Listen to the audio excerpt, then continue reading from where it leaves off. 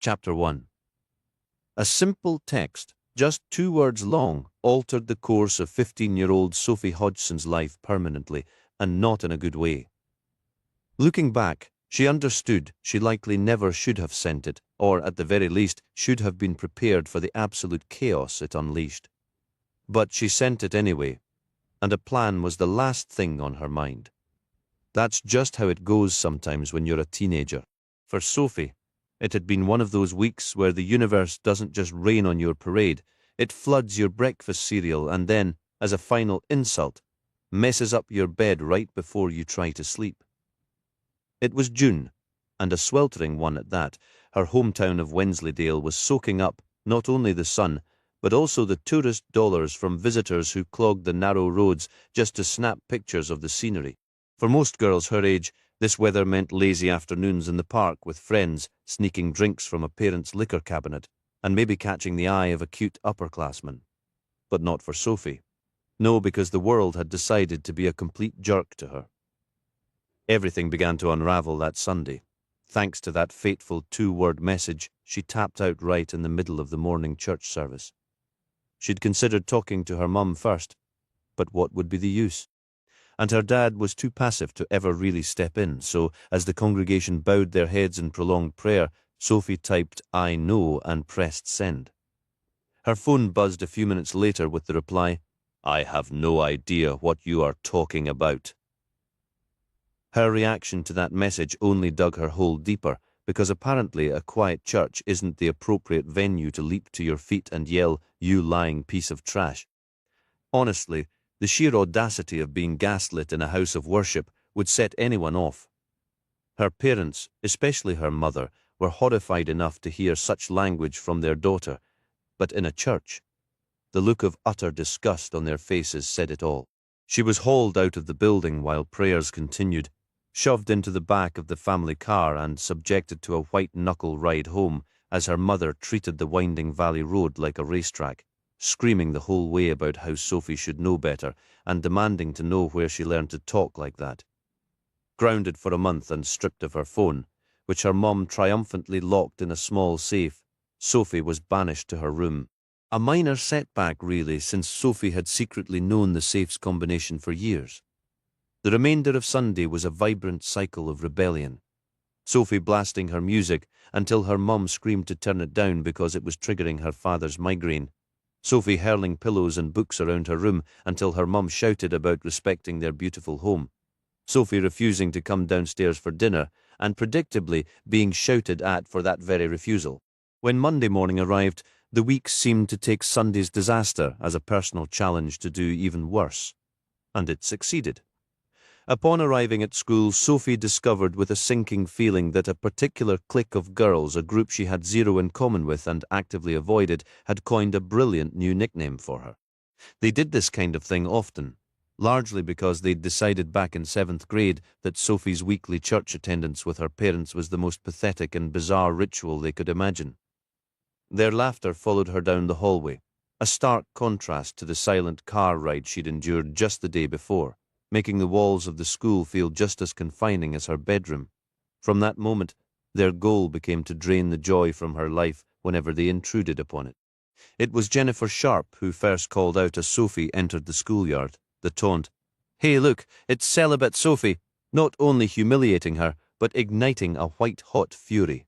What happened next stunned everyone, Sophie most of all, as she was not prone to violence.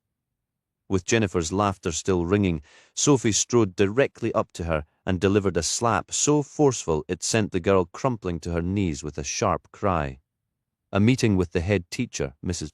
Stevens, a woman who exclusively wore black and possessed the imposing stature of a small building, resulted in Sophie's suspension for the day and a mandatory conference the next morning involving the head, Sophie, and her mother.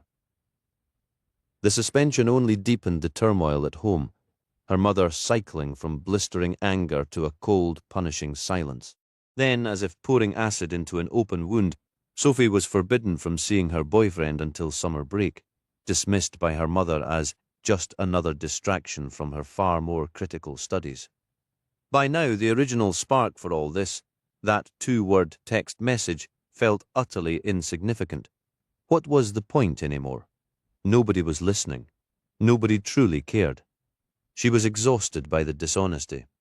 So when Wednesday morning arrived, running felt like the only possible response. And run she did. Sophie understood perfectly well that fleeing wouldn't fix her problems. It would likely compound them. But she was past caring. If it served as a punishment for her mother and forced her for once to actually pay attention, then it was a price worth paying. She had no concrete destination or timeline, only a desperate need to escape for a day or two. Her bank account had some funds. She'd pack a few essentials and simply vanish to anywhere but here. At 15, she could pass for older and was confident she could find an inexpensive place to stay. She wouldn't even tell her boyfriend. Dragging him into this mess felt unjust. With her school bag stuffed with spare clothes and pilfered snacks, her phone retrieved from her mother's safe, and a handful of cash taken from the living room mantel, Sophie boarded the school bus. An hour later, as her classmates filed off toward the school steps, Sophie turned and walked decisively into the city centre. Initially, the plan felt inspired. Those first steps away from school were buoyant, filled with the heady breath of liberty. After a quick change of clothes in a public restroom, she caught a bus to the nearby town of Harrogate. The day was an exhilarating rush, a pure immersion into unshackled release. Anonymous and untethered, she did exactly as she pleased, wandering through shops, indulging in greasy food, and lounging in a sun-dappled park. But as evening shadows lengthened, the practical need for shelter arose. She found a listing for a budget hostel online, but upon attempting to book, a cold dread settled in. Her wallet was gone, and with it, all her cash and her bank card. Stranded with no resources in a part of town that felt increasingly bleak, she was trapped between a stubborn refusal to go home and a growing desperate urge to do exactly that. This left hitchhiking as her sole grim option. Sure, she could have called her parents, but granting them the victory of her failed rebellion was unthinkable. Absolutely not. She would find her own way back, thank you very much. After walking for an hour in the direction of her apartment, Sophie was on the verge of surrendering to exhaustion when a faded blue minivan slowed beside her. The driver offered a ride, and with a sigh of relief, she reached for the door handle. Just as her fingers brushed the metal, a strong hand clamped onto her arm, whirling her around. A sharp shout sent the startled driver speeding away, tires squealing. Stunned by the sudden interference, Sophie drew a breath to unleash a torrent of angry words, only to have them die in her throat. The eyes glaring back at her were hauntingly familiar, and in that instant a cold clarity washed over her. Sending that impulsive two-word text message last week was rapidly shaping up to be the worst decision of her life.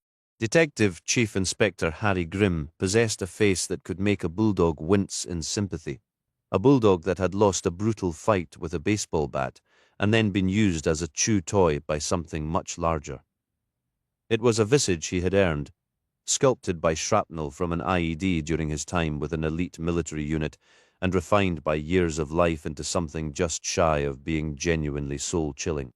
It wasn't merely an angry expression, it was a promise, a silent communication that he was perpetually 3 seconds away from peeling your skin off and maybe asking for salt. His self-administered buzz cut, shaved nearly to the scalp, completed the intimidating picture, a look he cultivated with a certain grim pride. At this moment, however, Harry was consciously trying to soften his features, dialing them back from unhinged predator to something marginally more approachable, a difficult task given that many of the deepest lines were permanent scars etched onto a formidable 6'3" frame. He wasn't a giant, but his broad muscular build allowed him to instill a deep, primal fear with unsettling ease, a talent he didn't mind employing. It was a quiet Saturday afternoon. Harry was slouched in a chair at a small round table across from a lanky man in an expensive suit. Harry's own clothes looked like they'd been salvaged from a clearance bin, which in a way they were destined for. This was Portland, after all, where every thrift store tried to pass off worn-out junk as curated vintage. Some of those places made his usual attire look positively formal. The whole scene was enough to make him roll his eyes. So, the suited man said, adjusting his silk tie with a smug, knowing nod. We have an understanding, then. Every fibre of Harry's being screamed to lunge across the table, seize the man by his starched collar, and introduce his perfectly groomed face to the polished oak surface. There was a specific, satisfying crack, a skull made against hard wood. He imagined following through, grinding that smug expression into the plaster wall until little remained but a bloody mess. Beneath the designer facade, this man was polished filth, and it was Harry's job to make the world's filth pay. He was exceptionally good at it, though his methods sometimes leaned toward the overly passionate. Yes, Harry replied, his voice flat. We do, excellent, the man purred. And the delivery is confirmed. The merchandise is still in pristine condition. The phrase pristine condition sent a surge of hot, acidic disgust up Harry's throat. He forced himself to remain perfectly still, his knuckles white under the table. Blowing this operation now would waste months of meticulous undercover work. But this creature sitting across from him, with his casual cruelty, made restraint feel like a physical ache. As arranged, Harry replied, deliberately avoiding the man's exact phrasing. The so-called package was a 13-year-old girl. Undamaged was just a vile code word, a guarantee for some monster that she was untouched. The very idea made his blood run cold. How could a child's innocence be reduced to a transaction?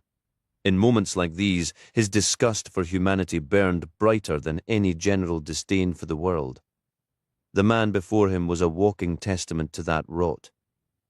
The lanky figure rose and extended a hand. Harry shook it, his mind vividly picturing the sensation of crushing those bones, of wrenching the entire arm from its socket. The fantasy brought a grim internal satisfaction. No, it was more than that. It would be a profound, righteous release. Pleasure doing business, the tall man said smoothly. You'll receive half the payment now, the remainder upon delivery. He rotated his phone, displaying the real-time transaction confirmation. That was the final piece of evidence Harry needed, irrefutable proof of money changing hands for this abhorrent deal. The trap was sprung. Now, he just had to signal the team to move in and ensure this waste of space faced a future where prison boredom would inevitably turn into a very personal, very painful hell. Harry was certain plenty of inmates would be happy to arrange that special welcome. He was going to savor every second of the fallout. This operation had been months in planning. Human trafficking, modern slavery. It was a pervasive filth most people blissfully ignored. The sex trade was its darkest corner, so repulsive that Harry often felt the need to scrub his own skin raw after working a case. But this one was different. Whispers of wealthy, shielded predators seeking a new acquisition had led them here. Harry's role was to play the supplier, a part he'd performed flawlessly. The girl wasn't real. It was all an elaborate fiction. But it was convincing enough to land a big fish. A bitter victory, knowing how many more were still out there in the shadows. As the man turned to leave, Harry stood and cleared his throat. It wasn't a casual sound. It was a sharp, deliberate command that halted the man mid-stride. He turned back, irritation evident in his stiff posture. What now? Just this, Harry said, producing his police badge. The man didn't even blink. The lack of reaction sent an uneasy twist through Harry's gut, but he pressed on. Retreat wasn't in his vocabulary, a stubbornness forged in his military past. Right. Before I formally arrest you on a whole list of spectacularly unpleasant charges, Harry continued, his tone shifting to one of dry, almost conversational sarcasm, I'd like you to take a gander at something. And just so we're crystal clear, that's me telling you, not asking, understood? He noticed the man was smiling now. That was wrong. Perps yelled, threatened, cursed. They didn't smile. It was unnerving. Harry didn't like it one bit. He pulled a folded piece of cardstock from his pocket. It's a photograph, he said, unfolding it slowly. Yes, I'm stating the painfully obvious, but I do so love to be thorough. You know the part where you and that complete scumbag you work for end up in prison for a very long stretch, and not a single day of it will be enjoyable, for reasons I'll let you picture on your own. But anyway, this photo here, do you recognize the man in it? The tall man didn't even glance at the photograph in Harry's hand. He was too busy wearing this grin that Harry wanted to tear right off his face, a smile that sounded like peeling duct tape. The photograph, Harry repeated, lifting it higher. Just take a look. It's old and faded, but you can still see his face clearly. He's older now, sure, but guys like him don't really change, do they? Once a lowlife, always a lowlife. He's into the same kind of business as you, if you catch my drift. And still the man just kept smiling. You're smiling, Harry said, finally shoving the photo back into his pocket. Why, I'm placing you under arrest, and you're standing there grinning. Is something funny? Is it my hair? It usually is. I buzz it myself at home to save a few bucks. Means I sometimes miss a spot. Is there a patch sticking up? I bet there's a patch. The irony wasn't lost on Harry. If he was being honest, and he usually tried to be, it was never his hair people stared at. Not when there was so much else to catch the eye, thanks to an IED that had done a number on the left side of his face. He was ugly, his features looking like something chewed up and discarded. People stared, and he was used to it. Sometimes they even flinched. But that ruined face was also a kind of shield, a grim mask he could hide behind. The tall man's smile held, and then Harry heard a click from behind him. A door latch, except there wasn't a door there. Or so he'd thought. This was just a plain room in a rundown warehouse on the edge of town, with one door, the one he'd come through where the tall man now stood. Rough hands grabbed Harry, and something thin and sharp looped over his neck, yanking him backward. Damn. The man's smile slid away like ice off a hot roof. Before we say goodbye, he said, his voice slick and calm, how do you manage looking like that every day? He paused, glancing up as if the ceiling might help him find the right words. I mean, you have to see that face in the mirror. How do you stand it? Harry was choking, hoping backup would arrive before he blacked out. Was it a car wreck? Is that what happened? For a second, Harry pictured the device that had nearly killed him, shoved somewhere unpleasant on this jerk, and then detonating, turning him into a mess of scraps and haze. Then everything went dark as a rough bag, reeking of blood and vomit, was pulled over his head and tightened around his neck. Something hard slammed into the backs of his knees, buckling his legs, but he didn't hit the floor. Whoever had bagged him was now using it to keep him upright. Classy move. Harry coughed and struggled, arms flailing, until something was clamped over his mouth and a thick arm locked around his throat. Chloroform, he registered, almost curiously, before he went limp and everything faded to black. Harry woke up in the back of a van. He was alone, his head pounding, and honestly, he was starting to get a little hungry. But food would have to wait. Right now, he was in deep trouble, way over his head, because if things had gone according to plan, this was definitely not where he was supposed to be. He should have been back at the station with the rest of the team, enjoying a proper cup of the good coffee they reserved for victories. There would have been donuts, his usual contribution for a job well done. Pulling out that old photograph again would have been a minor, forgotten blip. He hadn't done it in so long, no harm done. But nothing about this situation, Harry thought grimly, could be described as going well, and as for the photograph. He was in serious trouble now, no question about it. Pushing himself upright with his hands bound behind him was a struggle. He bumped against something, hearing a heavy thud as it fell. The scent of dry concrete filled his nostrils as he shifted to the side. Using a bit of clumsy deduction, fumbling in the dark to identify objects by touch like some desperate contestant on a bargain bin game show, Harry pieced it together. He was in a contractor's van. That sparked a plan. He wasn't about to MacGyver some insane escape with a blowtorch and a spud gun, but he was fairly certain the jagged corner of a cinder block could saw through the plastic zip tie on his wrists, provided he still had time. Up front, the two men guided the van off the highway and onto a rutted dirt path. They chuckled, imagining their bound and unconscious cargo getting tossed around in the back with every jolt. The track ended at an abandoned quarry, home to a deep, murky water pit and a dilapidated storage shed. They'd been here before. Today's task was just another routine errand, if your routine involved dissolving a problem in a chemical bath before dumping the remains far out into the Atlantic. Killing the engine, they climbed out. One man headed to the shed to prep while the other, revolver in hand, walked to the rear doors. He quickly realized he couldn't wrench the stiff door open one-handed. Hadn't this exact hassle happened last time? The hinge needed oil, or better yet, someone else to deal with it. Tucking the gun under his arm, he grabbed the handle and yanked hard. The doors flew open as if under pressure, forcing him to stagger back. Dazed, his vision filled with a shape exploding from the van's dark interior. It slammed into him, knocking the pistol from his grip and driving him into the gravel. The weight was crushing, dust choking him, filling his mouth and eyes as he fought against the furious mass. It snarled and drove a skull into his face, shattering his nose before rolling him over and wrenching his arms up to bind his wrists. Harry leaned close to the man's ear. "Just so we're clear, I'm not a fan of my evening so far. Not even a little. Consider that broken nose a warning. Try anything else, and right now even breathing too loud is pushing it, and you'll be picking your teeth out of your meals for a month, guaranteed." He hauled the man upright.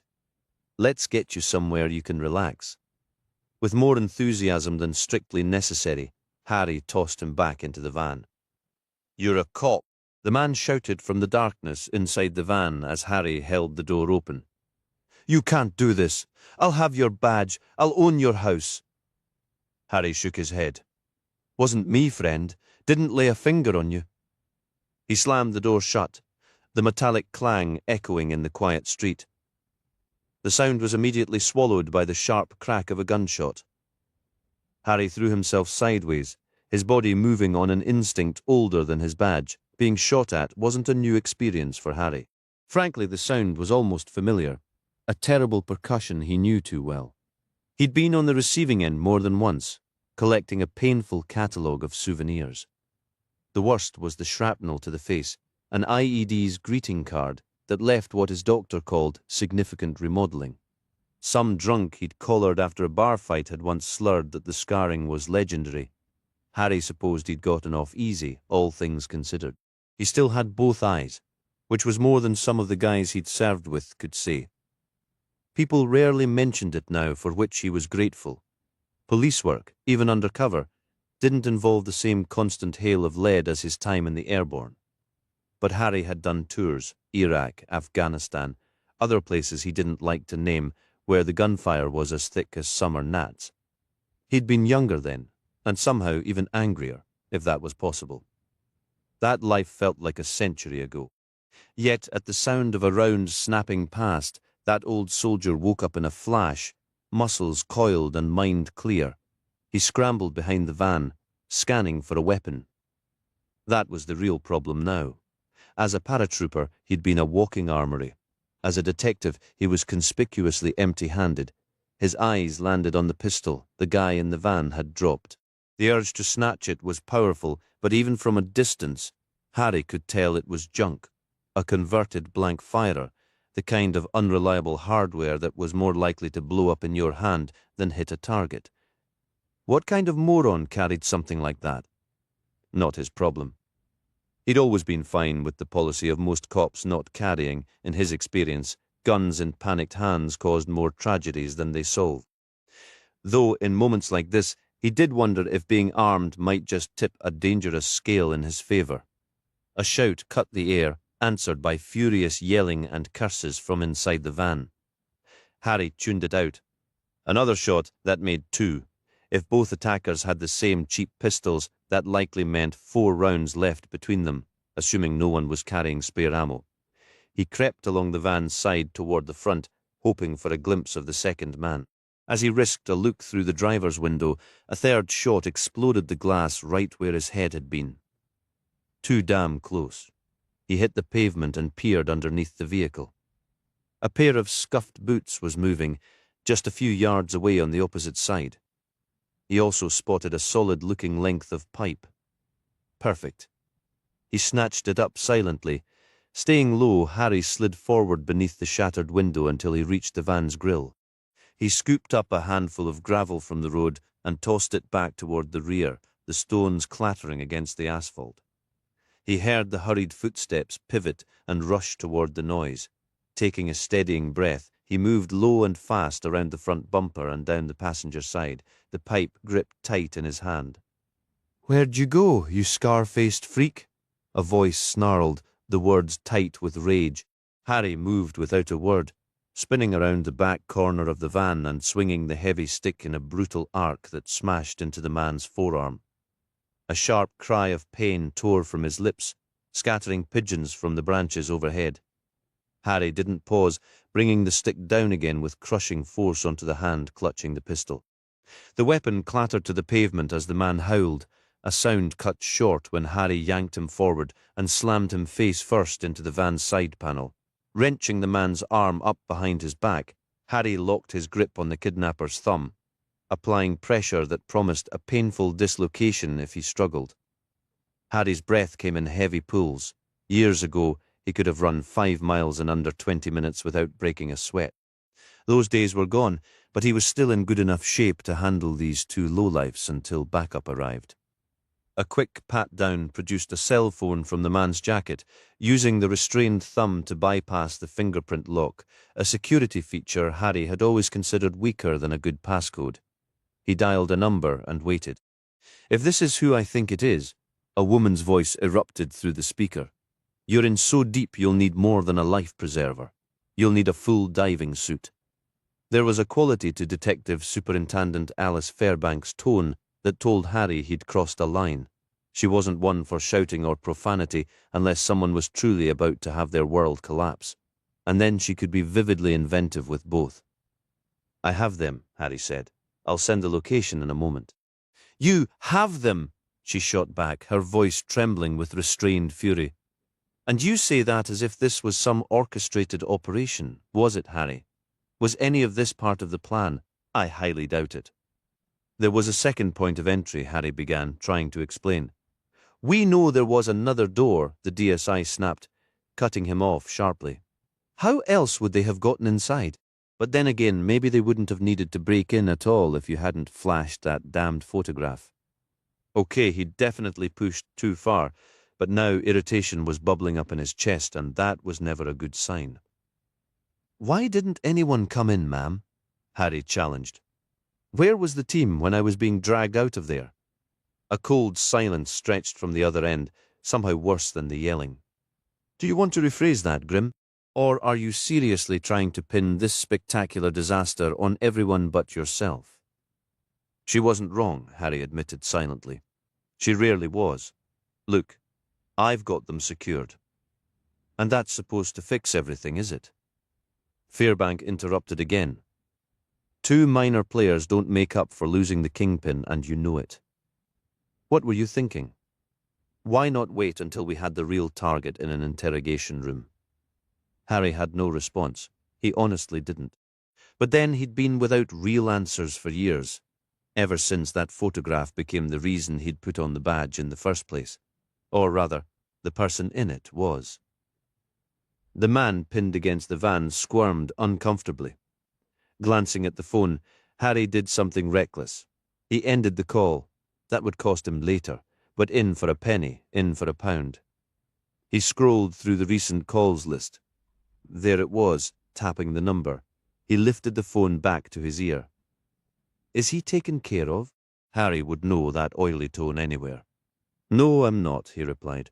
"So how about we work something out?" He heard a long, drawn-out sigh on the other end and switched the call to speakerphone. "A deal?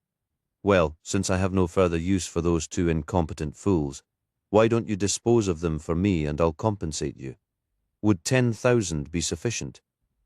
This was not the arrangement Harry had anticipated. Not even close. "Let me get this straight," Harry said, his voice flat. "You want to pay me 10 grand to execute two of your own men after you just sent them on a pleasant little trip to murder me? And this is despite you being fully aware that I know exactly what business you're in. When you phrase it that way, it does come across as somewhat severe, doesn't it? The voice mused. But you possess certain talents. That's evident. I'm willing to pay for those talents, and that rather intimidating face of yours would undoubtedly lend a certain authenticity to the assignments I could direct your way. As for your vague threat about your knowledge of my operations, you have nothing concrete unless you have me, which you don't, do you? Harry ended the call and leaned in close to the man he had pinned against the van's rear doors. You catch that, friend. Your boss wants me to kill you. How does that land? Makes you feel small, worthless, utterly disposable. He let the question hang in the thick air for a beat before continuing. Feel like sharing anything about your so-called employer. You know, useful details like where I might find him. Harry felt the man attempt a nod against the pressure. All right then, Harry said, loosening his grip just enough to allow speech. Start talking. Tell me everything. A little over an hour later, Harry stepped out of the van and secured the doors. The two men inside were decidedly uncomfortable. He was sure of that, having done his utmost to make the drive a nauseating ordeal, but that was the least of his concerns now. Not when he had a kingpin to catch. He was now parked in a quaint village just south of Bristol, where charming cottages, originally built for the working class, had been bought and meticulously restored by the wealthy. Harry strolled down the lane and halted outside the house, matching the address his two reluctant informants had eagerly supplied after learning their boss was not a fan of their continued breathing. He placed a hand on the hood of the black Aston Martin parked out front. It was still warm. With a casual air, he walked up the short garden path and gave the front door a courteous knock. Almost too late, he spotted the small glass peephole set at eye level. It exploded inward a fraction of a second after he threw himself sideways. "You've got to be kidding me!" Harry drove his boot hard into the door, aiming for where the lock would be on the other side. A second kick was all it took. The wood splintered and crashed inward, slamming against a wall inside. Knowing his target was armed didn't make Harry eager to charge in, but he was out of options. Edging through the shattered doorway, he gripped his only available weapon, a rough brick he'd grabbed from the van. A sound from down the hall made him freeze. A gunshot rang out, diving for cover. Harry hurled the brick down the corridor toward the noise. It flew, striking a decorative glass vase and shattering it violently. A pained curse followed. Harry was on his feet instantly, sprinting toward the sound. At the hallway's end, he swung left to find a man in a suit clutching his right hand in agony, the skin lacerated and embedded with glittering shards of glass, blood flowing freely. Harry spotted the gun on the floor and kicked it far down the hall. "Right," he said, his voice calm. "Now, where were we?" "Ah, yes, I remember. That photograph. Chapter 4. Yorkshire." The word sat in Harry's mouth like a piece of sour candy he couldn't spit out. "But that's way up north." It was Monday following the rather eventful previous Saturday, and Harry was sitting in an office that could, he often thought, easily win awards for its obsessive, almost painful level of organization. The office was a model of sterile order, where even the discarded papers in the wastebasket appeared crisply arranged, as if someone had taken the time to neatly fold the trash before disposal. It wasn't a large space in police work. Anything beyond a few square meters was practically considered a banquet hall, and formal conference rooms were a luxury that didn't exist. If you needed to gather a team, you made do, often huddling around the perpetually malfunctioning coffee maker. Scheduled meetings in a reserved room simply weren't part of the culture. Detective Superintendent Alice Fairbank was the only other person sharing the space with Harry. Over his career, he'd encountered plenty of senior officers, but none with her brand of relentless, almost infuriating professionalism. Most people had some minor flaw you could latch onto, whether it was habitually borrowing coffee creamer or having a questionable friend at the racetrack. Fairbank, however, was impeccably clean. She was so pristine that Harry privately imagined she'd taken the proverbial whistle of integrity and hidden it somewhere exceedingly private, just to ensure no one else could ever tarnish it. Her jet-black hair was secured in a severe, immaculate bun that looked as if it had been permanently fixed in place with industrial adhesive. Her expression remained a placid mask of calm, utterly unruffled whether she was delivering a mild reprimand or a blistering torrent of profanity. When she rose to speak, her average stature seemed to amplify, dominated entirely by her presence. The only element that didn't match her composed exterior was her voice, a low, gravelly snarl that carried the relentless rattle of a high-performance engine. "Well, at least your sense of direction is intact," the DSI remarked, her tone dry. I was beginning to wonder if I'd need to pull out a map and point. Harry was struggling to process the conversation. Sure, the recent operation hadn't gone perfectly by the book, but they'd still apprehended the suspects. Shouldn't that be cause for a quick celebratory drink, not this? She'd outlined the situation over the phone yesterday, but hearing it laid out in person, in this oppressively tidy room, made it feel absurd. The short notice left him feeling unsteady. "You can't seriously be sending me to Yorkshire," Harry protested, a note of genuine dismay in his voice. "Come on, it's Yorkshire!" "It's not a prison sentence," Fairbanks sighed, as if explaining a simple concept to a stubborn child. "I'm not locking you up. You won't be serving time. Well, not in the traditional sense." A sharp grin touched her lips then, and Harry felt a distinct shift in the room's atmosphere. He was no longer a colleague, but prey being circled. Consider it a secondment, an exchange program, if you like. We're sending you there in exchange for... Well, for the distinct pleasure of your absence, to be perfectly blunt. Harry slumped back in his chair, his gaze drifting upward to the ceiling. Predictably, it was flawless, not a speck of dust or a stray cobweb in sight. Did she personally come in and polish the overhead tiles? "But it's Yorkshire," he repeated, his eyes still scanning for any imperfection. I know what it's like. It's perpetually damp, and, profoundly northern." He knew his argument was weak. It wasn't that he harboured some deep prejudice against the North or Yorkshire itself. It was just that his sole frame of reference was from his army days with the paratroopers, which involved grueling exercises, slogging through muddy fields, surviving on cold rations, and sleeping in damp sleeping bags. It had been a character-building kind of misery, but it had permanently coloured his perception. Back then, he was young and resilient. Now he was older and considerably less enthusiastic about voluntary discomfort. "Think of it as an opportunity to broaden your professional experience," Fairbank offered, her voice taking on a falsely bright, almost sarcastic tone that suggested she was enjoying his discomfort far more than she should. Harry's gaze dropped back to the desk, that vast, sterile surface where a pen, a pencil, and a leather-bound planner were aligned with geometric precision, as if positioned by a draftsman's tools. "I've already seen what the world has to offer, ma'am," he said, his voice flat. "I signed up to see it. This is home now. This is where I fit." "Then a fresh start might be exactly what you need, Bull," Harry replied, tacking on a belated ma'am. He knew he was losing ground, but surrender wasn't in him. "If this is about that picture..." "It goes deeper than one photograph, Harry," Fairbanks said, leaning back in her chair, a move that never signalled anything good. "And I'm not just talking about the condition those lowlifes were in when you dragged them in. It's about what that image symbolises. My options were limited," Harry countered. "They kidnapped me. They were going to execute me. What would you have done?" The detective superintendent inhaled slowly. "First, I wouldn't have gotten myself into that mess to begin with," she stated. "And second, I'd expect a level of restraint, Harry. Something you seem to have misplaced. I did what was required to secure the arrest." "No," Fairbanks shot back, her tone sharpening. "What you did was stumble into a disaster through your own recklessness, then react the only way you ever do, with your fists."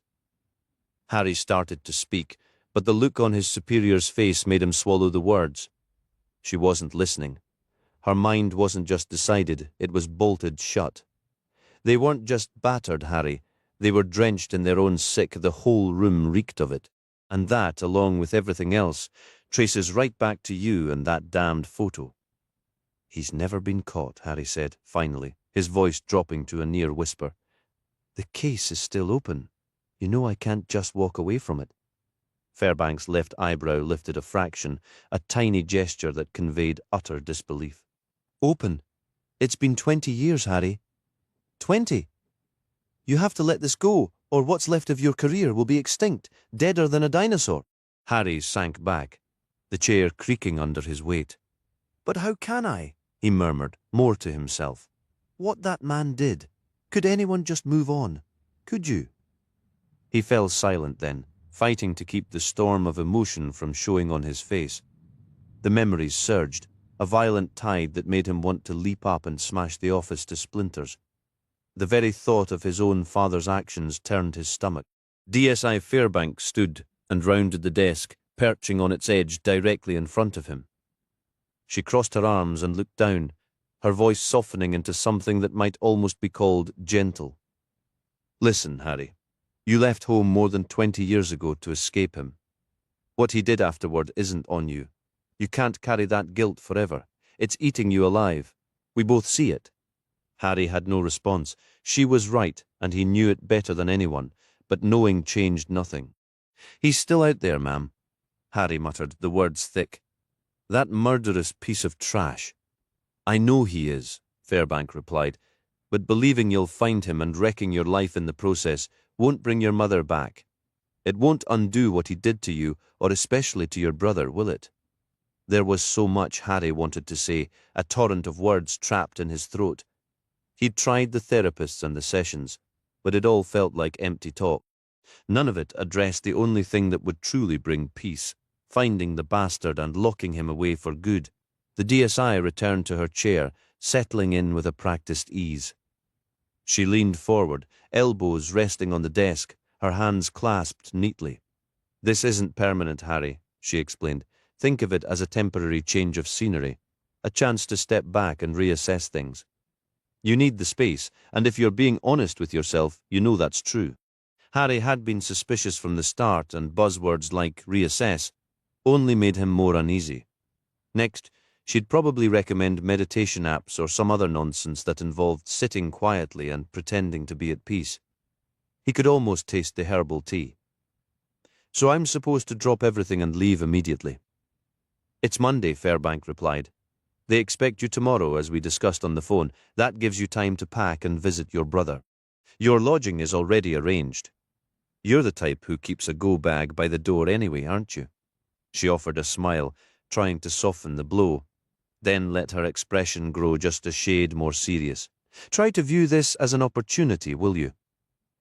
The rushed timeline made Harry pause. "How long has this been planned, if you don't mind my asking?" He tacked on a respectful ma'am for good measure. The alternative was a forced sabbatical, the DSI said. "This way you can still be useful, and who knows, you might even find you like it. But tomorrow? That's sudden.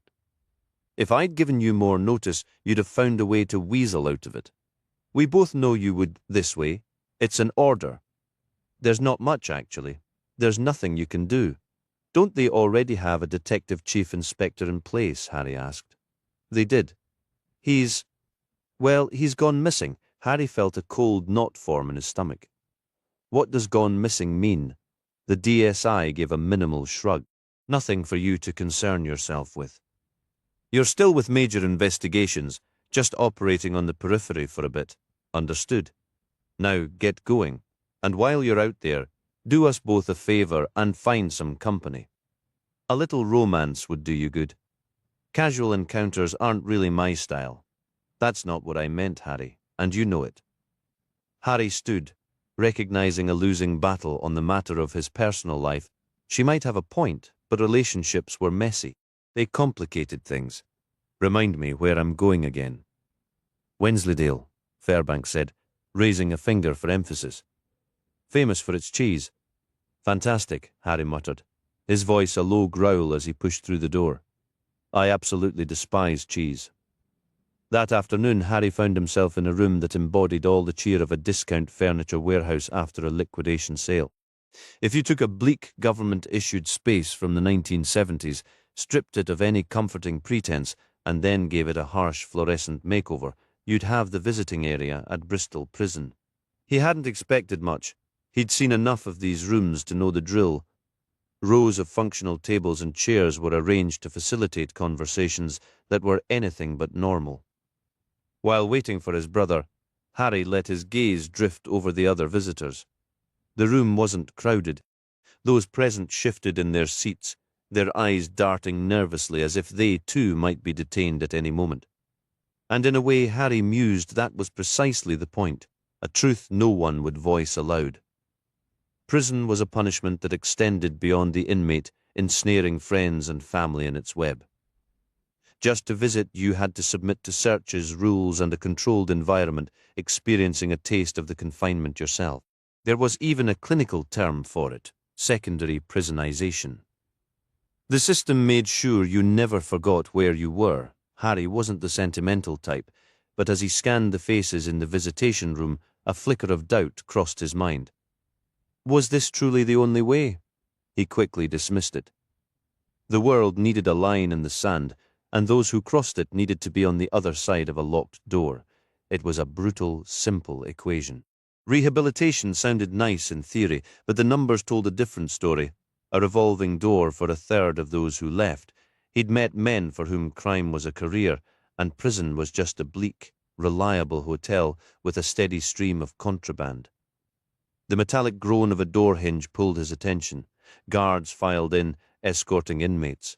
When his brother shuffled into view, Harry fought to keep his expression neutral.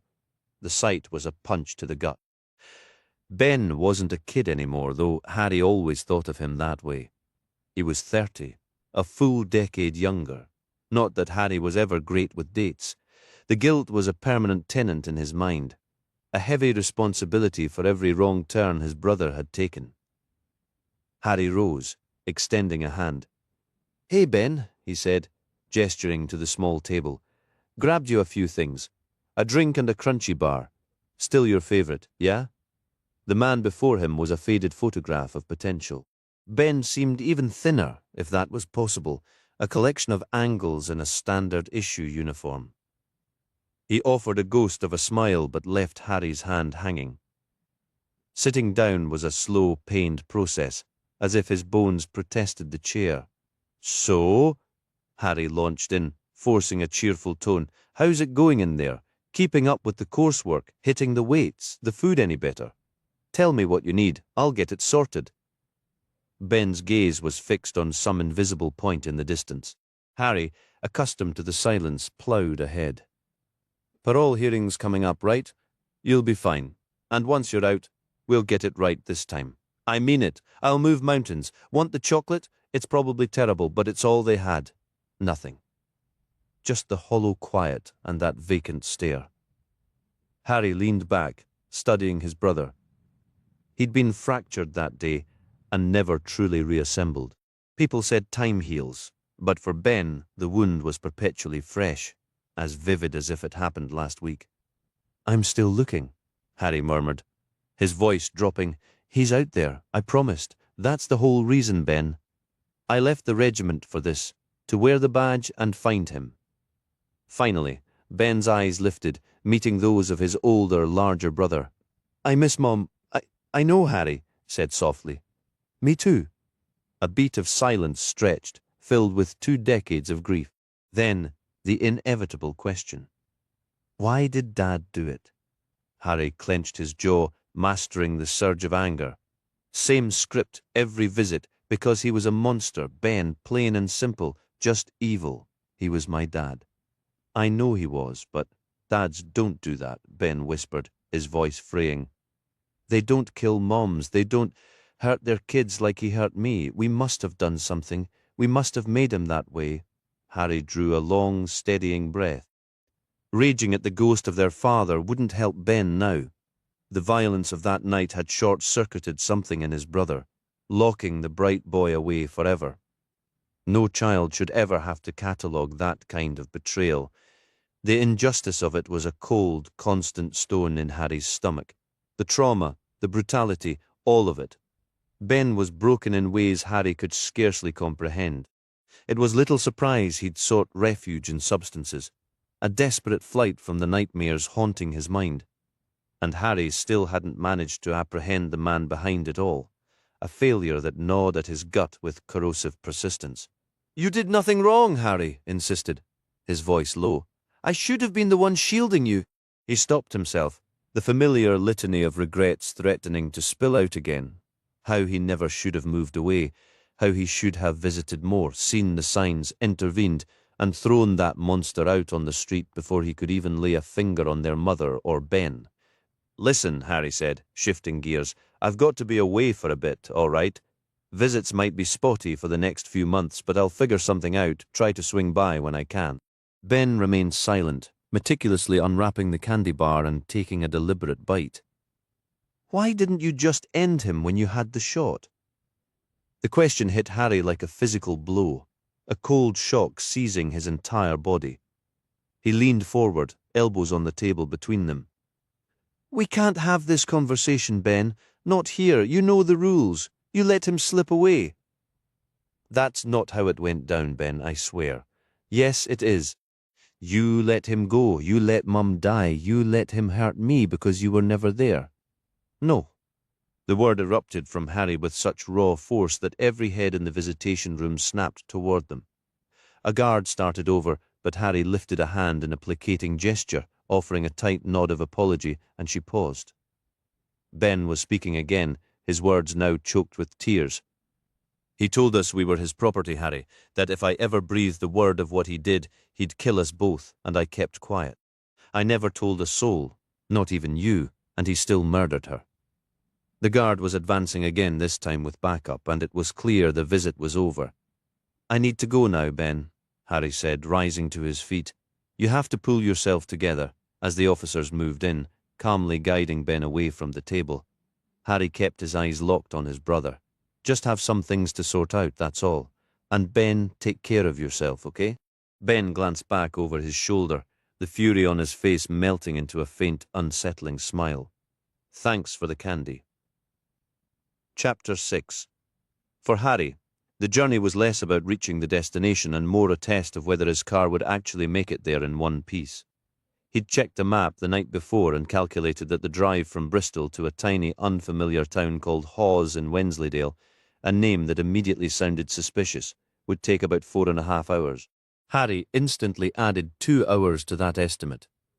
Then, thinking better of it, made it 3. This wasn't just for rest stops. He had serious doubts his vehicle would tolerate speeds above 55. Cars had never been Harry's passion. He recalled his time in the service, watching other guys blow their pay on sleek, roaring sports cars, tweaking them for even more noise and speed. Harry, meanwhile, had always preferred a modest van, just enough room for his gear and to crash in if needed. These days, after years navigating Bristol's streets, his ride was an aging green Ford Fiesta, its body a road map of dents and scrapes that guaranteed its next owner would likely be a junkyard. Harry rarely drove in the city, preferring to walk or take public transit. Urban streets were a hazard for cars between fender benders and vandals who thought it was fun to snap off side mirrors. Keeping a vehicle intact felt like a miracle. So, taking his old Fiesta on a long trip north felt like a genuine test of faith. He'd checked the oil and coolant with the solemn care of someone performing a sacred ritual before hitting the road. Leaving Bristol, he merged onto the M32, past the giant blue IKEA, and joined the M4 almost on autopilot. It was a stretch he knew well. He'd even had a couple of adrenaline-fueled pursuits along here in years past. As he turned onto the M5, it struck him that those kinds of thrills might be a thing of the past, at least for a while.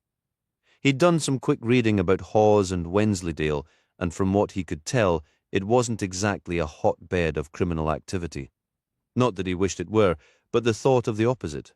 Utter quiet, nothing happening, unnerved him more. Staying busy kept him from being alone with his thoughts, and that was a dark road he didn't want to travel. From what he'd gathered, the closest thing to a high-speed chase up there would be sprinting after an escaped cow. This was James Herriot country. Rolling hills, sleepy villages, and not much else. He'd even tried watching an episode of All Creatures Great and Small, filmed in those same dales, but it did nothing to lift his spirits. A quick online search revealed that Hawes' main attraction was a dairy visitor centre famous for its cheese. Famous cheese? Seriously, how does cheese get famous? And since Harry couldn't stand the stuff, that was already off the list. He'd also sampled a bit of Last of the Summer wine, but the laugh track made him want to toss the remote through the window. Shaking off the dread of the boredom he was sure awaited him, Harry refocused on the drive.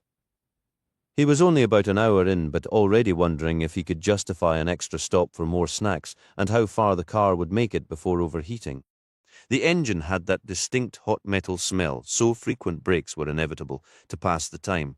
He'd dug out a stash of scratched CDs, the car was too old for an MP3 player, and packed the passenger seat with crisps, chocolate bars, and several cans of Red Bull.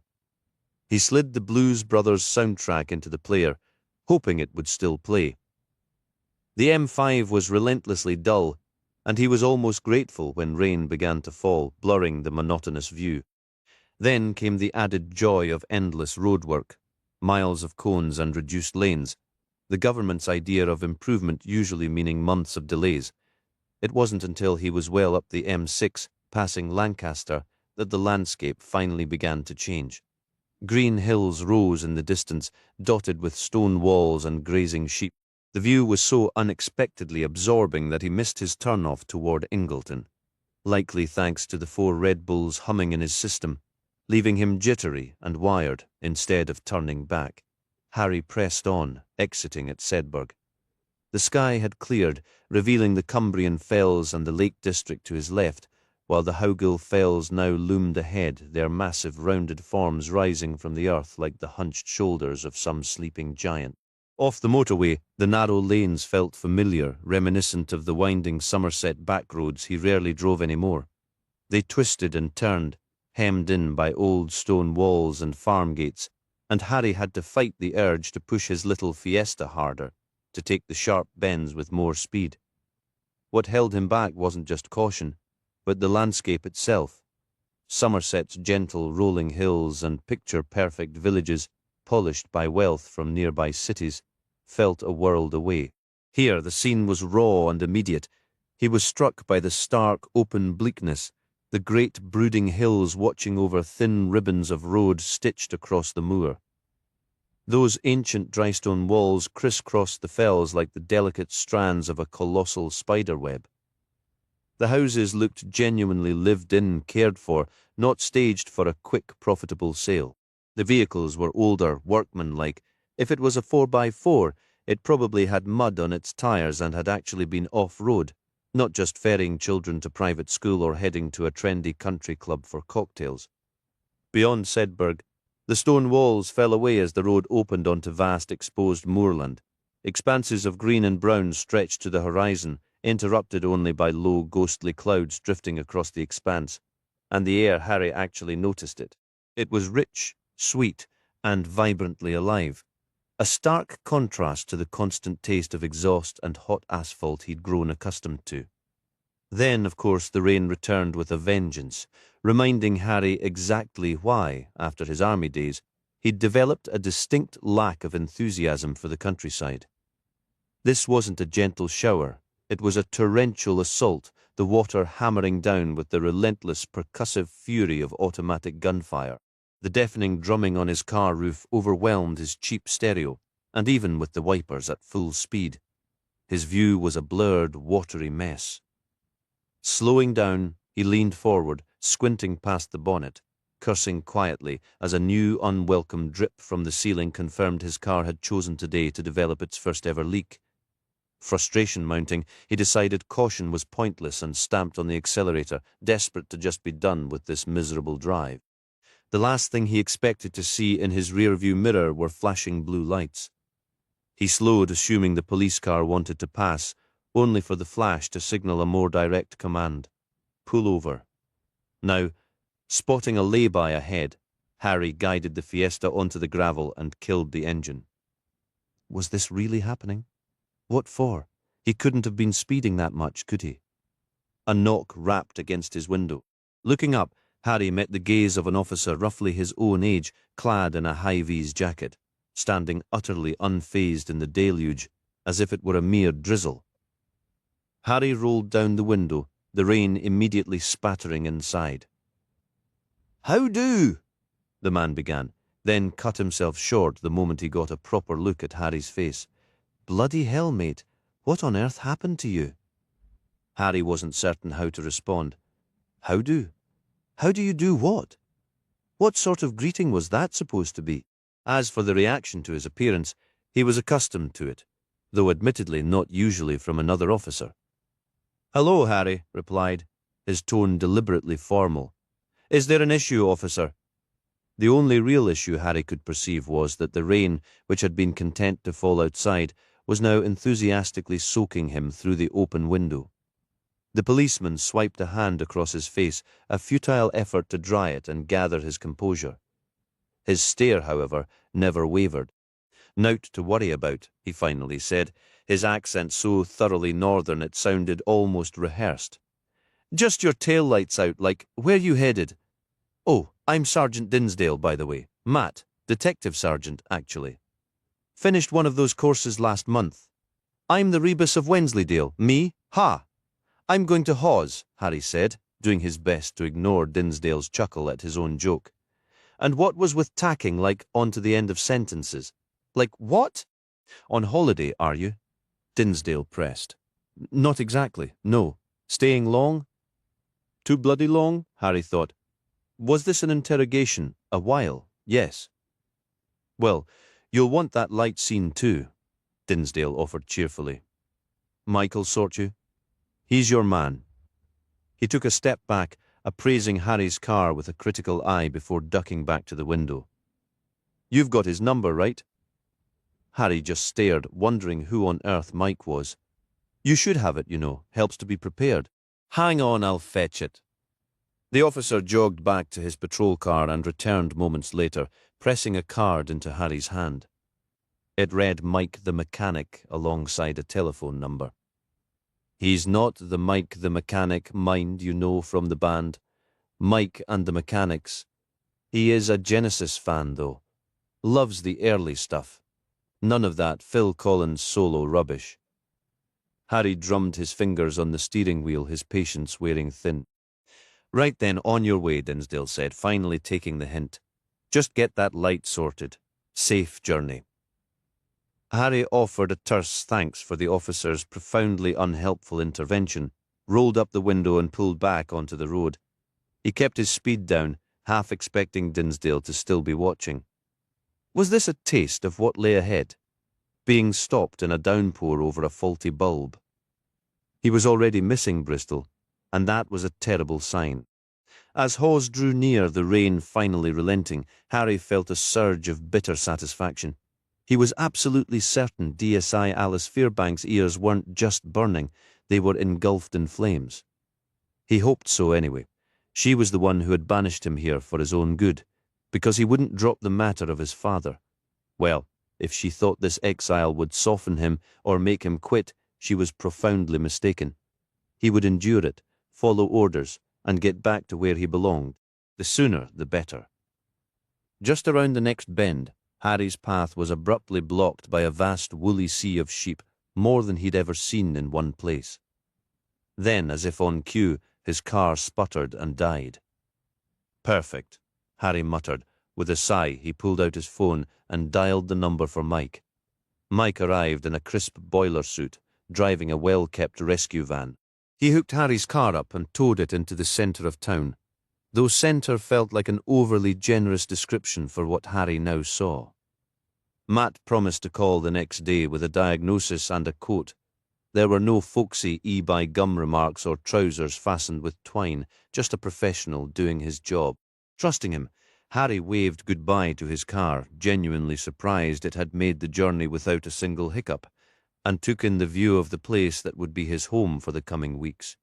That reminded him, he wasn't entirely sure how long this temporary assignment was supposed to last.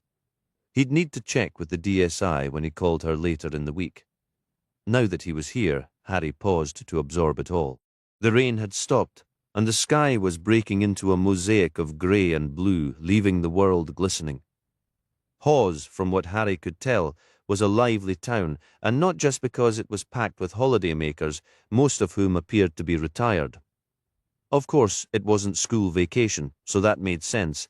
A parking lot across the road was completely full, and another one beyond it. The marketplace where he stood buzzed with activity, people carrying shopping bags, hopping over puddles, weaving around Land Rovers, other 4x4s, and a couple of especially enormous tractors. At one point, a tractor rumbled past, pulling a large trailer. From the sounds and the noses poking through the slats, it was clearly packed with sheep. Harry caught their scent as they rolled by, the pungent, oily smell of lanolin from their fleece, intensified by the recent rain. Across the street stood a market hall, its wide double doors open as a steady stream of people flowed in and out. A sign out front announced it was the weekly market, and business was brisk. Harry considered stepping inside, but a glance at his watch told him the afternoon was wearing on. What he really needed was to find out where he'd be working. Not that this felt much like work, he mused, scanning the surroundings. What crime could possibly happen here? The place was overrun with pensioners on holiday and farmers, hardly the typical hunting ground for drug dealers or thieves. With a hint of sarcasm, he thought, maybe the biggest heist here would involve someone stealing extra clotted cream at the tea room. Harry checked the details the DSI had provided, then pulled up a map on his phone. Following the directions, he walked through town to another section of the marketplace and turned down a lane between the Bull's Head Hotel and a shop called the Bay Tree. The Bull's Head looked warmly inviting, and Harry was sorely tempted to duck in for a pint, but he kept his focus on the task ahead. Maybe he'd treat himself later. The community centre sat at the far end of a courtyard. To the left were a tea room and a pet shop. To the right, a double garage. Harry wasn't sure what he'd expected, but a combined library and customer service centre was so far from anything he might have guessed that he simply sighed, shrugged, and walked through the door at the building's left corner. At least it was far more picturesque than the red brick police station he was used to, a place where function had clearly triumphed over form. Inside, Harry found himself in a general reception area to his right. A dozen or so computers sat on desks.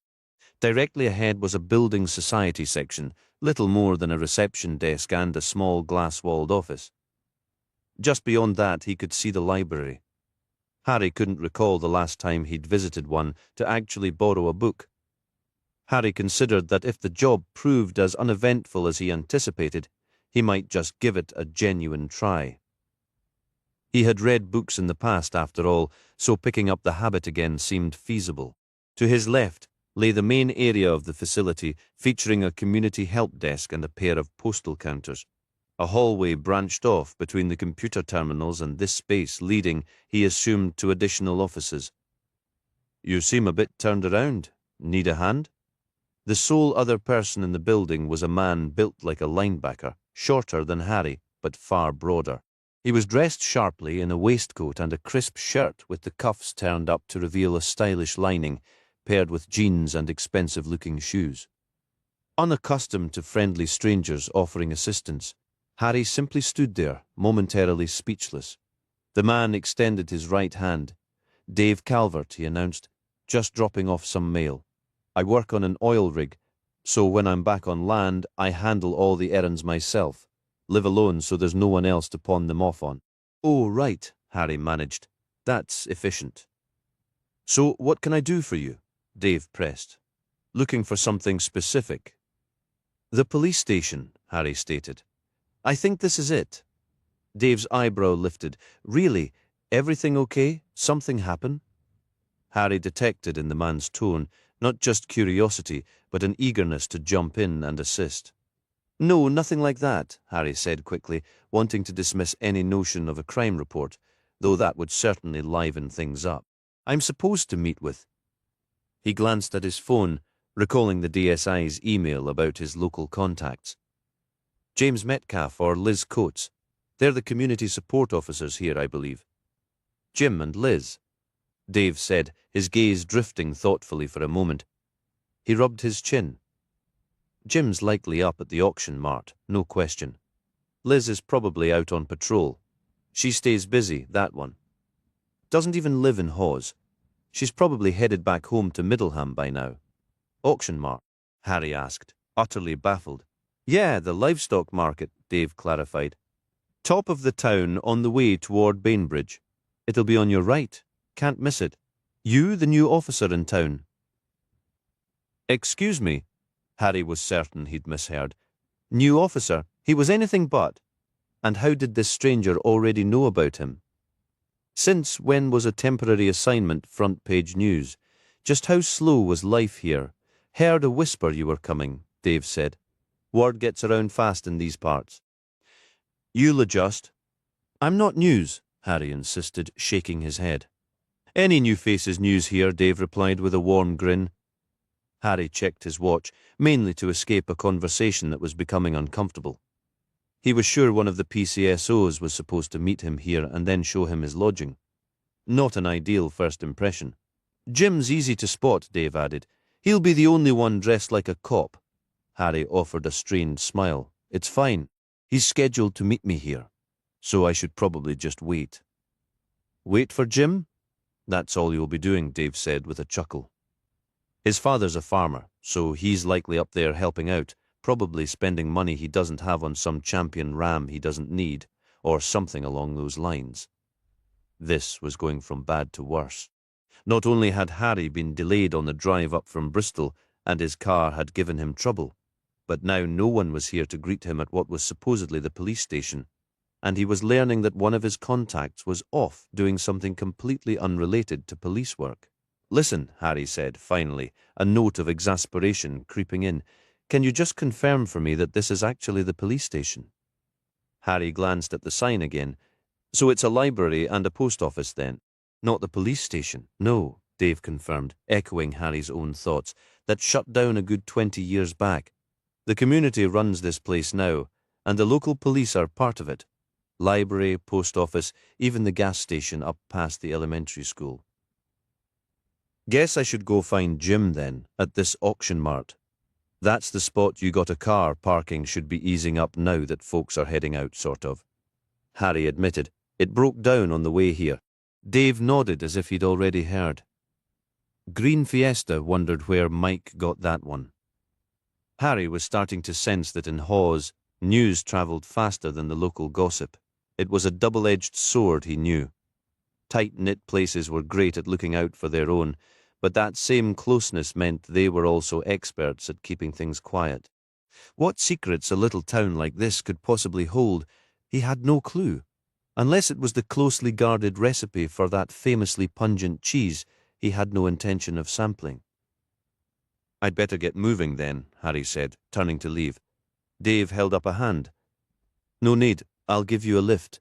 It's about a mile, give or take. That work for you, if it's not out of your way? Not a bit, Dave said, heading that direction anyway. Before he knew it, Harry was buckled into the passenger seat of an enormous pickup truck, rolling through the streets of Hawes. The drive was short, but it offered a glimpse of the town, quaint stone buildings and enough foot traffic to give it a lively pulse. You a fan of pork pies? Dave asked out of nowhere. Sure, Harry said. Who isn't? The butcher's shop is around the other side, Dave said, gesturing vaguely out his window. Best in the valley by a long shot. Their pies are incredible. I usually grab a few for the road, a little taste of home. They never last long. He patted his ample midsection with a grin. Just follow the road around, cross the creek, and head up the cobbled street past the Methodist church. You can't miss it. A moment later, Harry noticed a long, low building on their left with a sign that read, Rope Maker at Work. What's that about? Harry asked. Exactly what it says, Dave replied. They make ropes, been there for generations. When I was a kid, that roof grew the most perfect icicles in winter. We'd snap them off and duel like we had lightsabers, melted fast, but it was a blast.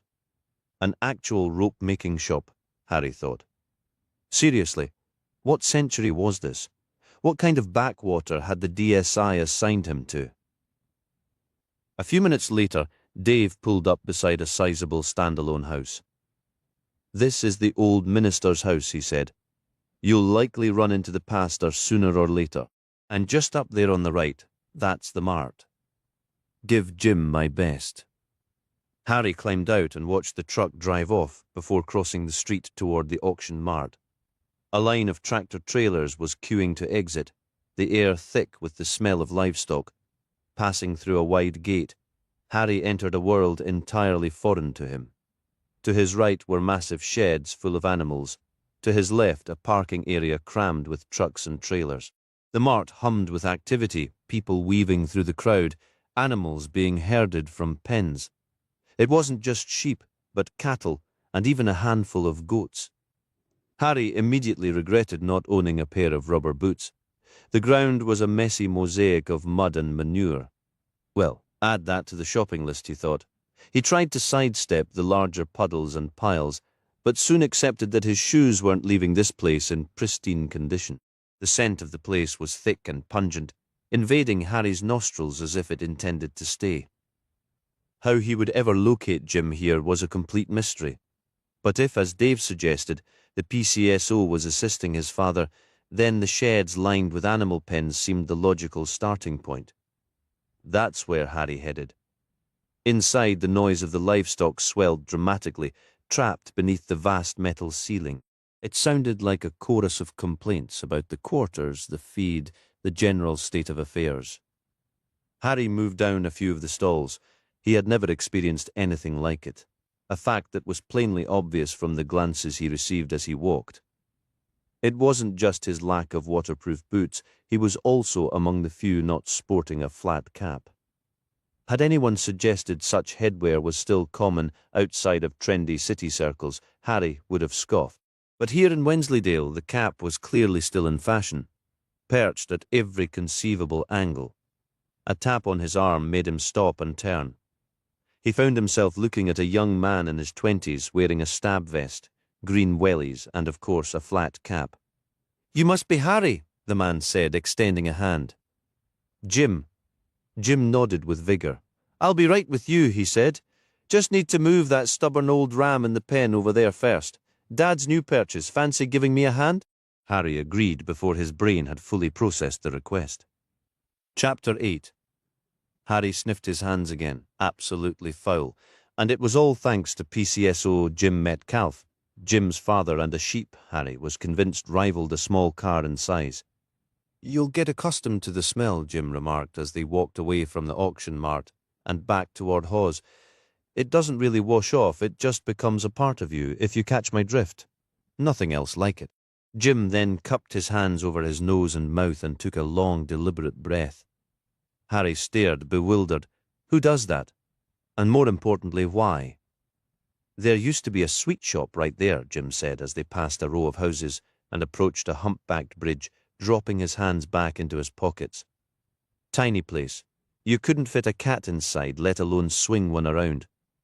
Walking through the town with Jim was turning out to be as amusing as it was informative. Jim had grown up here and, from the sounds of it, had been a source of endless mischief, from launching stink bombs into an art gallery to egging houses and removing garden gates on something called Mischief Night. To Harry, it sounded a bit like a family-friendly version of societal collapse, with far less carnage and many more adolescents. "I stop by the mart every week," Jim explained as they crossed the bridge, which arched over a river running notably low. "You know, in case you were wondering about my presence there."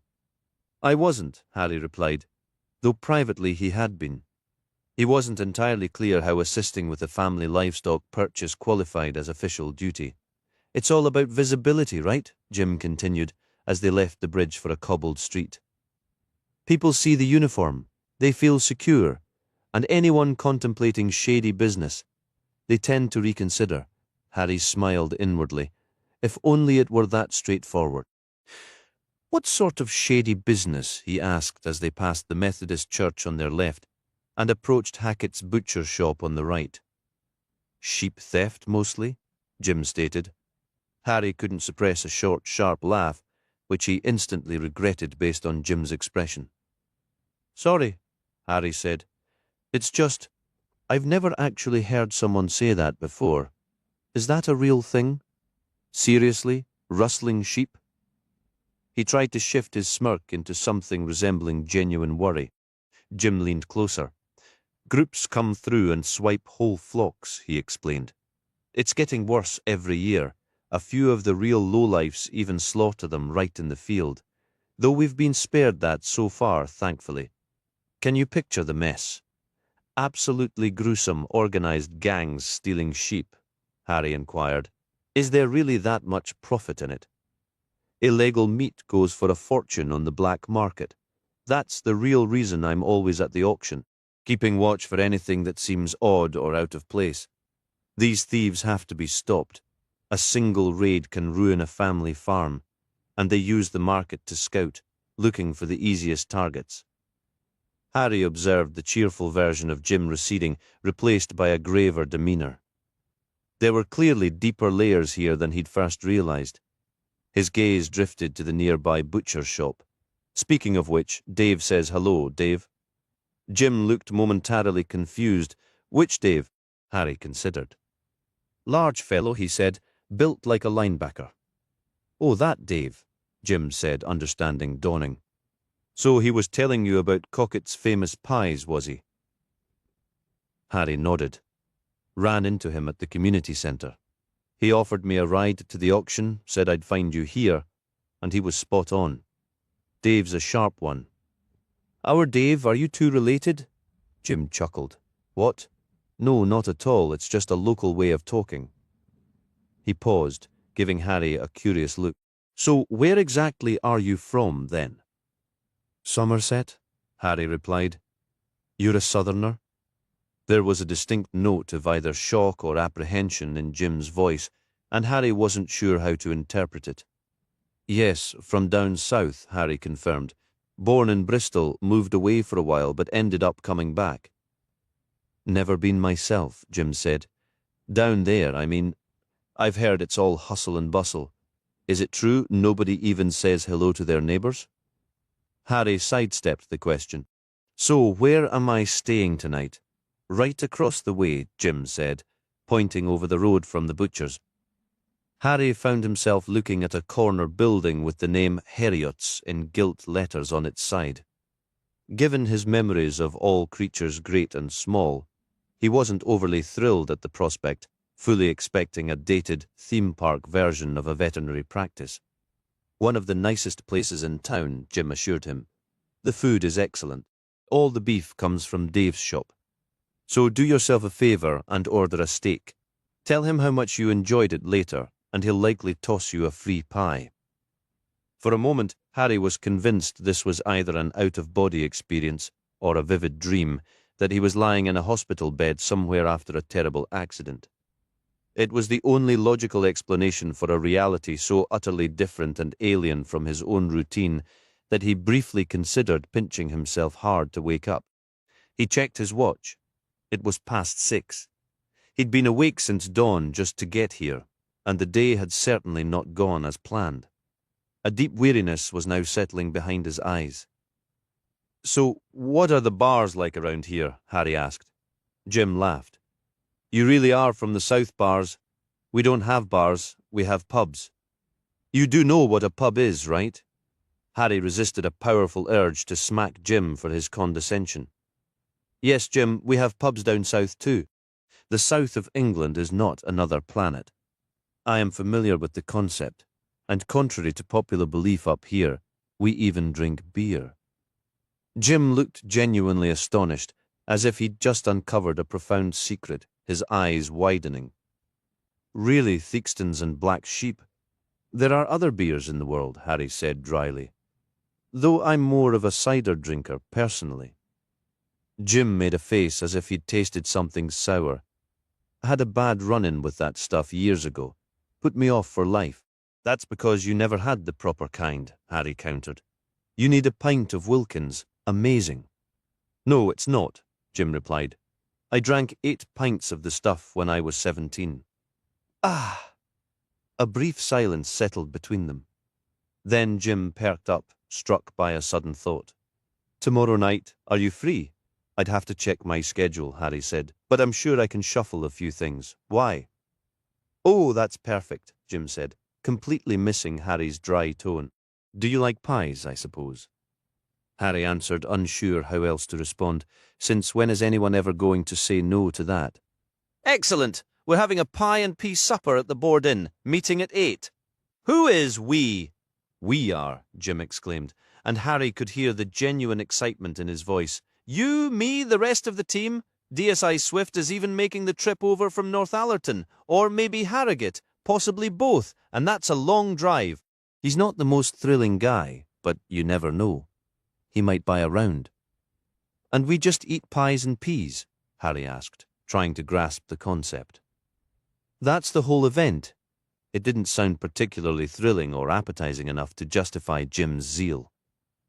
Best pies in the county, Jim said, practically drooling at the thought. The pastry is incredible. You can have it with mashed potatoes or fries, or both if you're feeling ambitious. I always get both.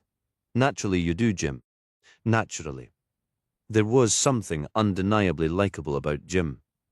The young man had an enthusiasm for his topics that rivaled a Labrador's joy for mealtime.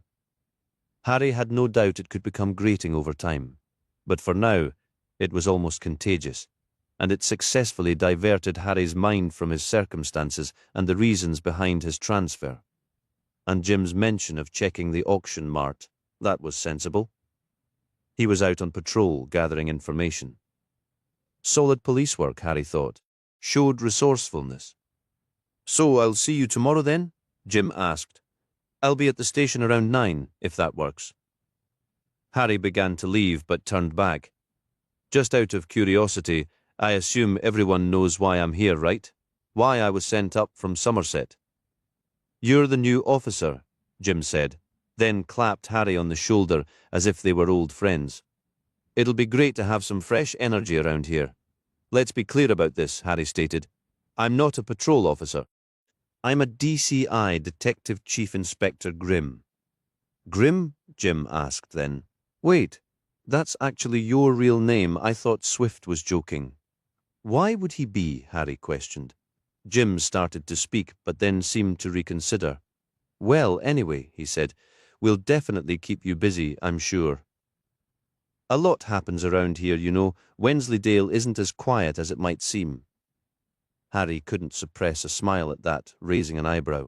This prompted a look from Jim, a surprisingly sharp, assessing glance that Harry wouldn't have thought him capable of. There was a shadow behind it, faint but unmistakable, revealing that beneath his cheerful exterior, Jim had a serious side. There had been a glimpse of it earlier when he mentioned the sheep thefts, but it felt more pronounced now, and Harry knew he'd need to watch Jim, if only to see what he did next.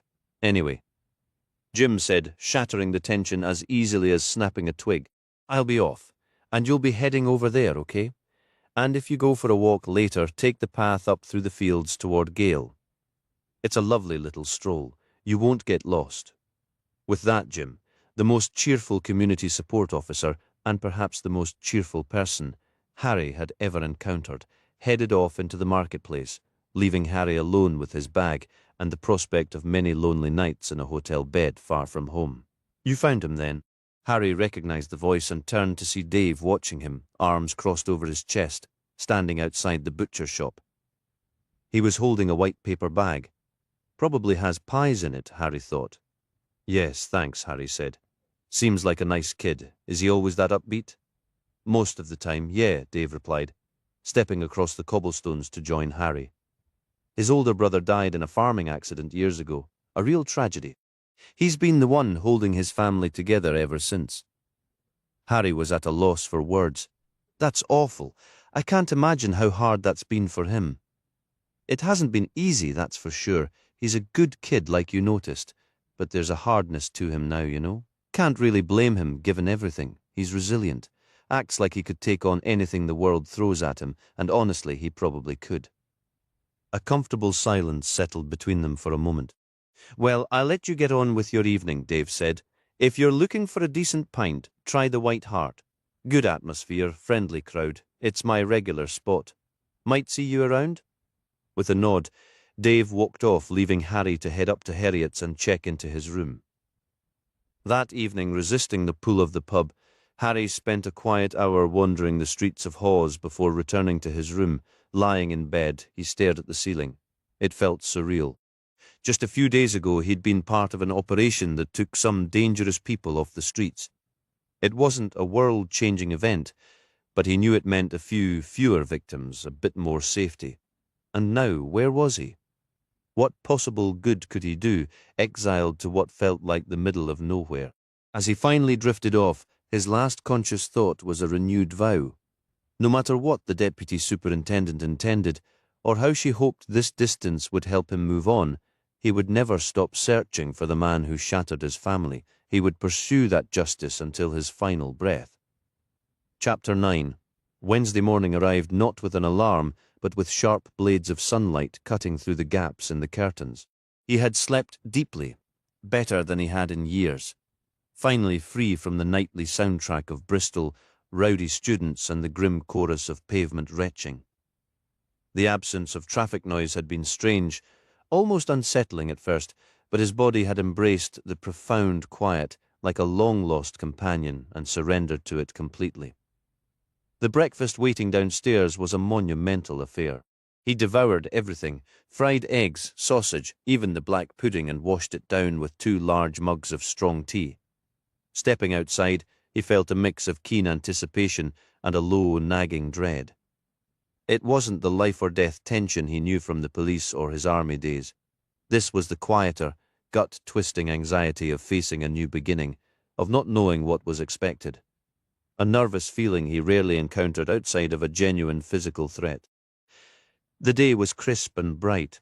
A tentative warmth carried on a gentle breeze.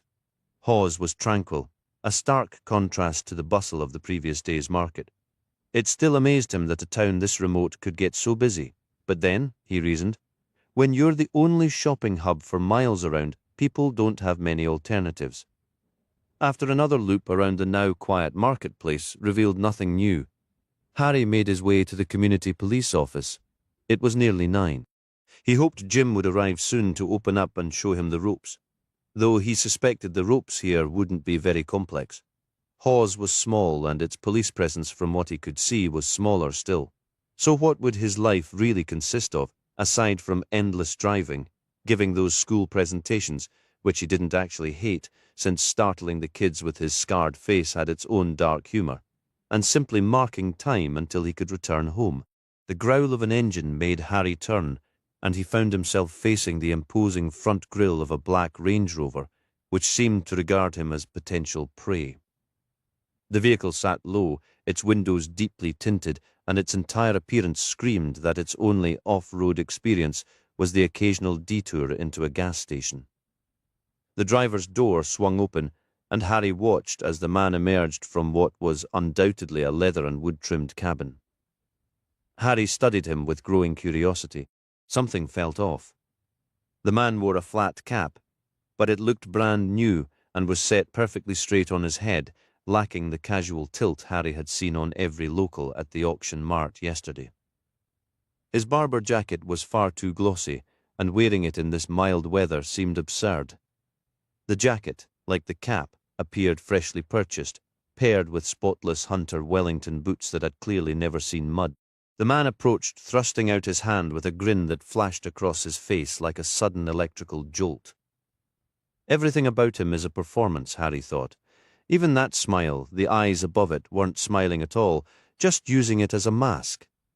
He was shorter than Harry, but compensated by puffing out his chest. "Hello, Richard Adams. You must be the new constable." Harry accepted the handshake and felt the expected domineering squeeze. It didn't get far. Harry's own larger, stronger hand neutralized the gesture before it even became a contest. He didn't squeeze back, just ensured the attempt went no further. "New, yes. Constable, no," Harry said, releasing the grip. "If you're looking for Jim, he should be here any minute. He's due around 9, I believe." "Excellent," Richard exclaimed, as if Harry had just delivered the most thrilling news imaginable. "And how are you finding Hawes? Isn't it marvellous here? So picturesque. And the hills, it's like a little slice of paradise." He took an exaggeratedly deep breath. "That's why we relocated, to escape the chaos, to claim a piece of the countryside for ourselves." Generally, Harry liked most people. Well, those who weren't actively exploiting society, Most folks were decent enough. He didn't need to be friends with them all, but he could usually find some common ground. Every so often, however, he'd meet someone he instantly disliked. It usually took time to pinpoint why, but occasionally the aversion was immediate, and Harry disliked Richard intensely. The term pretentious fool came to mind first, quickly followed by complete phony. "So you're not from around here, then?" Harry asked, as Richard stood before him, chest puffed out like a preening bird in his conspicuously new country wear. Harry wondered who he was trying to impress, other than himself. Hawes, Harry had already learned, was full of people who were authentically themselves, entirely unmoved by shiny new boots, or in Richard's case, pristine Wellingtons. "Sadly, no," Richard replied, "but I do make every effort to get involved locally. Parish council, Rotary Club, that sort of thing. One must participate, don't you agree?" "Oh, I see you, Richard," Harry thought. "I see exactly what you are." Harry had encountered plenty of men like this before, and every single one had turned out to be a self-important, pompous jerk.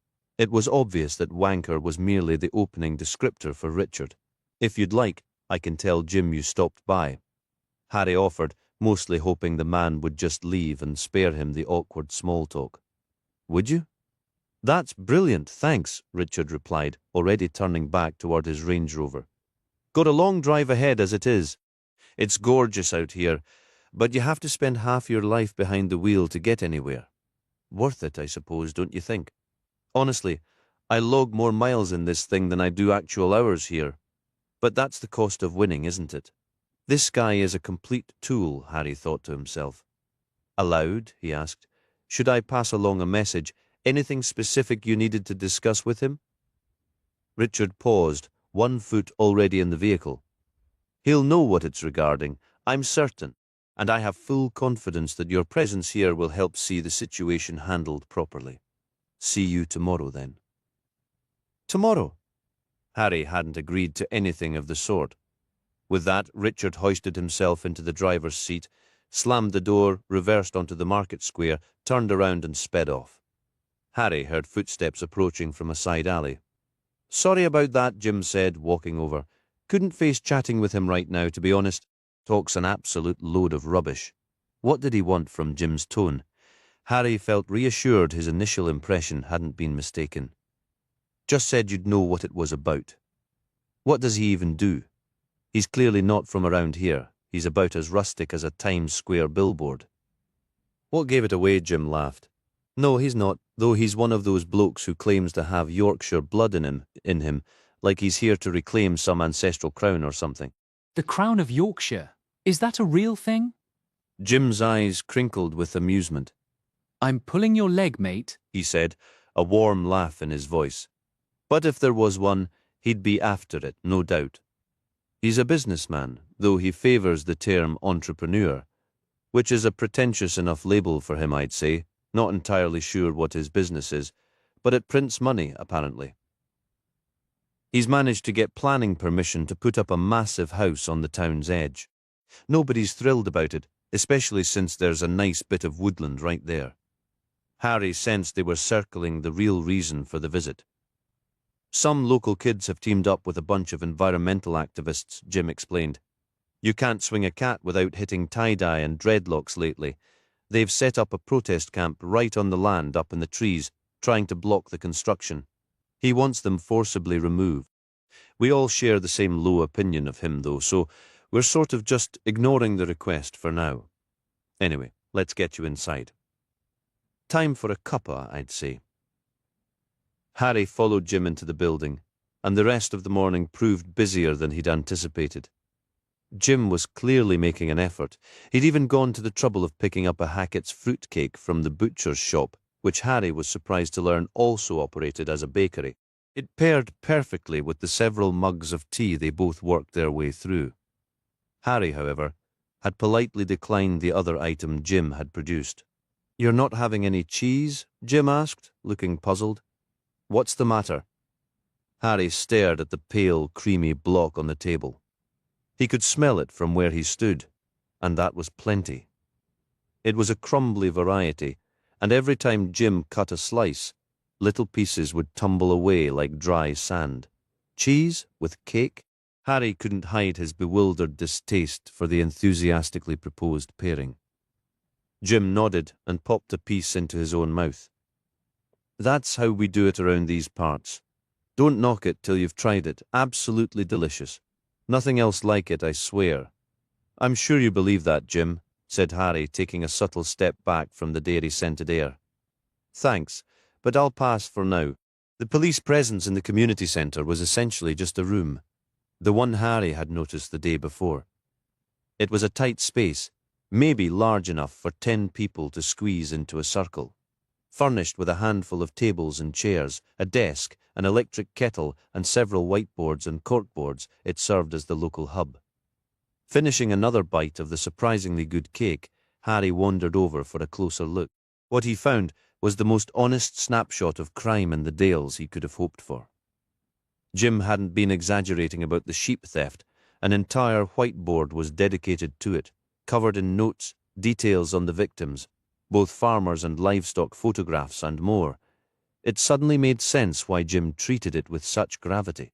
Harry's eyes scanned other postings, statistics on farm fatalities, reports of animal rights activists vandalizing a local hunting area, a modest section on the protesters at Richard Adams's proposed construction site, and another board promoting safe driving tips. Everyone drives like maniacs around these parts, Jim explained, joining Harry by the boards. It was now mid-afternoon, and the lunch of pies and cake, once again courtesy of Cockett's, was making Harry acutely aware that his reliance on that single shop was a fast track to gaining significant weight if he didn't change his habits. Folks think knowing the twists and turns makes them untouchable, Jim went on. Don't get me wrong, the roads are a blast to drive, but everyone around here has lost someone because of them, if you catch my drift. Harry caught it perfectly. So is this the whole picture, he asked. This is what fills your days? Jim brushed the last crumbs of cake and cheese from his lips and shook his head. The official crime log is around here somewhere, he said, his words slightly muffled. I'll fetch it in a moment. Probably a bit quieter than what you're accustomed to, eh? At this. Jim leaned in conspiratorially, his expression eager. So, were you in on lots of big takedowns, major busts and all that? What about a dedicated incident room? Or a proper place to conduct interviews? We've got a few other offices scattered through the building, Jim said, gesturing vaguely. We improvise with what's available, then. Jim's face lit up with keen expectation. All right, out with it. Tell me about being a detective down south. I bet it's all gangsters and high-stakes chaos. Harry hesitated. It was obvious Jim was poised for some grim, thrilling tale, likely inspired by an overdose of TV crime shows where people sprinted through streets, scowled intensely, dodged bullets, cursed freely, and generally acted in ways real police officers never could. But he knew he owed Jim some kind of answer. It felt akin to tossing a treat to an overly enthusiastic dog. It's nothing like the films, he finally said, if that's what you're imagining. But I did have someone take a shot at me last weekend. I wouldn't recommend the experience. Jim's eyes widened dramatically. Shot at? You're not joking? It's not the sort of thing I'd invent, I promise you. Good grief, Jim breathed out, a long, slow exhale of awe. You're the real deal, then? A serious detective.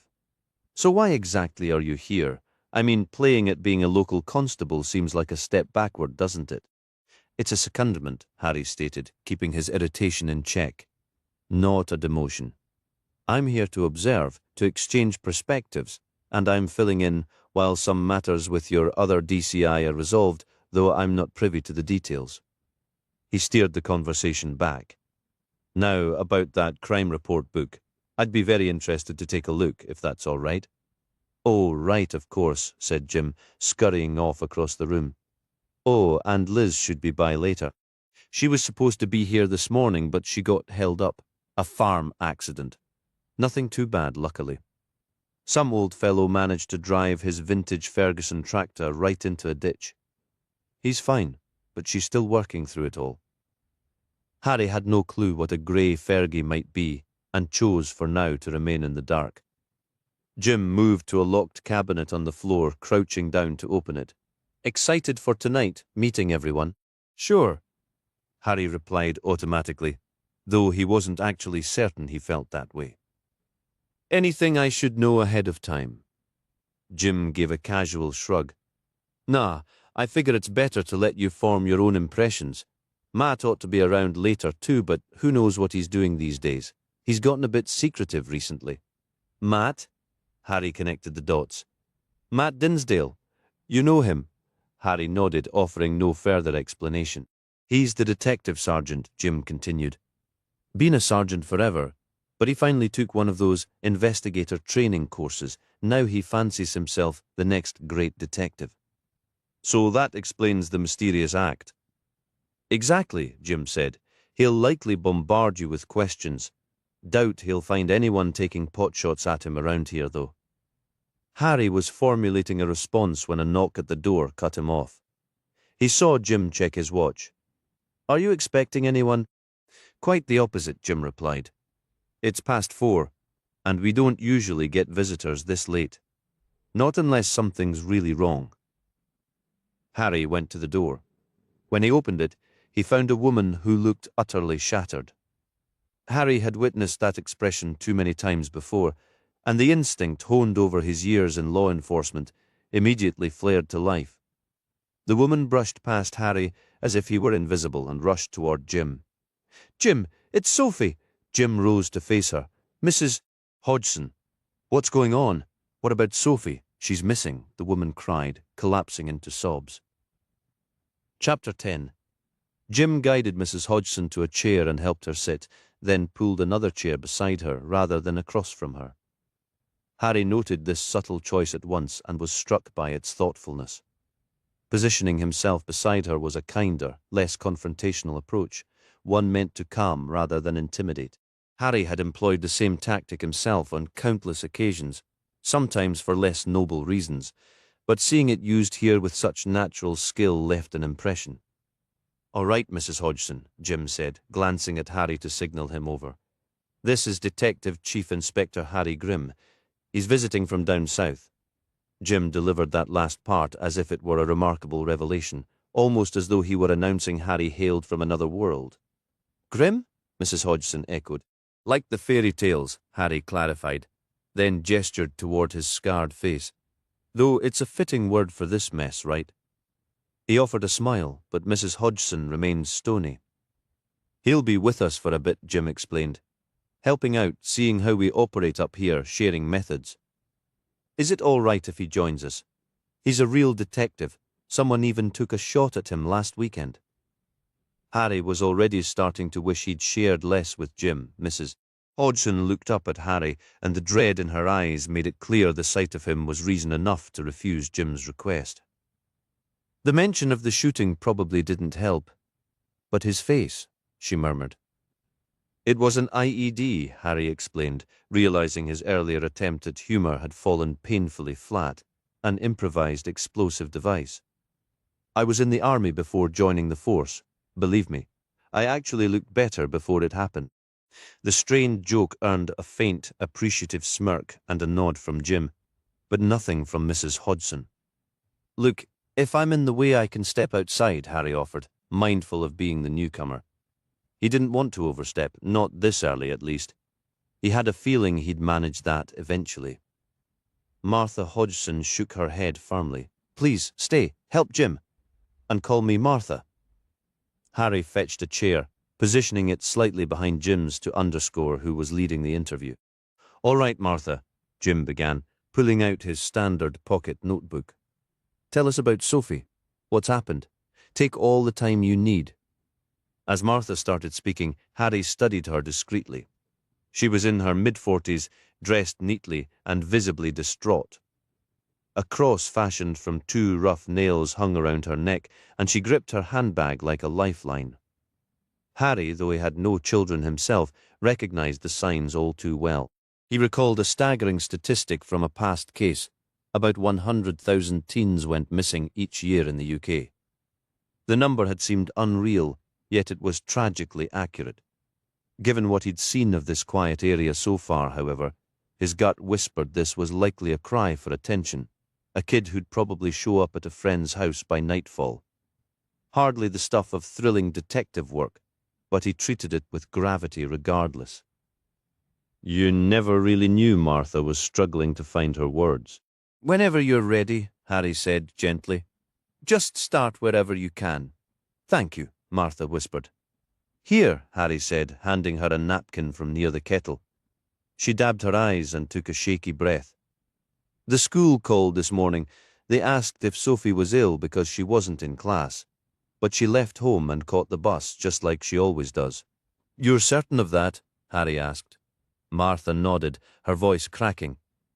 She was already gone when I got back this morning. To Harry, she genuinely seemed a woman watching her world unravel. So you were out earlier? He inquired. Yes, Martha said, composing herself with effort. I'm a home health aide. I have early appointments, so I'm usually out before Sophie. She catches the 7:30 bus. It's a long ride to Leyburn, the only secondary school around here, so there's not much choice. How long does the trip usually take? Harry asked. Martha paused, thinking.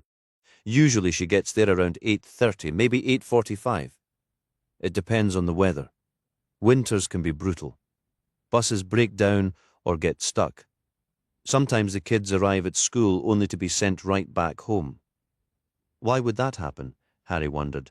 Jim chimed in while Martha collected herself. Most kids from this part of the valley come from farming families. When heavy snow hits, the school sends them back to help with the livestock or whatever else needs doing. It's just life around here.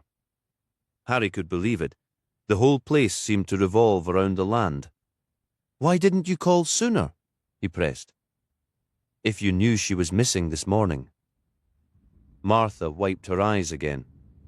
We didn't want to cause a scene. We thought she might just be skipping school, like kids do sometimes. But school ended hours ago. The bus came back, and she wasn't on it. Can you think of any reason she might have run off? Jim asked gently. Martha shook her head, blowing her nose. No, nothing at all. You know how teenagers are. They can turn a minor issue into a full-blown crisis, and then, just like that, it's over and forgotten. Harry latched onto that, hoping Jim wouldn't mind him stepping in so much. Since he still wasn't clear on his role or what exactly he was supposed to be doing, he figured he might as well act like it was just another ordinary day back on the job in Bristol. Well, as close as he could get, anyway. Martha certainly didn't strike him as some hardened criminal. The idea almost made him chuckle, and he quickly pushed it aside before either Jim or Martha noticed. So she was upset about something. Martha turned toward Harry. Her eyes were deeply bloodshot. She'd clearly been crying long before she arrived. Yes, I think so, but you know how teens are? Why would she run off? It doesn't make any sense. Harry pressed a little further. Any idea what was bothering her? Something at school, or maybe at home? We were at church on Sunday, Martha explained, and Sophie had a bit of an outburst. She got very upset, so we had to leave early. It was over some message on her phone. Then she got into trouble at school on Monday, which really isn't like her. But then again, she's a teenager. I suppose you have to expect some drama, don't you? Who was the message from? Harry asked. The one she got on Sunday, I mean. Her boyfriend, obviously, Martha said, wiping her nose. Who else would it be? Teenagers and their relationships. Honestly, it's like the world is ending if they have a fight or break up. She sobbed again, dabbing her eyes with a crumpled tissue. Where could she be? None of this makes sense. Jim spoke up. She's run off before, hasn't she? Harry's eyes lifted at that. That was nothing, and it was ages ago, Mrs. Hodgson replied, waving a hand that held a damp napkin. But Harry noticed she looked uneasy. It's still worth noting, Harry said, leaning in slightly. If she's done it before, there might be a pattern or a trigger. Well, she didn't get far, Mrs. Hodgson said, her tone turning a bit sharp. She never does. Last time she was just hiding at a friend's house, and George had her back home in a few hours. This is different. It's not some pattern. Harry sat back, turning over what he was hearing against what experience had taught him. Most teens who run away do it for one of three reasons, or sometimes a mix: a breakdown in communication with their parents, an inability to cope with a personal problem or mistreatment, whether at home or elsewhere. It's rarely anything else. Martha didn't come across as someone who would harm her own child, but Harry knew better than to take that at face value. "Who's George?" Harry asked. "My husband, of course," Martha answered plainly. "Did he see her leave this morning?" Martha shook her head. "He was in bed with a migraine. He gets them often. They're awful. And they were worse after the weekend, with Sophie acting out. He's quite sickly, always coming down with something. Sometimes I feel more like a caregiver than a wife." She let out a laugh that cracked into another sob. "But that's marriage, isn't it? In sickness and in health." "So where is he now?" Harry asked. "George, I mean at home," Martha said. "In case Sophie comes back. He works from home as a bookkeeper, so at least he doesn't have to commute. And he's got his church podcast to prepare for, too. He was up and about earlier, but that's all. We're both so worried, but I told him to take it easy. He gets ill so easily." "A church podcast?" Harry asked, genuinely surprised the woman in front of him would even know what one was. "Yes," Martha replied. "It goes out live every Wednesday evening." Martha explained the online service was for anyone who couldn't make it to a regular service or preferred not to step inside a church officially. "You really should listen later," she insisted. "It's good for you. I handle the Bible readings for it." Harry offered a non-committal nod in response. Jim spoke up next, and Harry noticed the open page of his pocket notebook was already filling up, despite how little concrete information they'd actually gathered. "So let me get this straight," Jim began. "Sophie broke things off with her boyfriend late last night, and that's the reason she's taken off." "I truly don't know," Martha replied, her frustration beginning to surface. "All I know is she's gone, and the chaos she's caused by leaving. Not just for George and me, but for the school, and now for you with the police. Honestly, when she comes back, she'll have a lot of explaining to do to absolutely everyone." "Have you spoken to the boyfriend?" Harry asked. "We called him," Martha said, a sharp edge of anger now in her tone. "He claims he hasn't seen her.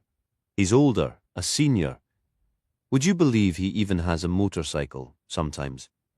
I think she does these things purely to upset us. It's incredibly distressing. No wonder George suffers from so many migraines. I'm surprised I haven't started getting them myself." "And why would she want to upset you?" Jim interjected, just before Harry could ask. "I mean, by dating someone specifically to cause trouble." "Would you approve?" Martha snapped, her words like little darts. "She's 15. It's simply not right, is it? We tried to put a stop to it, but we can't exactly lock her in her room. He's not a bad kid, actually. He's quite a nice young man, but she has so much else to focus on, especially with her exams. Honestly, who would choose to be a parent?" Harry quickly mentally sorted through the timeline they'd been given. So she got a troubling text on Sunday, had a difficult day at school on Monday, and then chose today to run away, is that correct? Martha gave a curt nod. "And there's truly nothing else you can think of that might have prompted her to leave right now?" Harry pressed. "No, of course not. Why do you keep asking the same thing?" "Because," Harry said, keeping his voice steady, "we're trying to help. We have to ask these questions even when the answers are hard to find. As you mentioned, she has run off before." Mrs. Hodgson nodded, her posture softening slightly. "Yes, of course.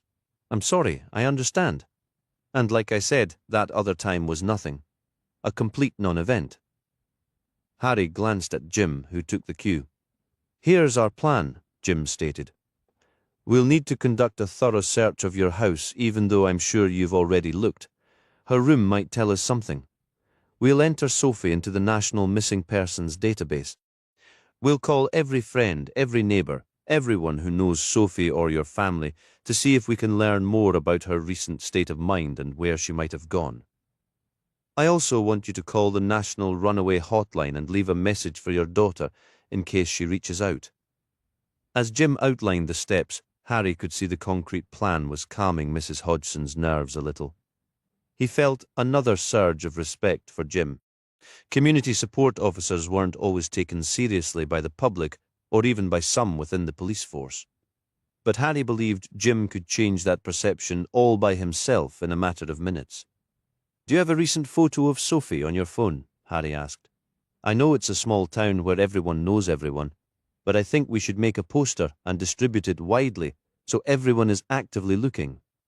We might also be able to check her phone and track its location." Martha looked either baffled or confused by this suggestion. "Track her phone? What do you mean?" "GPS?" Harry explained. "We might be able to locate her based on that, especially if you have a family tracking app on it. A lot of parents do. I know I certainly would." Martha pulled out her phone. It was an ancient, bulky model, and from the way she held it, it clearly had some weight to it. Harry couldn't remember the last time he'd seen a phone like that. A sudden, almost absurd thought crossed his mind. Didn't everyone have a smartphone these days? It was a stark reminder of the generational gap they were all navigating in this digital age. Martha gave a small, helpless wave with her phone, drawing Harry's attention to the device as if it were some alien artifact. "Technology and I have never quite gotten along," she admitted with a faint, apologetic smile. "George handles all that. I can send a text, but that's about the extent of it. He can email you a proper picture later, but for now, I have this." "So no location sharing app on her phone, I take it." "A what, dear?" Martha looked genuinely perplexed, holding the phone out on her palm as if presenting it for inspection. She then rummaged in her handbag and produced a photograph, passing it to Harry. "This is her. This is Sophie." Harry accepted the photo and worked to keep his expression neutral, despite the bruises marking his face. Instinct, the kind every officer feels, urged him to offer comfort, to promise this worried woman they would bring her daughter home safe. But he lived by a hard rule: never make a promise you can't guarantee. The girl in the picture was slender, with a pallor that went beyond fair. If the goal was a Gothic aesthetic, Harry thought wryly, she'd absolutely perfected it. She was seated at a desk, seemingly absorbed in homework. "You see, she's always been so dedicated to her studies," Martha said, almost reading his thoughts. Harry rose to his feet. "All right then, let's go take a look at her room." The Hodgson home was a sizable two-story house set back from the road on the outskirts of Hawes, just past the community playground. It was an undeniably handsome property, shielded from the street by mature trees and a sprawling, impeccably manicured lawn. As they approached, Harry's gaze travelled down the lane, noting the similar grandeur of the neighbouring homes. These were the kinds of houses he could only ever admire from a distance. If plopped down somewhere in Southern California, their price tags would be stratospheric. Even here, he suspected they were far beyond the reach of most local incomes. "Lovely home," Harry remarked, more to fill the quiet that had settled over them since leaving the community office. "Yes, it is," Martha agreed, her voice softening. "It was my father's. We've been very fortunate." They reached a charming front porch adorned with a slate-tiled roof and elegant stained glass panels in the door and side windows. Harry paused. "Do you mind if I take a quick look around the outside first? I'll meet you inside." Jim gave a nod of understanding and followed Martha in alone now. Harry began a slow circuit of the grounds. The day had grown surprisingly warm for the hour, the late afternoon air dry and sharp. He shrugged off his jacket. The front lawn was a flawless green carpet, its edges so precise they looked scalpel cut. Walking its perimeter, he tried to imagine having a space like this, a place to actually relax and enjoy, unlike his own neglected backyard in the city. He hadn't done a thing with it since moving in years ago, but then his life had been consumed by the job. Just the job. And if he was being brutally honest with himself, which was his default state, this current task was straining his definition of work. Here he was, snooping around a vacation-worthy garden in a picturesque town, searching for clues to find a teenager who, in his gut, had likely just stormed off after a family blow-up. It wasn't that he craved drama, he was just proficient at handling it. And this situation so far felt less like trouble and more like a classic case of a generational communication breakdown. So lost was he in this internal monologue that he nearly completed his loop back to the porch before a detail snagged in his peripheral vision. He stopped, backtracking a few steps with a slight frown. At the far corner of the lawn, the border wasn't as crisp as the rest. It looked worn down, as if someone had slipped or pressed too hard with an edging tool. Harry knelt, examining the flower bed between the grass and the low wall separating it from the sidewalk. A few of the plants were slightly damaged, only noticeable because he was looking so closely. It was likely nothing, he told himself. Spotting a few tufts of animal fur, he shrugged it off as the work of a neighborhood cat. Just a big, fluffy nothing. Jogging back toward the house, he circled to the side. A large, solidly built garage stood there, with the house rising to his left and a garden stretching toward open fields beyond. Parked in the driveway was a black Nissan Qashqai and, surprisingly, a red BMW. It seemed a bit flashy for someone like Mrs. Hodgson, Harry thought. He gave the car a quick glance, well maintained, nothing out of the ordinary. The garage door was unlocked. Sliding it open, he half expected to find a sheepish Sophie hiding inside, but no such luck. Too much to hope for, perhaps. Inside, everything was orderly. Garden tools hung on labelled hooks, a folding Brompton bike and a mountain bike were stored neatly, and a workbench looked barely used. Stepping back outside, Harry noted the side of the house was almost as imposing as the front, thanks to the sturdy metal drain pipes running from the roof. There was also a small black wooden door, likely leading to a cellar. That was something he'd always wanted ever since childhood. The idea of a secret hideaway had appealed to him. Over time, that fantasy had shifted to a wine cellar, not because he was a connoisseur, but because the image of dusty racks and an upturned barrel as a table, lit by candlelight, seemed strangely romantic. Of course, that would require having friends to share a bottle with, and since leaving the army, his social circle had thinned to mostly acquaintances. Moving to the back garden, he found a picture-perfect scene with a stunning view over the fields and distant hills. It looked more like a display than a space for living, certainly not meant for barbecues or casual gatherings. As he circled back to the front, his eyes traced the drain pipes again. They were well cared for, the black paint gleaming. About halfway up, he noticed scuff marks on the brickwork around the pipes, likely from a ladder. He figured someone married to a person like Martha would be diligent about maintenance. Good for them, he thought wryly. Back at the front door, Harry stepped inside to find Jim and Mrs. Hodgson standing with two other men. One approached, extending his hand. Harry Grimm, I assume. I'm Stephen Hurst, the church pastor. Harry accepted the handshake, his gaze meeting a middle-aged man with carefully styled hair, a crisp designer shirt, and meticulously groomed stubble. The effort was almost palpable, Harry mused, a performance of casual polish. He'd place money on this man being the owner of the red BMW parked outside.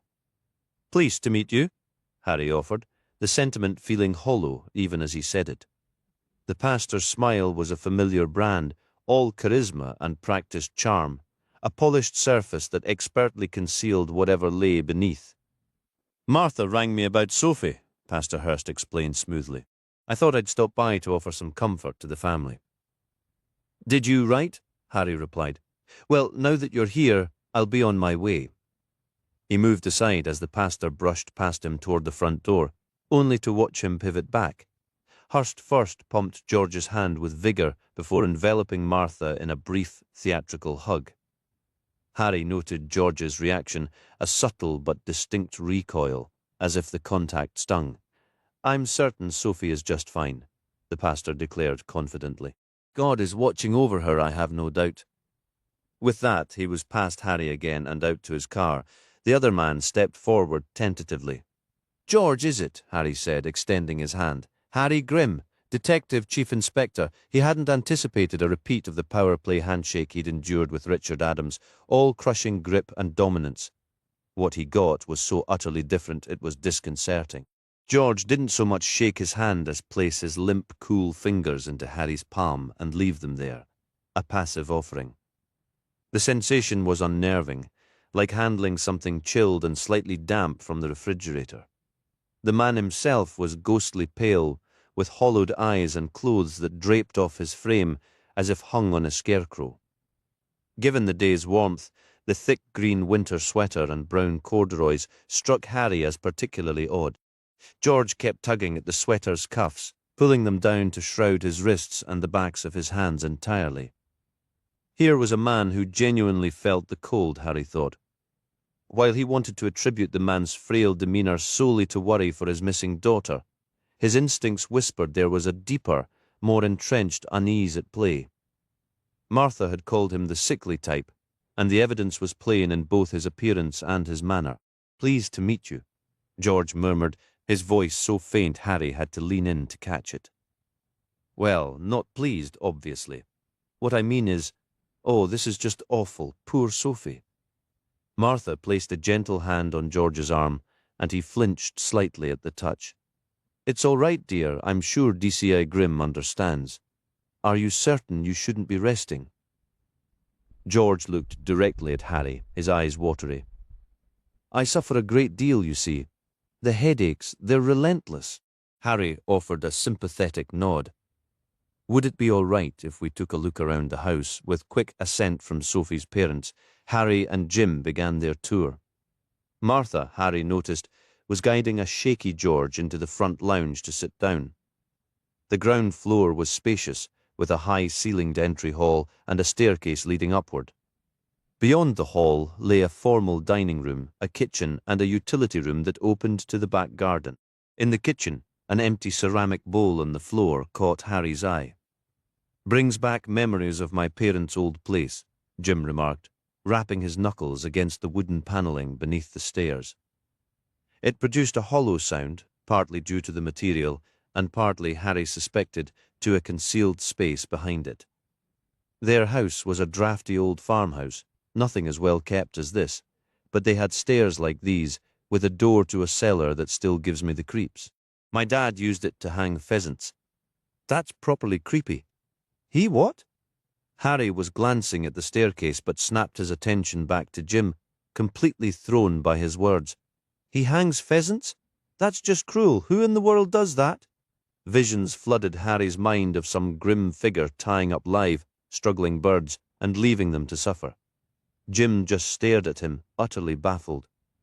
"You hang them after they're shot," he clarified slowly. "It's for the meat. Lets it age. Brings out the flavour." A wide grin spread across Jim's face. "Wait, you didn't actually think? Oh, that's priceless." He tried to choke back his laughter but failed miserably. For a split second, Harry felt a hot urge to wipe that smug grin right off his face. How was he supposed to know? The only pheasants he'd ever encountered were the flattened ones on the roadside, or the brainless birds that would sprint down the lane instead of flying away. He'd never eaten one either. Not that he was opposed to it, but you weren't exactly going to find pheasant in the frozen meal aisle at the local supermarket. "I'm not from around here, remember? But hanging them, you ever tried to catch one? That's the whole point of shooting them." "That's a question I don't have an answer for," Harry admitted. "It's just not something I've ever done, or really thought about doing." And it was true. Harry wasn't a vegetarian by any means, and during his time with the paratroopers, he'd skinned rabbits and endured eating worms on survival exercises. The concept of hunting for food didn't bother him. It was simply a world he'd never been part of. Back in Bristol, the closest thing to wild game was the flock of pigeons that tormented him every morning with their cooing. Out here, though, he could see the appeal. The countryside surrounded you, almost daring you to explore it. Jim just shrugged. "Well, we might be able to fix that while you're visiting. Won't be pheasant, wrong season, but maybe some rabbit or the like." Harry didn't reply. He turned and climbed the stairs, passing a bathroom on the first landing and continuing up to the second, where 5 doors led off a spacious hallway. A 5-bedroom house, he mused. Some people really did live in a different world. Sophie's room is the front one on the left. Martha's voice floated up from the living room. Harry looked back to see her peering up at him. "It's a lovely room. Gets the sun from 2 sides. I hope it's not too untidy. And I do need to leave fairly soon if that's all right. Will you be long? Not long at all, Harry called down, watching as she disappeared back into the lounge. He and Jim peeked into the other rooms as they passed. Each was immaculate, almost too perfect, with doors stripped and re-stained to show off the wood grain and period fixtures meticulously restored. Good grief, Jim muttered as they crossed the wide landing. They've certainly got a bit of cash, haven't they? The smallest room held a single bed, a desk with a computer and microphone, and walls lined with neatly organized CDs. The others were all generous doubles with expensive-looking furniture. I just can't picture George doing a podcast, Jim said, eyeing the setup. Charisma isn't really his strong suit, is it? But he's been at it for ages. Goes live every Wednesday night without fail. Stepping into Sophie's room, the first thing that struck Harry was its absolute order. No, it was beyond tidy. It looked as if it had been scrubbed from top to bottom, like a museum exhibit waiting for a visitor who was never coming. Harry's first observation was the bed. It wasn't a standard single, but it didn't quite qualify as a full double either. More importantly, it was clearly a quality piece, crafted from solid wood, not some flimsy flat-pack assembly. The rest of the furniture followed suit: a substantial wardrobe, a sturdy desk, and a small dresser topped with a mirror. A handful of framed photographs were the only personal touches on these surfaces. The desk itself functioned as a command center, dominated by a desktop computer and a series of meticulously labeled folders for various school subjects. A Bluetooth speaker sat nearby. Crouching down, Harry's attention was caught by the wastebasket. Inside, crumpled and discarded, was an empty pillbox. In a household that seemed so strictly observant, he mused, finding contraband medication could be the kind of spark that ignites a major family blow-up, maybe even enough to make a girl like Sophie bolt. The label read aconite. Standing up, it clicked. This was the very desk from the photograph Martha had shared. The sole decoration on the walls was a detailed timetable. Harry scanned it, noting it governed not just school hours but evenings and weekends, packed with study blocks and extra tuition. This kid's schedule was relentless.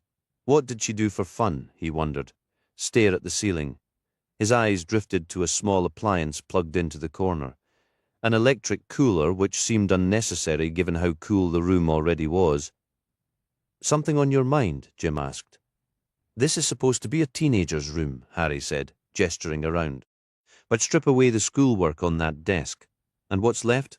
You'd never guess a kid lived here. What are you getting at? Where's all her stuff? Harry pressed, pacing to the window overlooking the garage and its prominent metal drainpipe. No TV, no game console. It's unnervingly neat. I know kids don't plaster posters everywhere anymore, but this place feels sterile, like a hotel room. Jim moved closer, lowering his voice. Look, Harry, let's just say they're a unique family and leave it at that, all right? Harry frowned. Martha and George struck him as the epitome of benign, just a quiet couple navigating the trials of a teenage daughter. Unique how? Oh, they're harmless enough, Jim conceded. And Sophie's a sweet girl, if a bit frail, takes after her dad, I suppose. They're just very into their faith, if you catch my drift. You met the pastor. The man's a human recruitment poster, always trying to drum up attendance. I've even heard he incorporates magic tricks into the sermons. Can you picture it? A man of the cloth pretending to saw a parishioner in half. I'm still not following, Harry said, watching Jim grapple for the right words. They're churchgoers, which is fine, half the village is, but they don't go to the local chapel. They drive out to Leyburn, to one of those modern outfits that meets in a school gymnasium. Very enthusiastic. And that makes them odd. You saw her phone, right?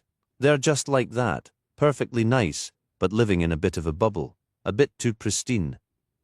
Harry couldn't help but laugh. Too clean? That's your benchmark for peculiar, Jim. You ought to visit Bristol sometime. I could show you people who would genuinely make you question reality, believe me, and I'd be at the top of that list.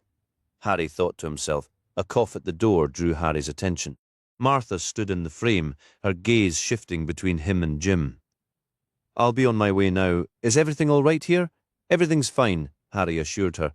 He gestured toward a unit humming softly by the wall. "Just curious. What's that device over there?" "It's an air purifier," Martha explained. "Sophie needs it for her breathing." "Is that right?" Harry pressed. "Does she have asthma?" "She just needs to be careful.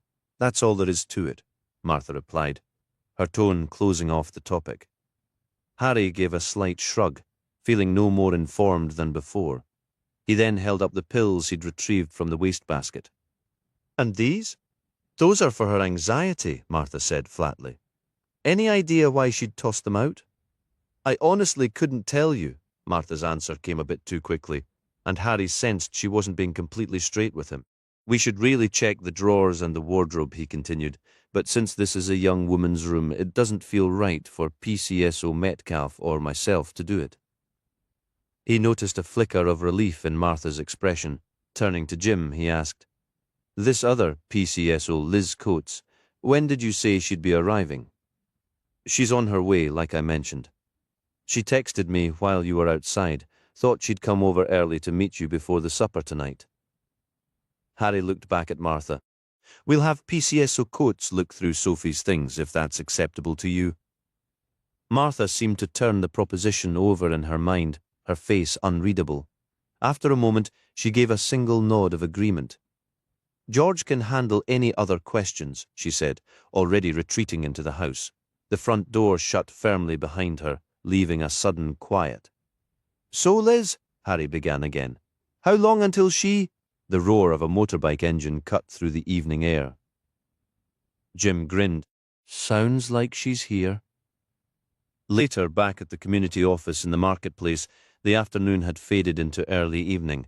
A call from Mike, the mechanic, confirmed his car would be ready the next day. With a fresh mug of tea in hand, Harry settled in, politely declining the offered plate of cake and cheese. He watched, mildly horrified, as Jim and Liz each devoured a slice of the peculiar combination. The cake alone was excellent, so why ruin it with cheese? The very concept made his stomach turn. One of the whiteboards had been cleared for Sophie's case. Her photograph was pinned front and center, surrounded by the meager details they'd gathered. She'd taken the bus towards school but never arrived. None of her contacts had seen her, and she had a history of running away. Harry had reviewed the file on that prior incident. It was frustratingly sparse, noting only that she'd been found at a friend's house. The logical assumption was that history was repeating itself, that Sophie would grow bored or homesick and reappear tomorrow. PCSO, Liz Coates had arrived at the Hodgson house on a dirt bike that seemed comically large for her stature, clad in motorbike leathers.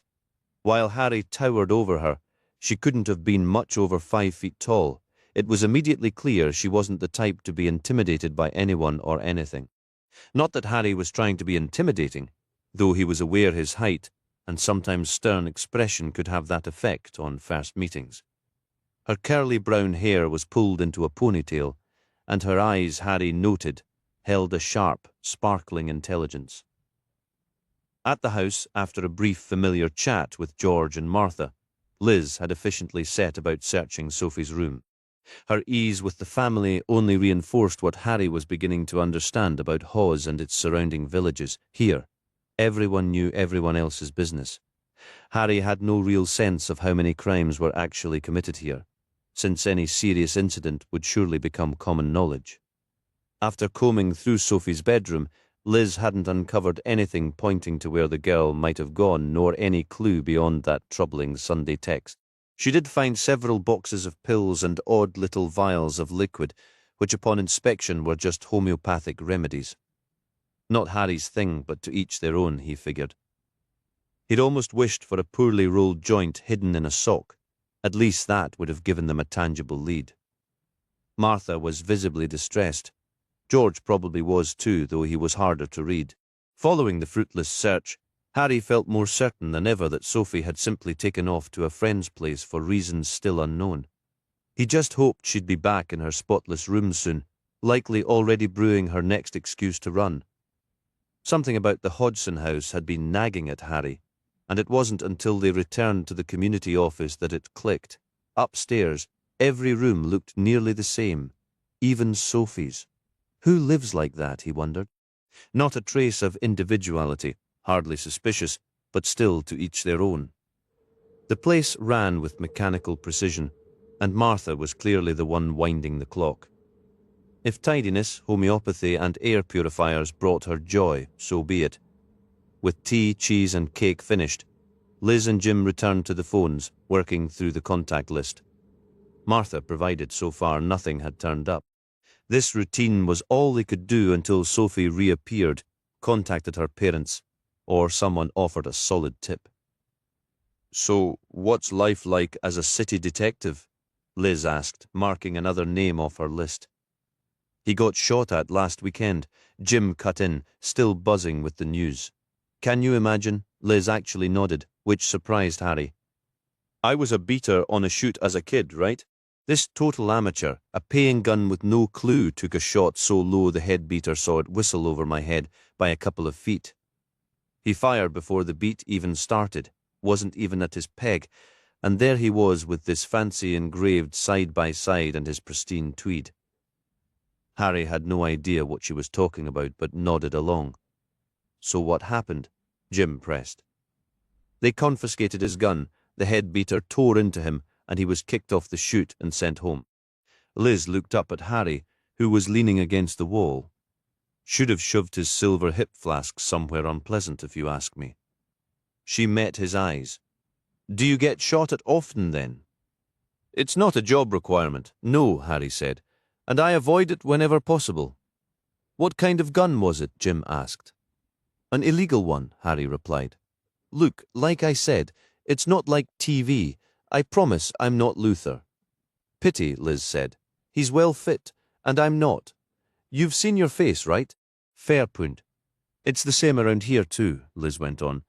"Most people think it's all last of the summer wine or all creatures great and small up here, that we all talk like we've stepped out of a period drama. But we're pretty normal, really." "Aye, lass, 'appen there's nowt wrong wi' us," like Jim added with a wink. Harry wasn't entirely convinced. "What about the cheese and cake ritual, though? That's not exactly standard." At that, both Liz and Jim laughed. Harry appreciated their straightforward approach from the start. Most people tiptoed around his face, which looked like a horror movie special effects artist's proudest work, unsure whether to even mention it. But these two didn't just accept it, they wove it into their easygoing jokes, and he hadn't even been in town a full day. Was everyone here genuinely this open? The door suddenly banged open. "All right, everyone?" Harry turned to see Matt Dinsdale stride confidently into the room. "Well, if it isn't Rebus," Jim announced. Matt let out a hearty laugh. "Aye, that's me, a regular detective." His eyes landed on Harry, and recognition flashed across his face. "Good grief! Can't believe the new officer is you. How's the car holding up? Did you ever get that busted? Taillights sorted?" "I'm not the new officer," Harry replied, the annoyance barely hidden in his tone. "Why does everyone keep saying that?" Harry noticed a quick, knowing glance pass between the three of them. "Is there something you all aren't telling me?" They shook their heads in unison. "Might be best to have a word with the DSI later on," Matt suggested casually. "So what's the story here?" "Missing person," Harry stated. "Sophie Hodgson."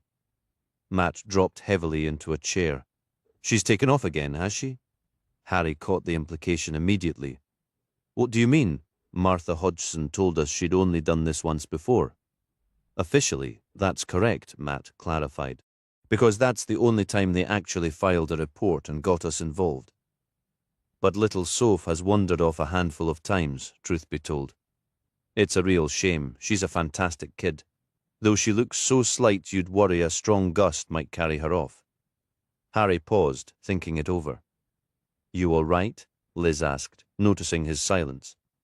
"Just wondering why Mrs. Hodgson didn't mention any of this when we spoke to her earlier."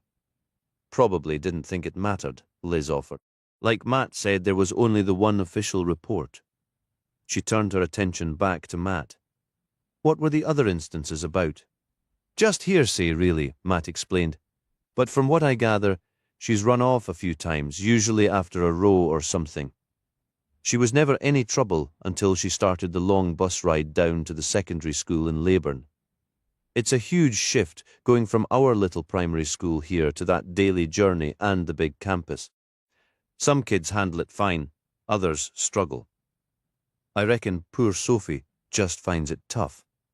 I still remember being terrified when I made that switch.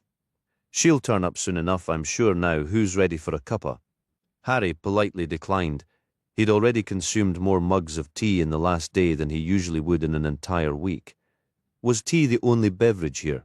Not even a drop of coffee. Yorkshire, he was certain, was going to require some serious adjustment. As the clock neared 7:30 p.m., Harry collected the used mugs and washed them, figuring everyone would be heading out soon for the promised pie and pea supper. He had hoped to meet the rest of the team before then, but that clearly wasn't in the cards. "Harry," Jim called from across the room. "Come listen to this." Jim was seated, staring intently at his phone. "What is it?" He turned the screen toward Harry. "It's the website for the Hodgson's Church," he said. "George is doing his live podcast. Thought you might want to hear it." Before Harry could respond, Jim cranked up the volume. George's voice, tinny but clear, emanated from the phone's small speaker. And he does this every single Wednesday. Yep, never misses it. Goes live, like I told you. Apparently, it feels more authentic or spiritually charged that way. He conducts an entire service. More than that, Jim elaborated. After this segment, which runs about an hour and a half, he posts all sorts of other content, recordings of hymns from church, scripture readings, extra sermons, you name it, usually wraps up around midnight. As Harry listened, George's voice faded and was replaced by a woman's, far more theatrical, almost overly so. Then it hit him. That can't be right. It is, Jim confirmed with a grin. Martha does the scripture readings. She's deeply passionate about theatre and approaches it with a serious dedication. Honestly, she's quite talented. The Community Drama Society puts on performances at the Market Hall several times a year. You really should catch their next production. Harry's phone buzzed, the caller ID instantly familiar. "I need to take this," he said, grateful for an escape from the ongoing domestic recap. He stepped outside to answer. "This isn't a welfare check, is it, ma'am?" "That's precisely what it is," replied DSI Alice Fairbank from her office in Bristol. "You managed to find the place then?" "Obviously," Harry snapped, irritated by the school trip supervision tone. "Is there an actual point to this, or are you just confirming I haven't run off to the beach?"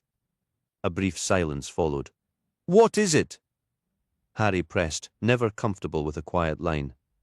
"It's about Ben," the DSI said. "He's all right physically. It's just that." "Just that what?" Harry interrupted.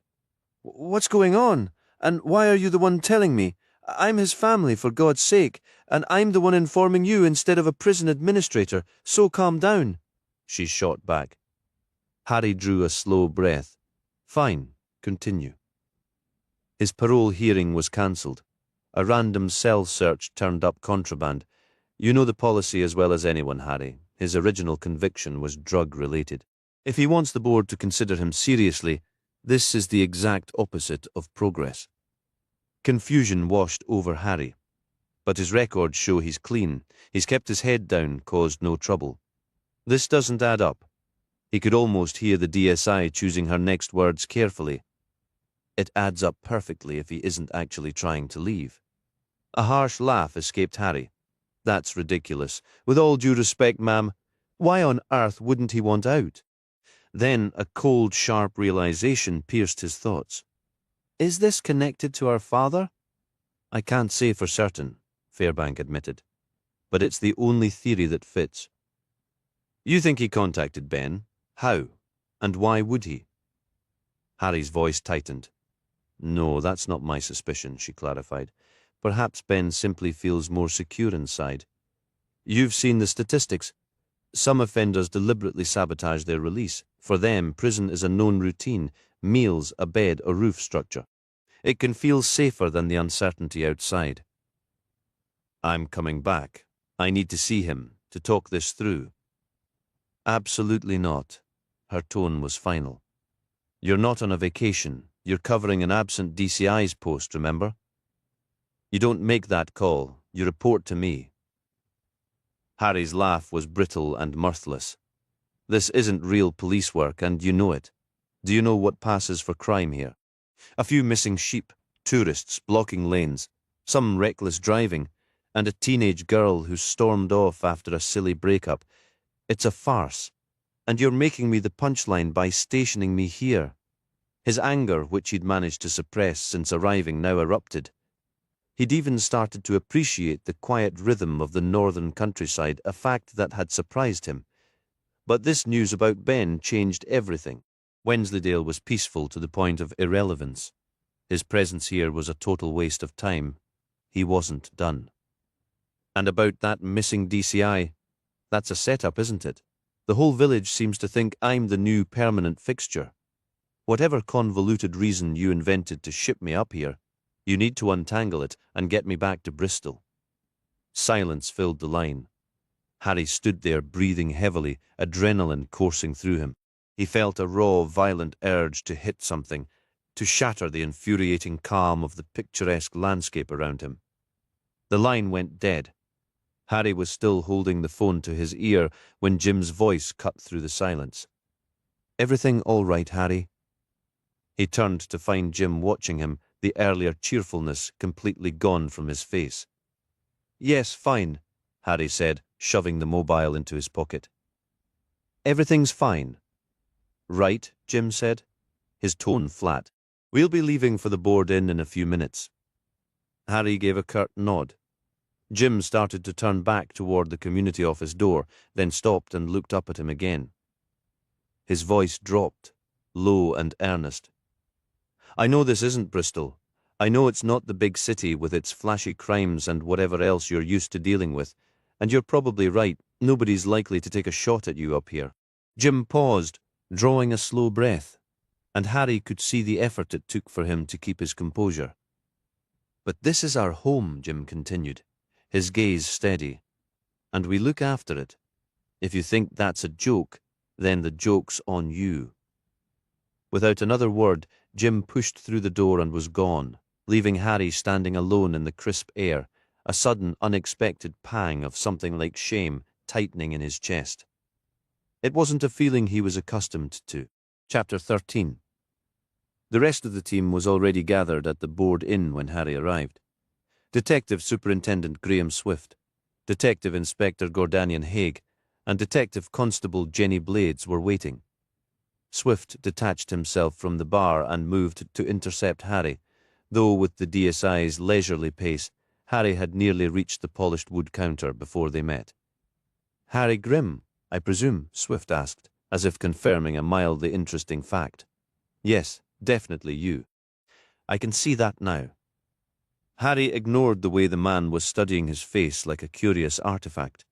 Swift was in his late 50s, dressed in a beige pullover and brown trousers that looked like they'd been ordered from a mail-order catalogue specializing in comfortable shoes for the discerning gentleman who valued function over fashion. That's me, Harry said.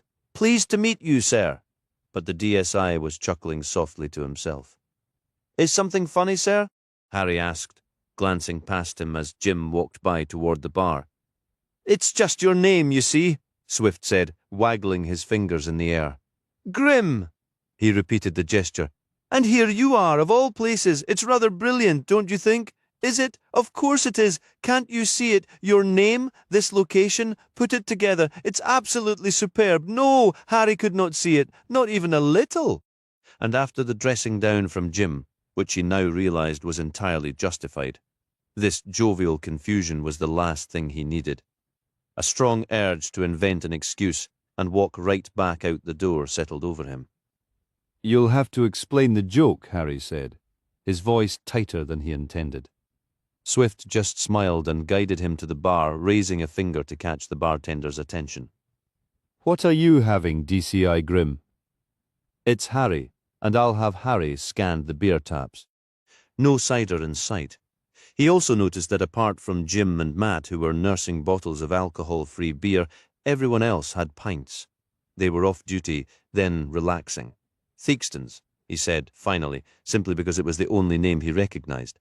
Swift ordered, "A pint of the best, please," and handed the full glass to Harry once it was poured. "Cheers," Harry muttered. He took a sip. It was dry with a hint of malty sweetness.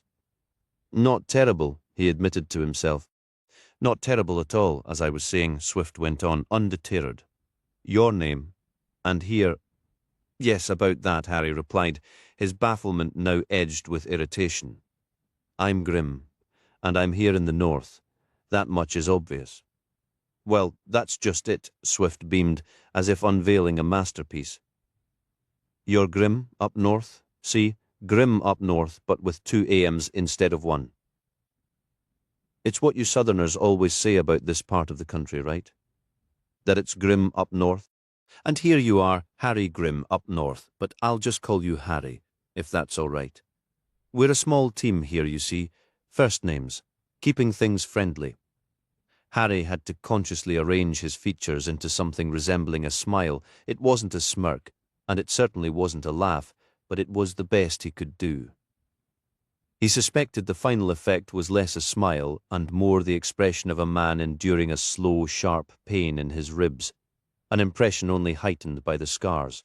"Ah, yes, I see it now. Very funny, sir. Clever." DCI Swift was still quietly amused with his own joke as he made the introductions. "Harry, this is Detective Inspector Gordanian Haig and Detective Constable Jenny Blade's team. This is Harry Grimm, Grimm up north. Isn't that brilliant? Goodness, I do entertain myself," Harry assessed the 2 women. To his left was Gordanian Haig, bearing a name he'd never encountered and a face that seemed carved from granite, though the laugh lines at her eyes hinted the severity might be a front. He hoped it was.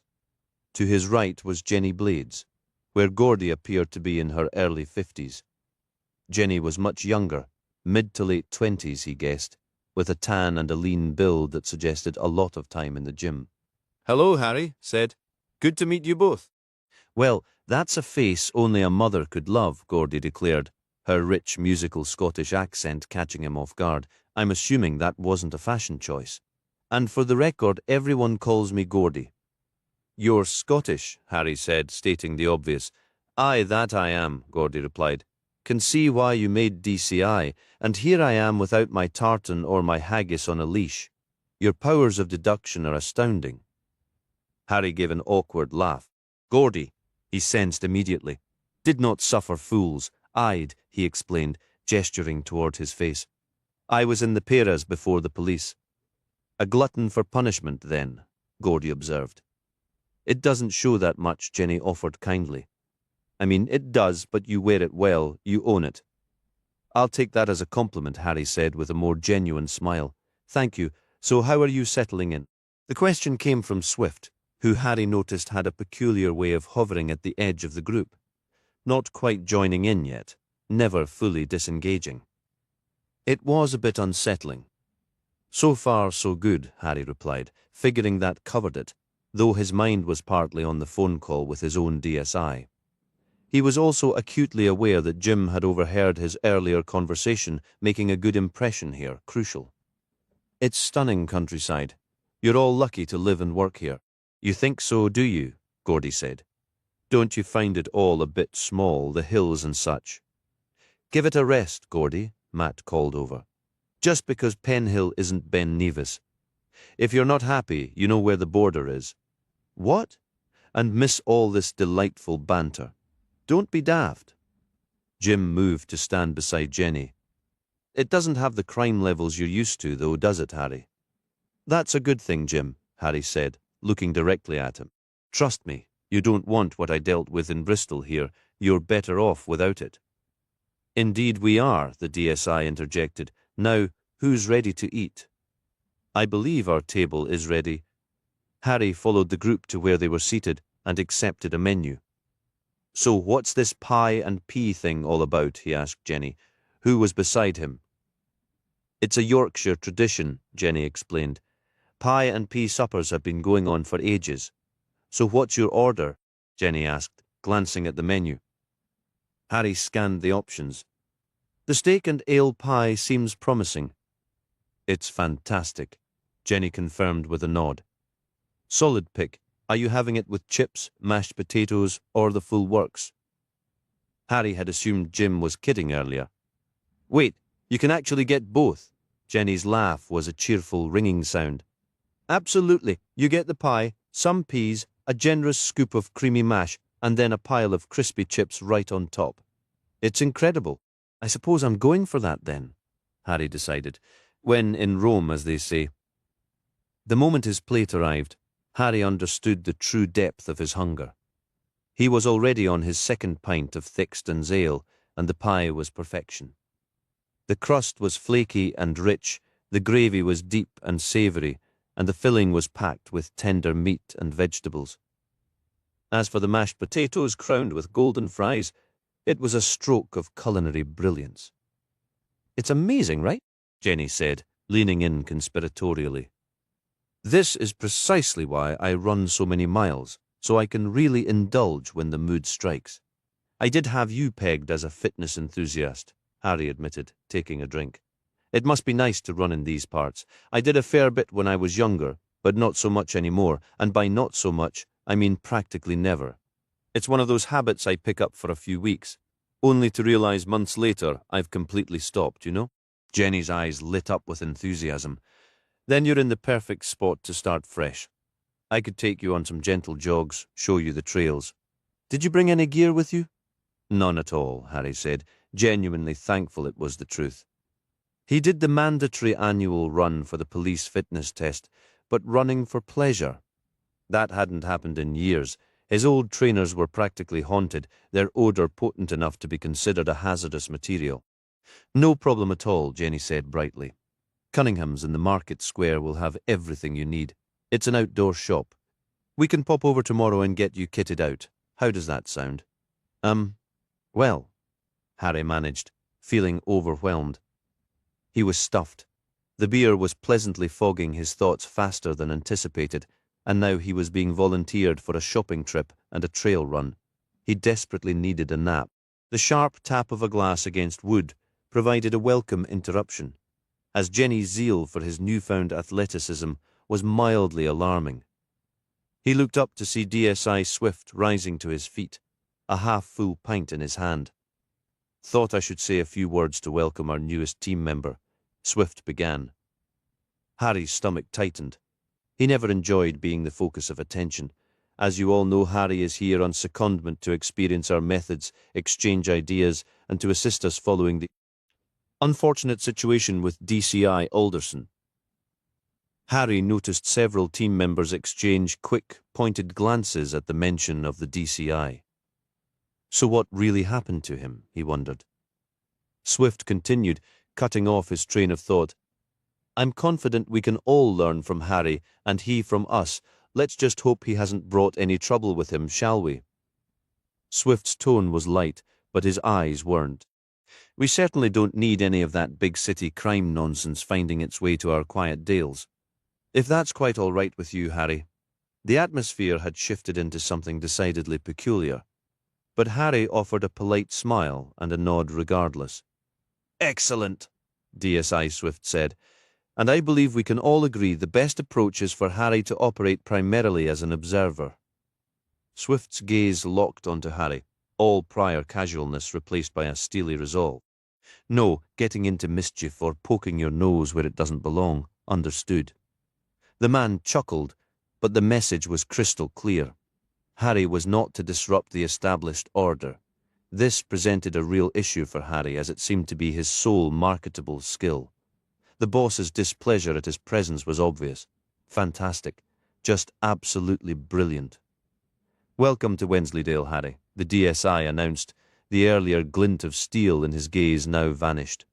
Our very own Grimm Up North. The DSI erupted into booming laughter, evidently so pleased with his own quip that he'd chosen to officially unveil it as part of the welcome. Harry managed a convincing performance of joining in the general amusement before returning his attention to the last of his pie. Don't let him bother you, Jenny offered. Swift's a peculiar old character. We don't see much of him, and that suits everyone just fine. I reckon he just wants to coast to retirement without any waves, and having a sharp city detective land in his lap, Probably feels like a complication he doesn't need. After the meal, Harry said his goodbyes and made his way back to his lodgings at Heriot's.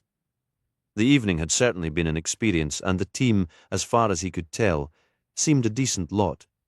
Gordy was a touch eccentric, but that wasn't necessarily a bad quality. He felt he had a read on Jim, though he was mildly troubled by what the young officer might have overheard earlier.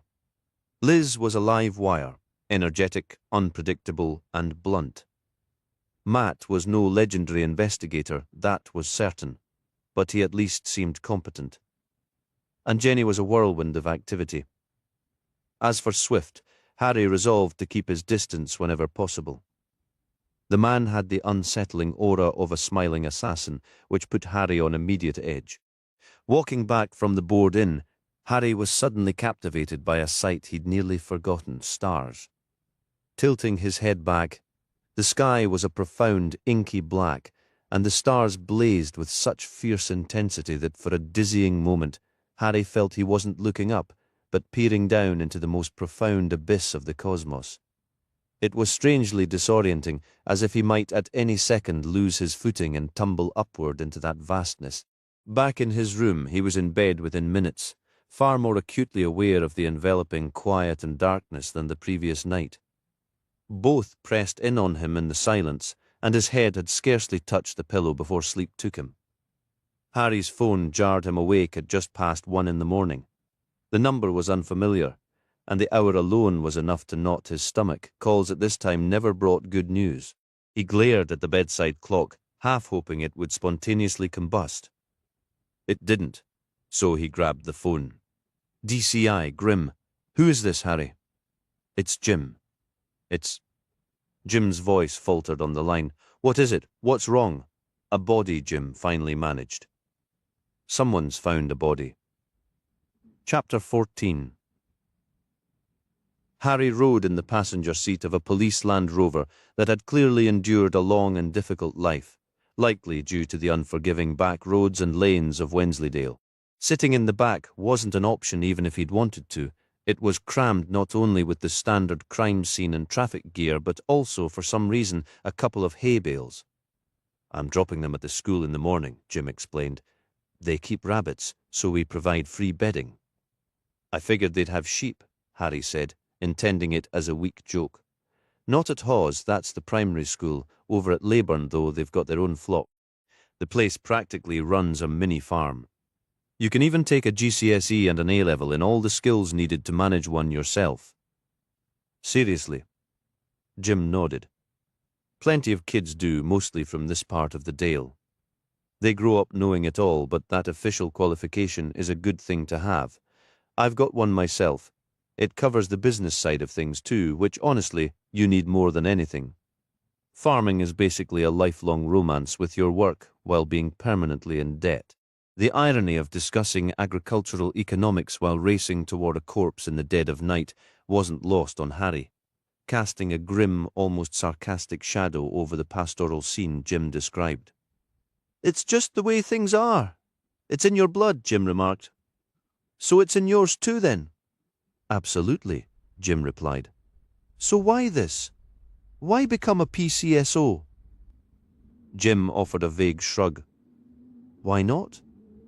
Harry sensed he wouldn't get a clearer answer, but it was obvious there was more to the story. For the remainder of the drive, the two men sat in quiet darkness, accompanied only by the engine's steady hum and the wind whistling through the many gaps in the old cabin. Jim's route led them up the valley side from Hawes.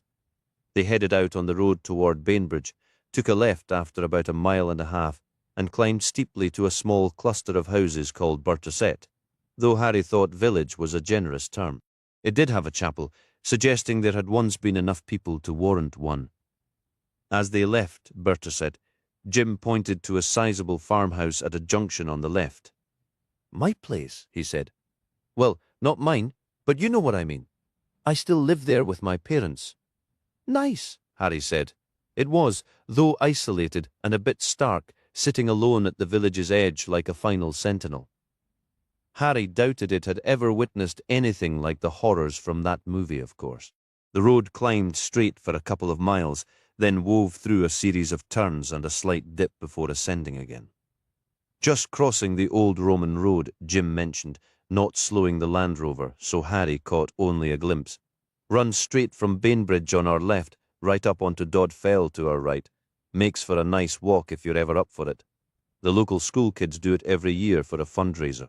The road eventually levelled out, then dipped downward before a sharp left bend sent them descending even more steeply.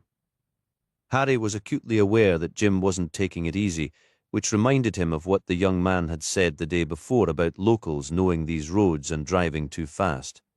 He braced himself, knees pressed against the dashboard, left hand gripping the strap above the door. At a junction with a main road, Jim swung the Land Rover right then left, the tires squealing slightly and the vehicle leaning more than Harry liked, thanks to its high clearance. "There it is," Jim said, nodding ahead. "Simmerwater." A minute later they crossed a bridge and pulled onto the lake's shore, parking near another car. "This place gives me the creeps," Jim said, killing the engine. The vehicle then settled with a series of clicks and pops as it cooled. Jim reached into a bag at his feet and pulled out plastic shoe covers, handing a pair to Harry along with a flashlight. The kid was certainly prepared, Harry noted. "Why's that?" Harry asked, as they both got out and met beside the vehicle. Jim shrugged. "There's just a feel to this place. The water's always colder here, darker, more gloomy. You know what I mean?" Jim had a point, Harry thought. It was a dark, desolate spot. Simmerwater lay before them, a vast, still expanse of silent blackness, like a giant maw waiting to swallow anything that came near. The silhouettes of the surrounding hills watched from all sides. It did feel colder, Harry realized, a shiver running through him. The air was perfectly still, as if the world were holding its breath. Harry took a step forward and noticed Jim hanging back, lingering by the vehicle. "You okay?" "I'm fine," Jim said. "It's just, well, his voice trailed off. Harry got it. "Stick close behind me, all right? We'll handle whatever we find as a team." "Right, thanks," Jim said, falling into step as they moved toward the shoreline. Harry was taken aback to see they were the first to arrive. Normally, by the time he reached a scene like this, the area would already be swarming, not just with community support officers and uniforms, but detectives and the forensics unit too. The real crime scene investigators were nothing like the glossy, dramatic versions on TV. Back in Bristol, the team was led by a woman whose personality matched a walk-in freezer packed with meat, hanging from hooks straight out of a horror movie. She was icy, often brutally direct, and seemed to view everyone, maybe even the Almighty, as beneath her. Harry wondered who he'd be dealing with this time, and when they'd finally show up. He turned to Jim. "Any word on forensics? CSI? No idea. Honestly, I can't remember the last time they were called out here. You're serious?" "Nothing like this usually happens around here," Jim replied. Harry kept walking, moving cautiously nearer to the dark water's edge. "We don't know the facts yet, so let's hold off on assumptions. Who called it in?" "A couple of wild swimmers, from what I heard," Jim said. "They should still be around, shouldn't they?" "Should be, and are two very different things," Harry noted. "I've lost track of how many people report something and then vanish, forgetting they could actually help an investigation." The sharp sound of a car door opening and closing cut through the quiet, footsteps followed, and soon a figure emerged. It was a woman wrapped in what looked at first like an enormous wizard's cloak, but on closer inspection turned out to be a long, fleece-lined waterproof robe that reached her ankles. "Are you the police?" "That's us," Harry said. "And you are?" "The one who reported it, her, the body." Harry could still hear the raw shock trembling in her voice. "If you're comfortable, ma'am, maybe you could show us exactly where." "Do I have to?" "Well, it would keep us from stumbling around and disturbing a possible crime scene," Harry explained. "It saves time, too. We need to secure the area." The woman seemed hesitant, unsure about cooperating. "Maybe you could just point the way," Jim suggested gently. She nodded and lifted an arm, indicating a dense thicket between the lake and the road that ran alongside it. "We usually change in there or nearby for a little extra privacy. Not that anyone's around to see us at this hour, but that's where we found her when we came back from our swim." Harry was stunned. "You mean you already went into that?" He gestured toward the lake, its black surface looking more ominous than ever. Just the sight of it gave him a deep, icy chill. "Why? You don't wild swim, then?" the woman asked. "I don't swim, period," Harry said. "I can, but I choose not to. Seems like the sensible choice, if you ask me. Not really my thing." "You're missing out," she replied. Yeah, mostly midnight dead bodies, Harry thought, but kept it to himself. "The forecast promised a clear night," she went on, "so we thought a midnight swim would be perfect. We didn't find anything until we came back in." Her voice faltered. "Do you swim in wetsuits?" Harry asked, working to keep the tone calm, which wasn't easy, but it mattered. Stress made people fuzzy, and right now he needed this woman and her friend, who he assumed was still in the car, to be thinking clearer than ever. These early moments were crucial. "No," the woman answered, "just skins." "Naked?" Jim asked, his curiosity instantly sharpened. "You're kidding me." The woman shook her head with a slight smile. "No, not like that. Skins just means in our swimsuits, though.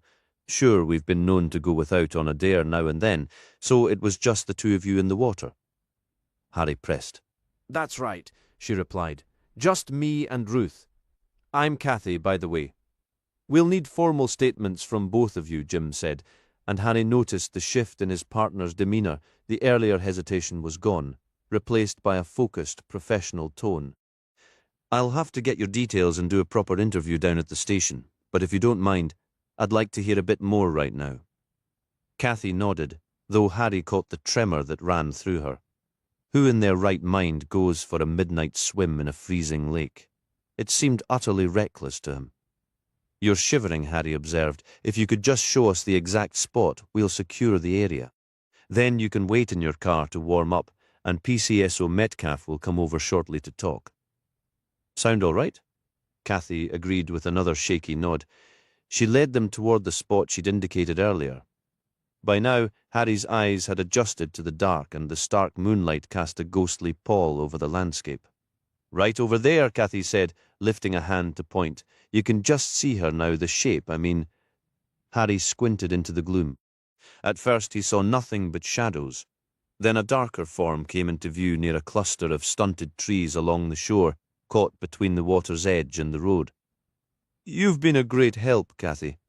Go on back to your car. Jim will be with you in just a minute." Once she was gone, Harry placed a hand on Jim's shoulder.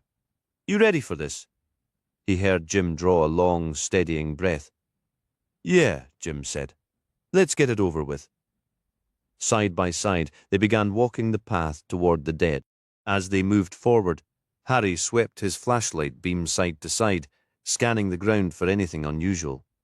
Even in the dark, a cold, gripping dread settled in his gut, twisting it like a rope in a sailor's weathered hands. He kept the light from falling directly on the body just yet. A small habit, he told himself, was a final gesture of respect, though he knew it was really about delaying the inevitable. He understood what lay ahead, and he preferred to meet it up close rather than from a distance. Death didn't lurk in shadows, it simply existed, waiting in silence. Whether in a bloodied kitchen, a bullet-riddled military vehicle, or here beside this still lake in the dead of night, death was always the same, and Harry had always felt it watching him, taunting him, knowing he was powerless to fight it. Wasn't that why he did this job? To prove that death wouldn't get the final word, that someone would answer for it. Walking in silence, his thoughts spiraled downward, yanking him away from the present with brutal speed.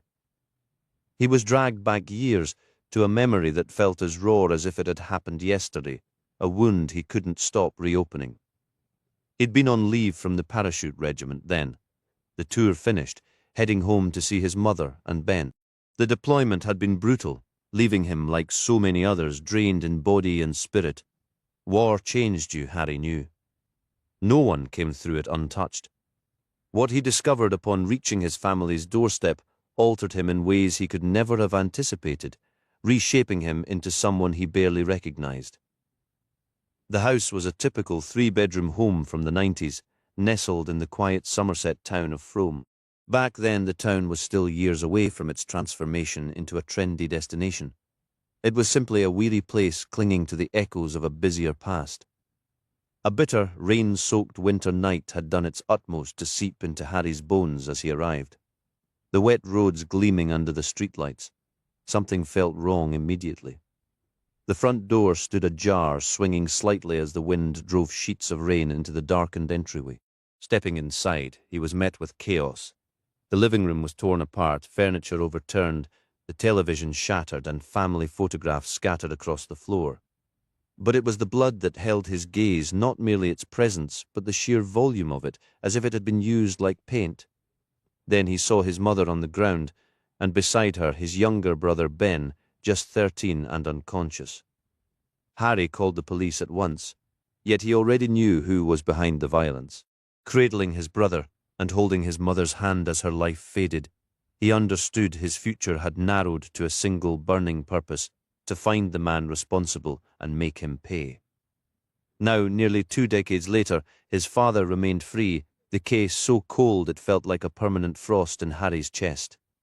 "This feels surreal," Jim remarked, pulling Harry from the grip of that bleak memory as they approached the shadowy form ahead. "Sophie's only 15. She's a kid. Who would do this?" Harry shook his head, forcing the past aside. "That's a big assumption to make. We don't know it's Sophie." "Not yet. You have to keep an open mind. If you don't, you might overlook something not just at the scene, but in your own reasoning." The truth was, Harry had already made that leap himself. From the moment he got the call about a discovered body, he'd been steeling himself for what they might find. "No, you're right, sorry," Jim said, his foot slipping on a loose stone. "But with her reported missing yesterday, and now this, it's just hard not to jump to conclusions." Harry paused and studied Jim. "I get it. This is your first time dealing with something like this, isn't it?" Jim gave a small, silent nod. "Best advice I can give is to just go with it, okay?" Harry said. "Whatever we find, our job is to treat that person with respect and to do everything possible to uncover the truth. Stay objective. Notice everything. Don't dismiss anything as unimportant because, right now, everything matters," he added, almost as an afterthought, "and for what it's worth, I threw up at my first body-involved crime scene. And I'd seen plenty of death in the military, believe me." "Really?" Jim sounded surprised. "I figured with all that experience you'd be used to it." "There's a difference between losing someone trained for combat and having a life ripped away unexpectedly. Both are terrible, and I've lost good friends overseas, but with a murder, or any unlawful killing, there's just something else to it." "Like what?"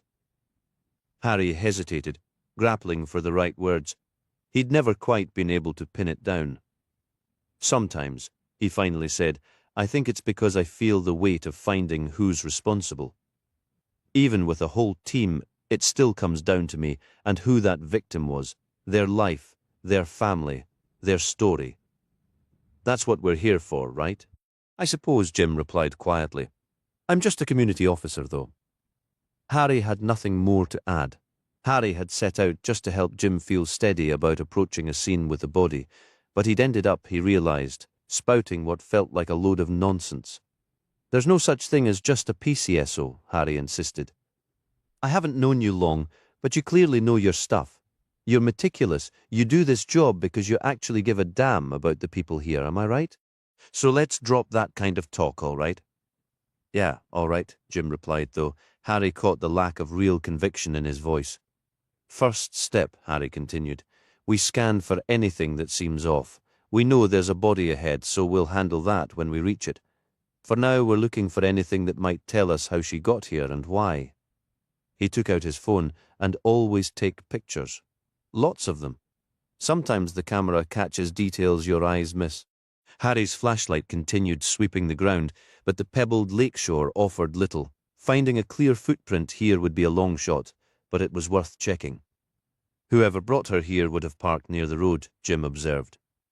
"You can't drive down to this spot without risking getting stuck." "Exactly," Harry agreed. So look for footprints, stones that look freshly disturbed or pressed in, maybe something dropped from a pocket or torn loose. Anything at all. For several minutes the two men moved carefully around the area, maintaining a wide berth from the body and photographing everything possible. They found nothing. No footprints, no indication anyone had walked where they now stood. It was what Harry had expected, yet the disappointment still bit. With no evidence collected, Harry gestured toward the body. "Do you have anything to tape off this area?" "Damn, yes," Jim hissed through his teeth. "Sorry, I should have brought it." "Just run back and grab it, will you?" Harry instructed. "I'll head over to the body. You set up a perimeter." "Got it." As Jim hurried back to the car, Harry braced himself for those final steps. This approach was always the hardest part, and he'd done it many times before. But knowing he was likely about to see a teenage girl, someone with her whole life ahead of her, made it feel infinitely heavier. Taking a slow, deep breath, he moved forward, his eyes still fixed on the grey, rocky shore that gradually gave way to gravel near the water's edge. Finally, he reached the body, feet pointing toward the lake, head resting against the grassier ground that led into the scrub between the water and the road. Just as he lifted his flashlight beam to illuminate the scene, Jim returned, the perimeter tape now in place. "Jesus Christ," Jim blurted, staring. "That's not Sophie." "No," Harry said quietly. "It isn't." It was Martha, Sophie's mother. Chapter 16. Harry studied the two women leaning against the hood of their red Vauxhall Astra, scrambling for the right way to begin his questions. He needed answers, and fast. A missing teenager was still out there, and now that girl's mother lay on a desolate lakeshore, her face brutally beaten. If his boss had sent him up north for a quiet life, clearly nobody had informed the North about that plan yet. He had prepared himself to find a dead teenager. He had braced for the grim task of informing parents, for delivering the worst news imaginable, the kind no parent should ever have to hear. The day was about to shift into a higher gear, because while murder was one thing, the murder of a child was something else entirely. The press seemed to have a supernatural nose for that particular brand of tragedy.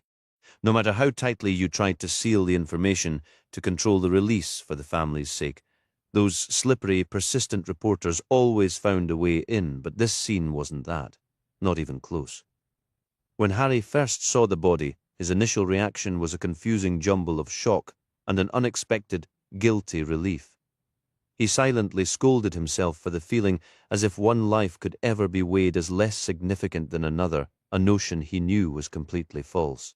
Yet in that first instant of not finding Sophie's small form, a fragile, absurd hope had flickered within him that she might still be safe. That fragile hope shattered the moment he stepped closer and saw the ruin of Martha's face, or what remained of it.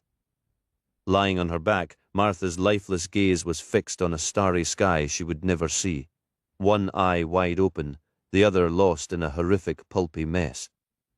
The right side of her face wasn't just damaged, it was catastrophically caved in. It was immediately apparent to Harry that Sophie's mother had been attacked with relentless, brutal force, struck repeatedly with something heavy and solid until her features were nearly erased. This was violence of a personal, frenzied kind, though the motive behind it remained a mystery for now. Peering closer, Harry noted that her right eye, though the socket was crushed, was still visible, a bloodied, gelatinous mass.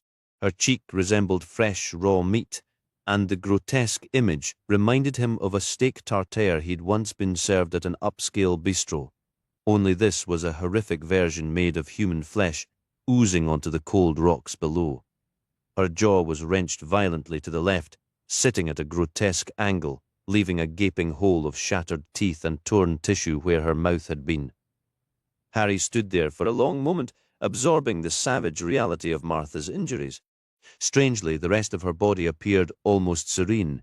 He would leave the detailed forensic work to the specialists, but one detail struck him as profoundly odd from where he stood. There were no obvious signs of a struggle. It was as if Martha had simply lain down and accepted this beating, which made no logical sense. Unless, of course, her attacker had taken her completely by surprise.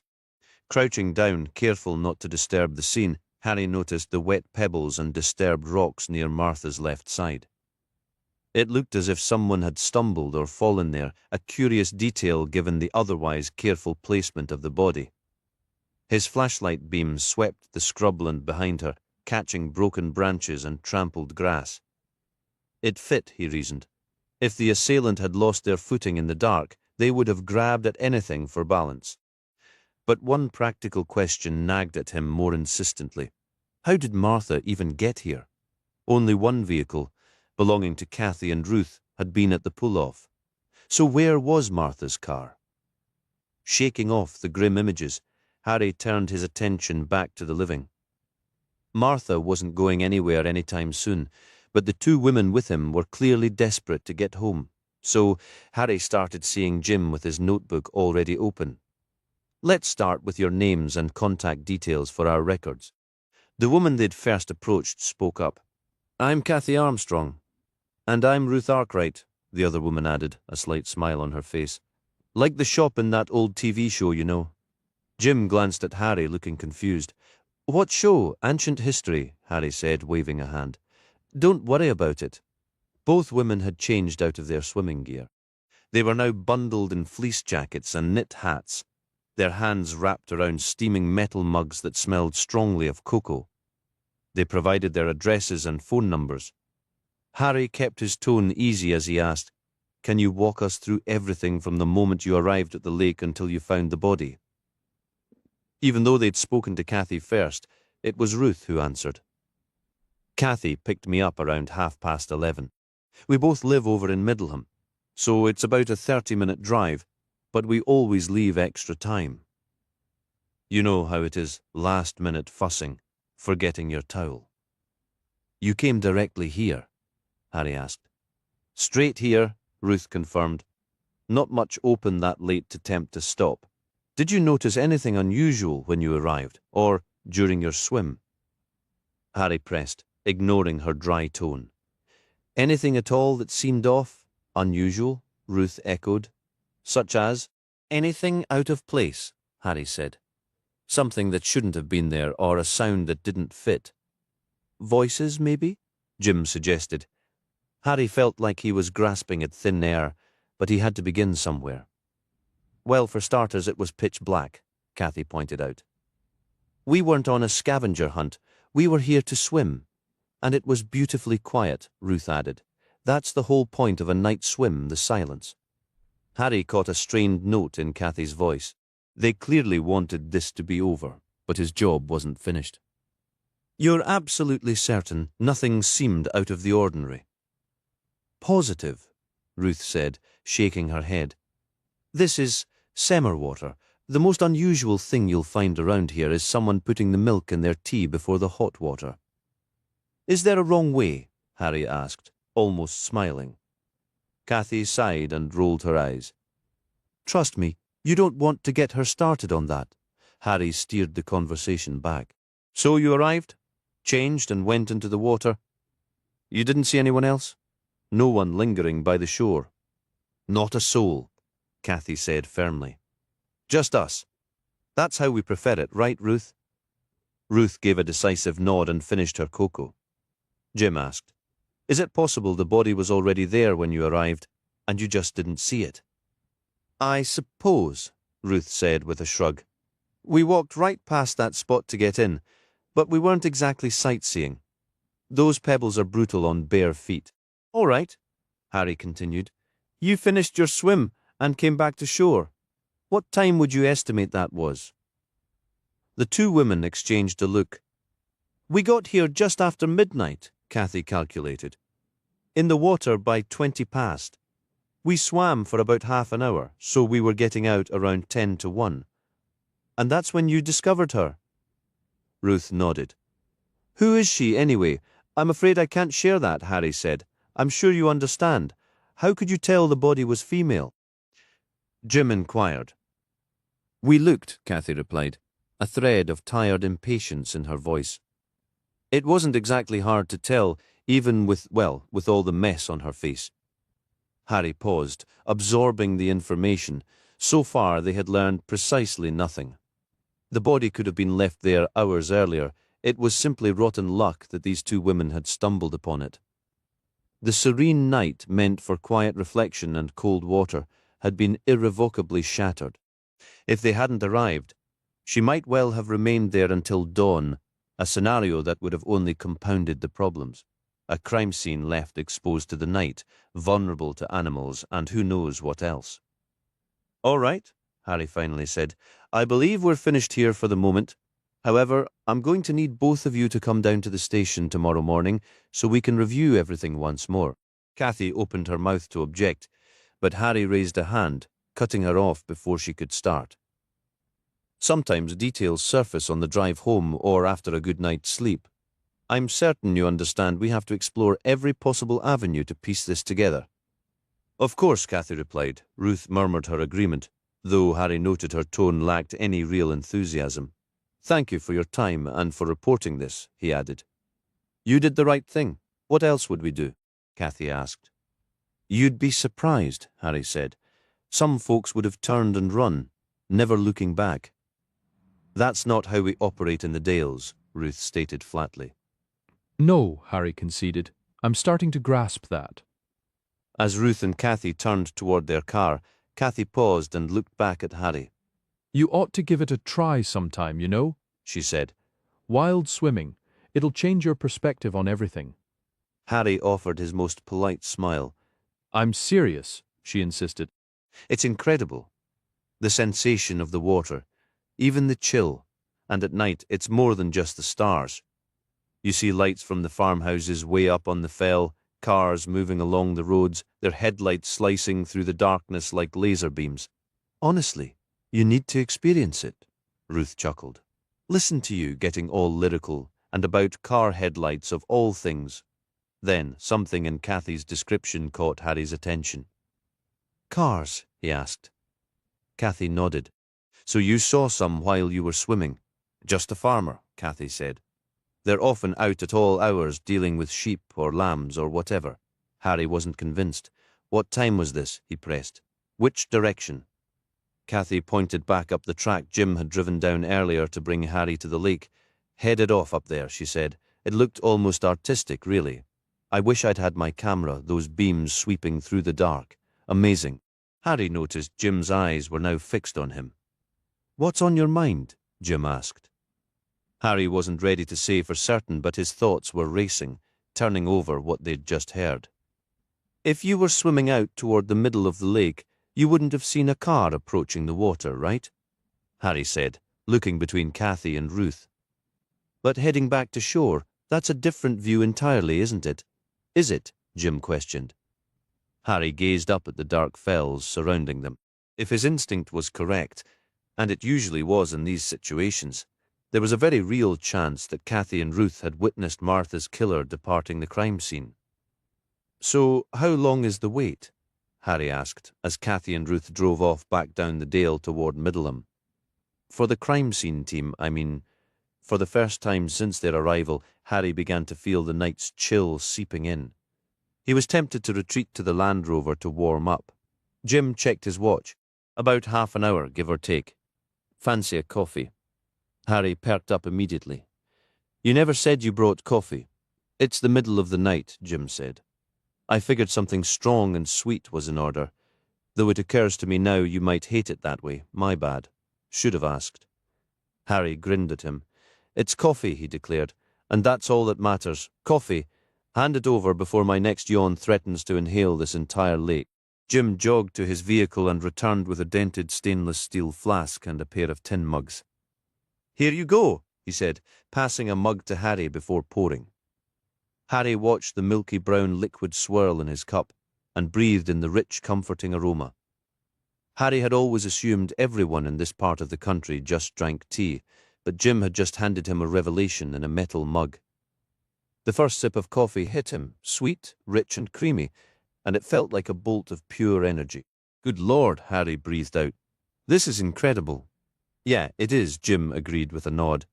"Most folks around here stick to tea, but I've got a soft spot for a proper coffee. Fresh ground. None of that instant rubbish." Harry was genuinely touched. At most crime scenes, if coffee was available at all, it was usually a sad, bitter brew that tasted like dishwater and left your mouth feeling foul. But this was the real deal, the kind he savoured on lazy Sunday mornings. With the caffeine and sugar now coursing through him, Harry's mind turned back to the case. The truth was they had almost nothing to go on. Sophie was missing. Her mother was dead, almost certainly murdered. Yet the motive and the killer remained a complete mystery. So far, their only potential witnesses were two swimmers who'd reported little more than distant headlights. But it was still early, Harry reminded himself. Something would surface. It always did. "I'm going to take a walk around," Harry said. "Best if you stay here by the scene, Jim, in case the forensics team shows up and needs guidance." "Sound good?" "No problem," Jim replied, looking for anything specific. "Not sure yet," Harry admitted. Mug in hand, he turned and started up the lane, heading away from the direction they'd driven in. The path wound past a quiet farm and then began to climb the side of a hill. After a few minutes, he paused and turned back. From this new vantage point, the lake below finally struck him.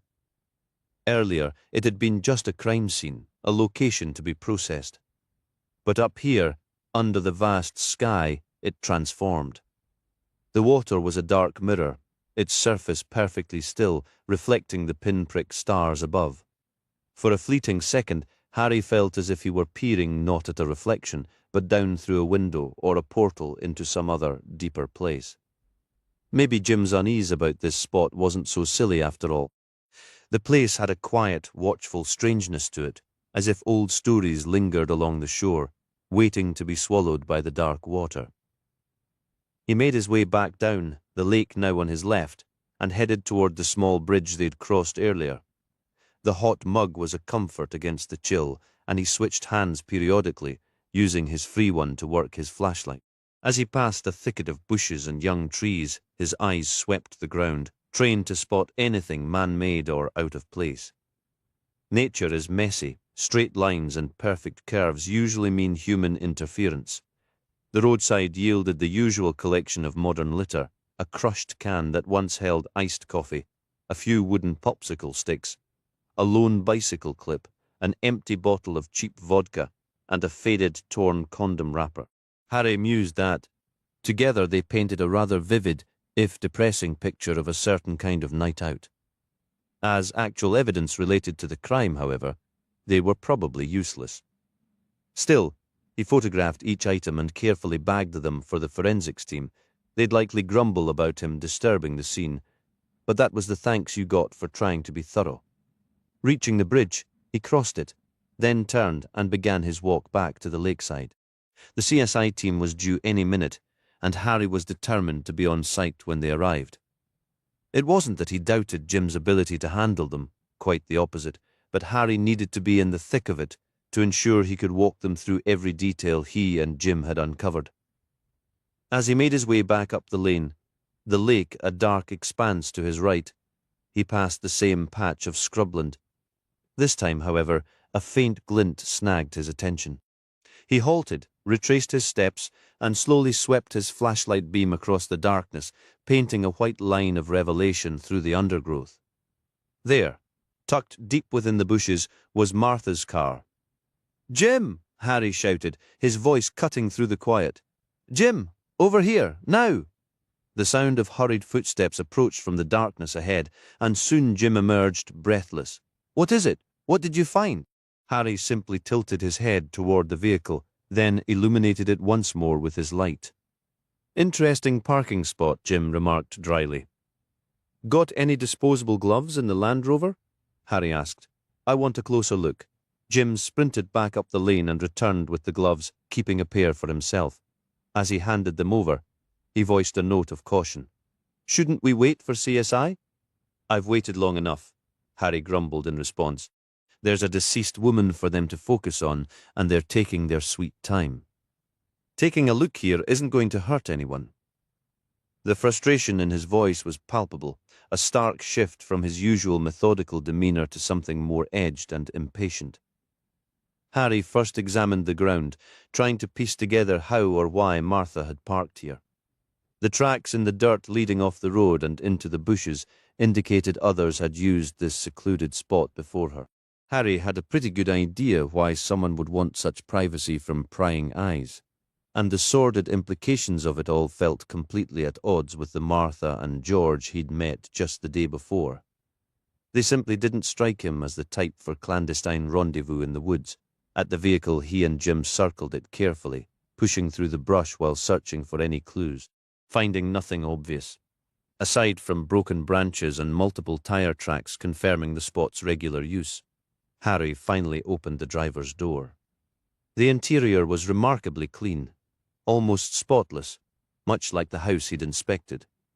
He noticed some damp areas on the dashboard. He shone his light under the driver's seat, checked the door pockets, and moved to the passenger side, still finding nothing of note.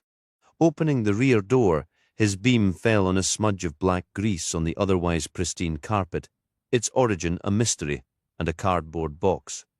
He pulled the box closer and opened it to find 6 bottles of wine staring back at him. Pulling one out, he read the label and realized it wasn't a fine Rioja, but communion wine. So Martha was genuinely devout, he mused. "Find anything on your side?" Harry called out as he stepped back and shut the door. "Just this," Jim said, appearing suddenly beside him and giving Harry a slight start. Jim held out his left hand. "I think this might be Sophie's. We saw the phone Martha had yesterday, so this probably isn't hers. Why would she need 2? It was a smartphone in a bejeweled pink protective case, clearly not a cheap model. Harry took it and pressed the power button. The screen lit up, but it prompted for a fingerprint to unlock. "Plastic bag?" Harry asked.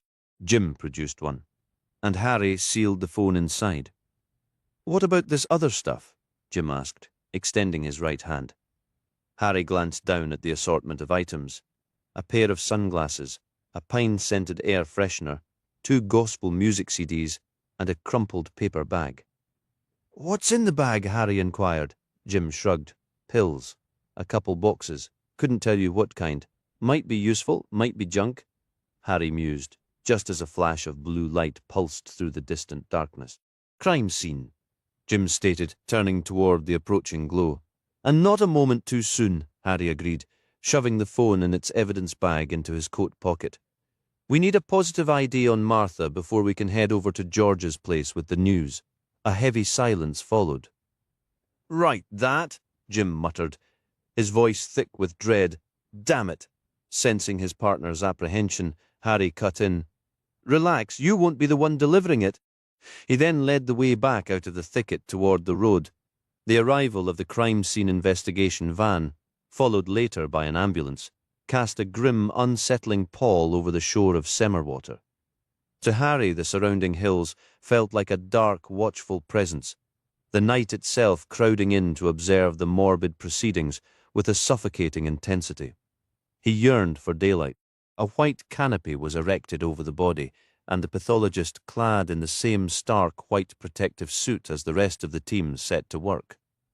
Harry had always found those suits unnerving, like spectral figures haunting a site of tragedy. He'd handed over the items from the roadside to a technician, receiving only a curt grunt in acknowledgement. Jim had been dispatched to canvass the handful of nearby farms and homes, a task Harry considered a true long shot. Detective Sergeant Matt Dinsdale arrived shortly thereafter, and much to his visible irritation, so did District Superintendent Graham Swift, having caught a ride with him. Swift had opted to stay overnight in Hawes instead of driving home, and the moment Harry saw him, he recognized a glare that could slice through armor.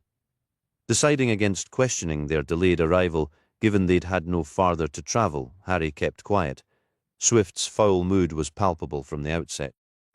"I'm sincerely hoping Detective Chief Inspector Grimm," Swift began, his voice a low growl as they met on the rocky shore. "That this isn't a preview of your tenure here, sir?" Harry asked. The superintendent leaned in uncomfortably close, his eyes locked on Harry's. "That you haven't dragged a trail of trouble up here with you?" Harry opened his mouth to respond, but Swift raised a silencing, dismissive finger. "I know your reputation. You're a magnet for chaos and the filth that causes it. Let me be perfectly clear. I won't tolerate it." This area is quiet, it's safe. And while this tragedy has nothing to do with you, I find it deeply concerning that your arrival precedes it by mere days. Don't become a harbinger of bad luck, Grimm, understood? Harry absorbed the tirade without argument, offering no retort. When Swift finally paused, Harry calmly detailed the discoveries he and Jim had made and the steps taken. Well, Swift conceded, his tone barely softening, at least your procedural knowledge seems adequate. A small mercy. Are we certain it's Martha? Matt interjected, his voice subdued. We'll need the official confirmation from the pathologist, Harry replied, but yes, I'm sure. Matt was quiet for a long moment, staring at the illuminated tent. This is going to destroy George, he finally said, his words heavy. He depends on her for everything. He must be wondering where she is by now, Harry said quietly, the weight of the impending notification settling in his own chest. The night, cold and unyielding, seemed to agree. Has he reported her missing yet? Matt asked. No word on that, Matt replied. Maybe she slipped out without anyone noticing. Why on earth would she do that? Harry snapped, then instantly regretted his sharp tone. I don't know, Matt said, shoving his hands into his pockets. Just trying to piece together the possibilities, that's all. She was here for a purpose, Harry stated. But what that purpose was, I can't figure out. Sophie? Matt suggested. Harry shook his head. I can't picture this as a place she'd randomly wind up or arrange to meet her mother. Can you? And why meet in the dead of night? Nothing about this adds up. None of it. Poor guy, Matt muttered under his breath. A missing daughter and a wife who's dead. How does anyone handle that? Harry had no answer. In moments like these, nobody ever does. Ah, Swift interjected, having lingered at the edge of their exchange. The pathologist is here. I'll make the introductions, Grimm. Follow me. Harry fell into step behind the DSI as he moved to greet the figure approaching from the direction of the cordoned area. Steel yourself, Matt advised quietly. Why? Harry asked. You'll understand in a moment. DCI Grimm. This is Rebecca Sowerby, our pathologist. The woman facing Grimm pushed back the hood of her white protective suit, lifted her mask onto her forehead, and briskly removed her rubber gloves. Harry extended his right hand, but she pointedly ignored the gesture, instead burying her hands in her jacket pockets. Are you the officer running this scene? Her voice carried a familiar, clipped authority, and her posture, straight, assertive, immediately signaled someone accustomed to command. Harry couldn't tell if she had a military background, but she had all the hallmarks of the type of officer he'd have clashed with instantly. He wasn't one to rush to judgment, but his instincts were usually reliable. And right now they were screaming that this was someone he'd be better off never crossing paths with again. I was the first responder, Harry clarified. Well, it's a complete mess, isn't it? She stated flatly. Absolute nonsense, Harry fired back, matching her bluntness. The perimeter is secure, the scene is pristine. The job was done correctly. Sowerby's lips curled into a sneer, and Harry felt a familiar heat of anger tighten his jaw. The pathologist turned to Swift. Where did you dig this one up from? He was assigned, not discovered. Send him back where he came from. Harry's temper flared. We secured the site, contaminated nothing, preserved it for your examination. If you had a different methodology in mind, perhaps you should have arrived sooner. Sowerby whirled back on Grimm, cutting off his last words, as if tearing into a stubborn piece of gristle. And how was I supposed to manage that, considering I just drove halfway across the state in the middle of the night from one godforsaken spot to another? On that witch's broom, you've obviously got wedged somewhere unpleasant, Harry retorted.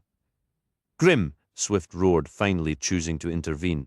Who do you think you are, speaking to anyone that way, let alone to Dr. Sowerby? Harry kept his eyes locked on the woman, who shook her head in apparent exasperation, though he caught the faintest ghost of a smile threatening the corner of her mouth. Was this her standard operating procedure? There was nothing wrong with how he and his team had handled the scene. He'd processed enough of them to know. Unless, of course, this was just some petty power play, in which case he had a long list of credentials ready. "What did you find?" Harry pressed, shifting gears. "What do you imagine we found?" Sowerby shot back. "A tap-dancing donkey, a school field trip." Harry held his tongue, giving her the space to say what she was clearly determined to say regardless. "The deceased is a female, mid to late 40s. Cause of death is massive trauma to the right side of the skull. The murder weapon is undetermined at this point, but I'll have more after the post-mortem. The scene was littered with blood-stained stones, and we're collecting them for potential matches and the slim chance of lifting a print. Frankly, this shoreline is a terrible spot for a proper forensic examination of a body." Swift inquired about the time of death. "Within the last 2 to 3 hours, I'd estimate," Sowerby replied. "The majority of the trauma occurred after she was already on the ground. No indications of a fight, no defensive wounds that I could see. My guess is the initial strike rendered her unconscious, and the rest was administered efficiently once she was down." "Can you confirm her identity?" Matt asked. "We need to inform the husband. Their daughter is also missing." Harry caught a subtle lift of Sowerby's eyebrow, though he couldn't tell if it was a flicker of professional curiosity or a rare moment of empathy. "We recovered a purse beneath her," Sowerby stated. "Cards, photographs, and the unmarred side of her face confirm she is Martha Hodgson." She shifted her gaze to Matt. "So, are you the unlucky soul delivering the news? Quite literally the worst task in the world, in my opinion." Matt opened his mouth to respond, but Harry interjected. "I'll handle it," he said, noting a faint look of surprise on Swift's features. "Well, rather you than me," Sowerby remarked. "We also identified fresh tire marks near the bridge at the far end of the shore, with footprints leading to and from the vehicle in the direction of the body. Suggests a rather hasty departure. She must have seriously angered someone to end up like this." "What about the car?" Harry asked. "The one in the thicket? You mean the one you decided to inspect before my team arrived, that car?" Harry's irritation with Rebecca Sowerby was rapidly evolving into a vivid fantasy involving a remote forest and a very hungry grizzly. "We got restless," Harry said, with a dismissive shrug. "You know how it goes. Thought we'd add a little excitement to your evening. Well, we lifted fingerprints," Sowerby continued undeterred, "belonging to the deceased and 3 other individuals." 3? Concerned about the math.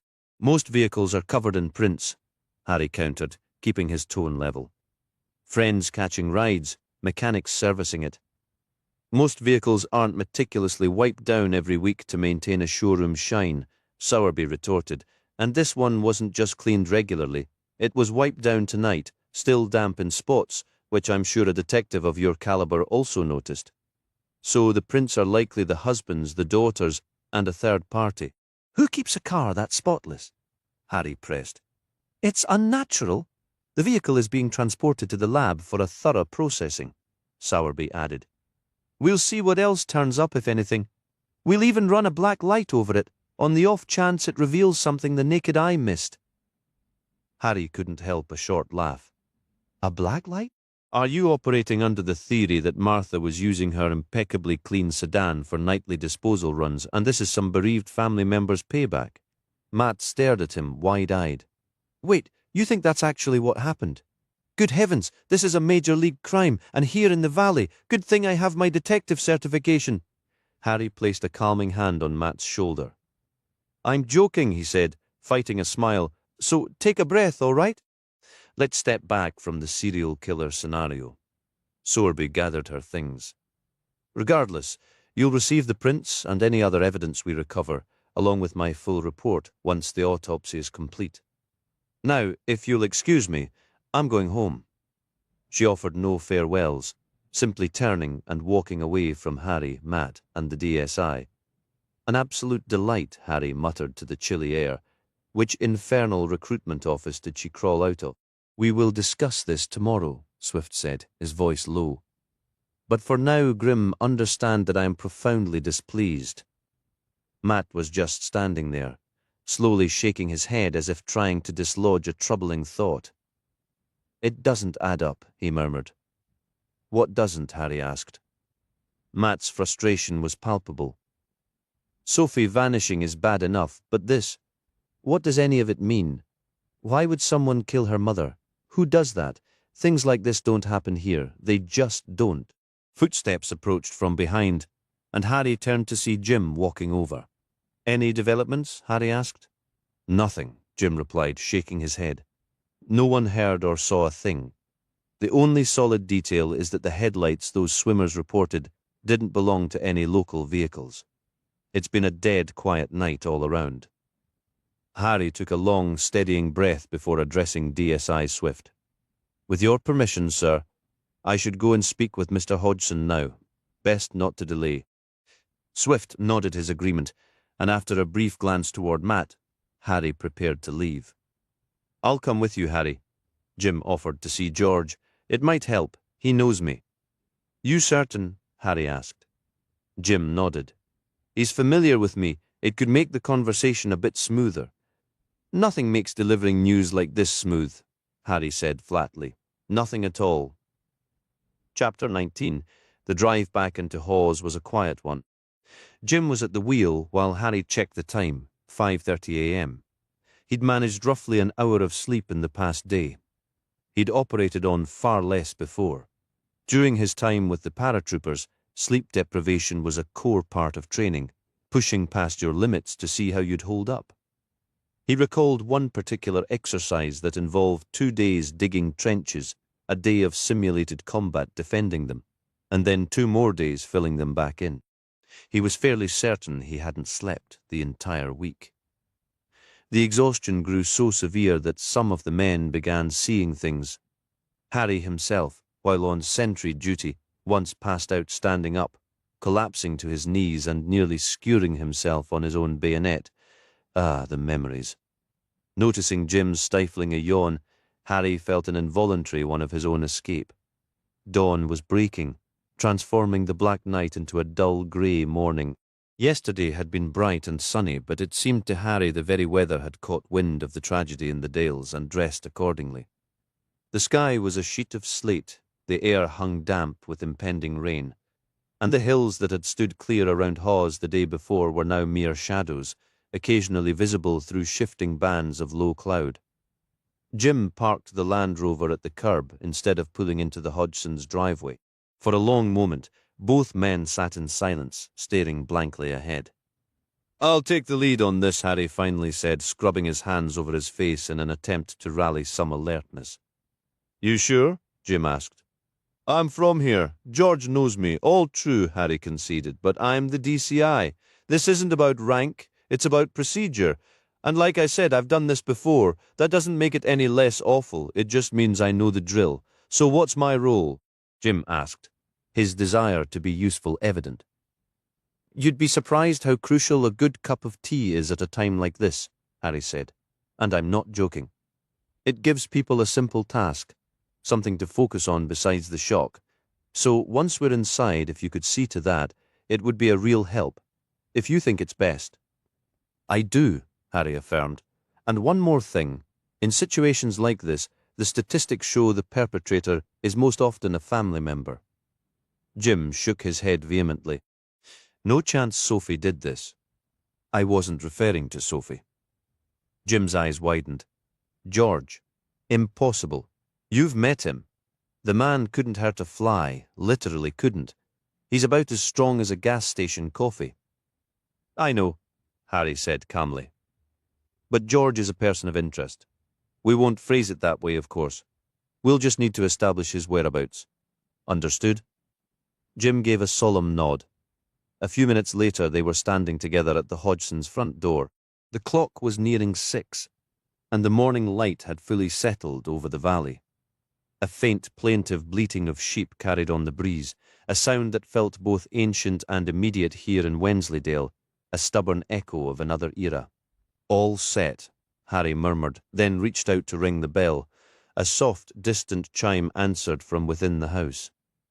He waited, listening for any sign of movement, before pressing the button once more. This time, a shuffle echoed from upstairs, followed by the slow, deliberate tread of footsteps descending. The sound grew nearer until at last the door swung inward. Harry drew a steadying breath, anchoring himself. "Mr. Hodgson?" George appeared even more diminished than he had the day before. His eyes were recessed, his complexion wan. If he had slept, it hadn't offered any refreshment. He was clearly already up and active, sleeves rolled up and a faint sheen of perspiration on his forehead. "Is this about Sophie? Have you found her? I need to call Martha right away." "May we come inside?" For a brief moment, George looked bewildered, his brow knitting tightly. "Yes, of course," he said, stepping back. "But is everything all right? Where is Sophie? Please, just tell me you've found her." Harry moved past him into the hallway, his gaze catching on the marks along George's forearms, a scattering of bruises, small cuts, and fresh abrasions. "I'm terribly clumsy," George offered with a thin smile, quickly tugging his sleeves down. "Gardening is my passion, but I'm always snagging and scraping myself. You understand how it goes?" "It looks like a lovely garden," Harry replied evenly. "I think it's best if we sit down." He glanced toward Jim. "Would you mind putting a pot of tea together?" "Oh, I can do that, officer," George interjected. "It's really no trouble." "That's kind," Harry said. "But let's have Jim handle it. That way you and I can talk. The living room is just through here, isn't it?" Harry led the way into the modest lounge, pausing until George entered and gestured for him to take a seat. "If this concerns Sophie," George began, "I really should telephone Martha. She leaves for work dreadfully early, sometimes by 5 in the morning, can you imagine? I usually don't see her until evening. She'd want to be here. It won't take a moment." As George started to rise, Harry lifted a hand. "George, I'm actually here about Martha." George sank back into his chair. Harry couldn't tell whether the man's pallor was deepening or if it was just the grey morning light filtering through the windows. "Something's happened," George stated, his voice tightening. "Was it a car accident? Is Martha all right?" Harry took another deliberate breath. "I'm afraid I have some very difficult news to share," he said, the phrase feeling formal even to his own ears, but it was a necessary ritual, one designed for clarity. "We believe your wife, Martha, was involved in an incident last night at Lake Semerwater. I'm deeply sorry to tell you that she was killed." The words hung heavily in the quiet room. Harry felt no relief, only the grim weight of the duty. He started to continue, but George cut in, his voice rising with disbelief.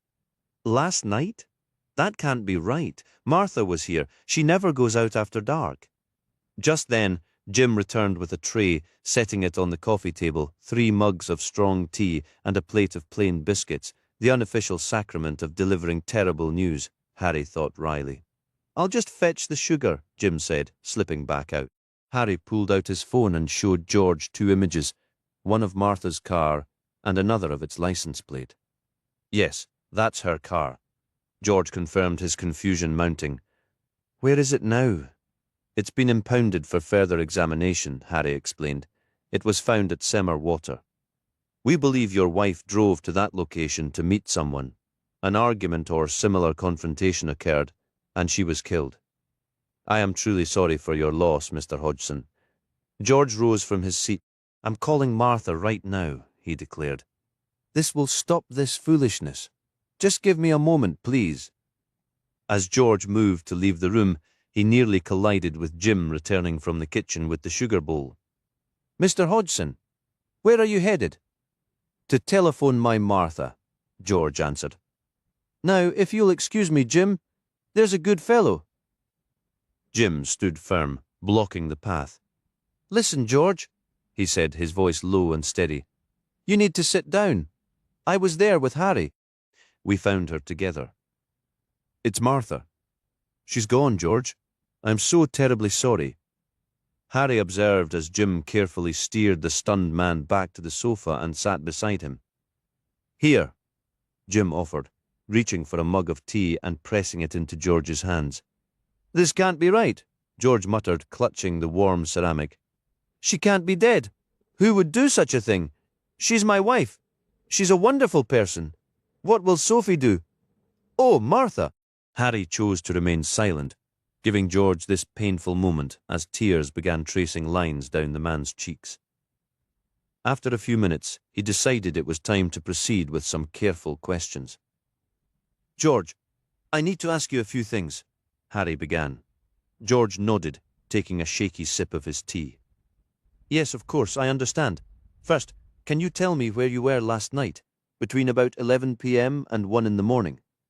I was right here, George insisted. I recorded my podcast and then I went to bed. When was the last time you saw your wife?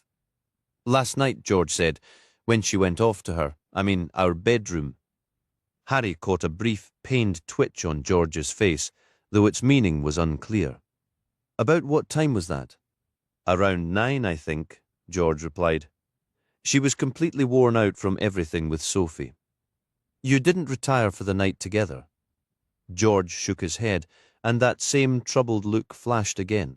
I was working on my podcast, so I stayed up later. And you didn't hear Martha leave the house last night, or notice she was missing at any point? George shook his head more firmly. Why would I? Then I gather you're a sound sleeper, Harry asked. To have heard nothing whatsoever, I mean. All right, George said finally, leaning forward. If you must know, we don't share a bedroom. We haven't for years. Harry detected a complex emotion pass over George's features then, hurt, shame, a mixture. He couldn't be certain, but he felt George was revealing a private marital detail that caused him clear discomfort. It's more common than you might think, George continued almost defensively. Martha gets up very early for work, so this way I don't disturb her. And she needs her rest too. I wouldn't want my tossing and turning to keep her awake. We're not young anymore, are we? A marriage is about far more than just sharing a bed. Harry noted George was still speaking of his wife in the present tense, a common, heartbreaking reflex in the immediate shock of loss. Harry took a sip of his own tea. It was actually a decent brew. Have you noticed anything unusual in your wife's behavior recently? What are you suggesting? I'm not suggesting anything, Harry stated calmly. I'm only trying to learn everything possible about what happened, so we can find who's responsible. Then no, I haven't, George snapped. Martha was deeply worried about Sophie. She was exhausted. She went to bed. You must have been tired as well, Jim interjected softly. Yes, of course, George said, his tone shifting to one of solemn duty. But my church podcast is vital. People rely on it, especially those who can't attend services in person. It's an important ministry. A sudden mundane memory from the scene sparked in Harry's mind. He reached into his pocket. Do you recognize this? Dangling from his fingers in a clear evidence bag was the pink cell phone recovered from Martha's car. Harry saw Jim open his mouth to speak and silenced him with a subtle, quick shake of his head. No, George replied, his eyes fixed on the object. Should I have found it in Martha's car? Harry told him. Thought it might belong to Sophie. George let out a laugh, but it was hollow and carried no warmth. Harry could see the man truly didn't recognize the phone. She goes through phones and cases like socks, George said, a note of weary exasperation in his voice. What parent can keep track? So it's possible this was Sophie's, Harry pressed. You're just not certain. I suppose it's possible, yes, George conceded. His tone turned clipped as Harry continued. And if it is hers, can you think of any reason why it would be in Martha's car instead of with Sophie? No, I cannot, George snapped. Harry sensed he was pushing too hard. It was time to retreat. He could always return with more questions later. He slipped the phone back into his pocket and placed his empty mug on the tray. I think that's all for now, Mr. Hodgson, Harry said, softening his voice. But I do need to ask, is there anyone, a friend or relative, who can come be with you? I don't feel right leaving you alone, not with everything happening. George looked pensive, as if working through a complex puzzle. I'm not sure. I can't think of anyone available right now. I'll be fine, really. Jim rose from his chair. It's settled. I'll stay, he announced. Make sure someone comes over to keep him company. George started to object, but Harry cut him off, standing as well. Good, that's decided then. I'll be on my way to continue the investigation. I'll contact you with any updates. The three men moved from the living room to the front door. Again, I'm deeply sorry to bring you this news, Harry said, meeting George's gaze. With Sophie still missing, having support around you is crucial. We'll also be sending a family liaison officer over to see what additional support we can provide during this difficult time. George gave a silent nod of thanks and turned back into the house as Harry prepared to leave. Jim followed him out for a few steps. Harry, about that phone, Jim said quietly. I know, Harry replied with a slight shake of his head. It completely slipped my mind that I still had it. Don't worry about it. Okay, Jim said. And would you mind giving Gordy a call? Harry was about to ask why when the realization hit him. You're joking, right? She's the family liaison officer. Yup, Jim confirmed, a faint smile touching his lips. See you later, Harry. Jim disappeared back inside, closing the door behind him. Harry walked away, pulling out his phone to make the call as he stepped into the damp afternoon. The day was just past noon when Harry woke. After leaving the Hodgsons and calling Gordy, he had decided to surrender to the deep fatigue in his bones for a few hours. He'd returned to his room, leaving a message for Matt Dinsdale that he would be at the police room in the community centre by early afternoon. A little tiredness was manageable, but beyond a certain point, Harry knew he became practically useless, and on a case like this, he needed his wits about him. The first thing he registered was a gnawing hunger, his stomach growling in protest as he sat on the edge of the bed. The splendid breakfast from the previous morning was now a missed opportunity, so he decided to grab something on the way. Outside, the grey day had deepened. The cheerful promise of June utterly vanished, replaced by a damp, chilly gloom that felt more like late November. Harry pulled his coat tight and hurried across the wet cobblestones into Cockett's. To his right was the butcher's counter. He turned left and was met by the warm, yeasty scent of the bakery. Hello there, dear. Can I help you? The woman behind the counter beamed at him. Harry checked his watch. Slept through breakfast, he admitted. Any recommendations? That you never sleep through breakfast, she chided playfully. It's the most important meal. Anything warm you'd suggest? Harry asked, glancing out the shop window where rain had begun to streak the glass. The woman behind the counter offered. We have bacon sandwiches if you're interested. The bacon is cured right here. There are also pies and pastries. Harry examined the selection. Is that pork and black pudding? My personal favourite. Would you like one or two? Harry raised a single finger. That won't be nearly enough, she insisted. What about a slice of cake to start? Do I need to have cheese with it? She laughed. How about 2 slices? Then Harry considered the team he'd be joining shortly. Make it an entire cake, he decided. And no, I'm not eating it all myself with his purchases. Harry left the shop and headed toward the town centre, a light rain urging him along. He noticed the running store, Cunningham's, and recalled his late-night chat with Jenny about jogging. Maybe another time, he thought, weaving between slow-moving cars to cross the street. Inside the community centre, he made his way to the police room. The team had been busy. The furniture was rearranged into several workstations with laptops, and a circle of chairs faced one of the wall boards. Matt was the first to speak as Harry walked in. Hello, Harry. Is that cake? Excellent. Did you get cheese? Afraid not, Harry replied. I'll put the kettle on. He handed the cake to Matt and walked over to study the board. What's your opinion? He turned to find Detective Constable Blades beside him. It's coming along, Harry said. Definitely a good start. All my doing, Jenny stated. We don't have much yet, but I've posted everything we do have. It's dreadful. Just awful, that poor woman. Harry nodded in sombre agreement as he reviewed the board. So far, 3 individuals were listed. Martha, deceased. Sophie, missing. And George, the relative. Various notes surrounded the names, accompanied by crime scene photos, likely from Jim, who had followed Harry's instruction to document everything. A sudden sharp memory of the previous night's chill wind hitting his face as he stood outside Martha's house flashed through his mind, a stark reminder of the reality behind the photos. "So, what's our status, Harry?" Matt asked again. Harry turned to see the detective constable had been joined by PCSOs Jim and Liz. "Where's Gordy?" Harry inquired. "Still with George." "No," Jim answered. "She got called down the valley for another matter. George has a couple of friends with him now." "Who are they?" "Dave Calvert," Jim said. "They aren't particularly close, but Dave's a steady sort for a crisis, and he's off work for a week or two, so he has the time, and George is all right with that." Jim nodded. "Dave can talk a mile a minute, mostly about hunting, rugby, and his little Scottish terrier, who he brought along. It's a good distraction. Not really George's interests, but it'll keep his mind occupied." Harry looked back at the board.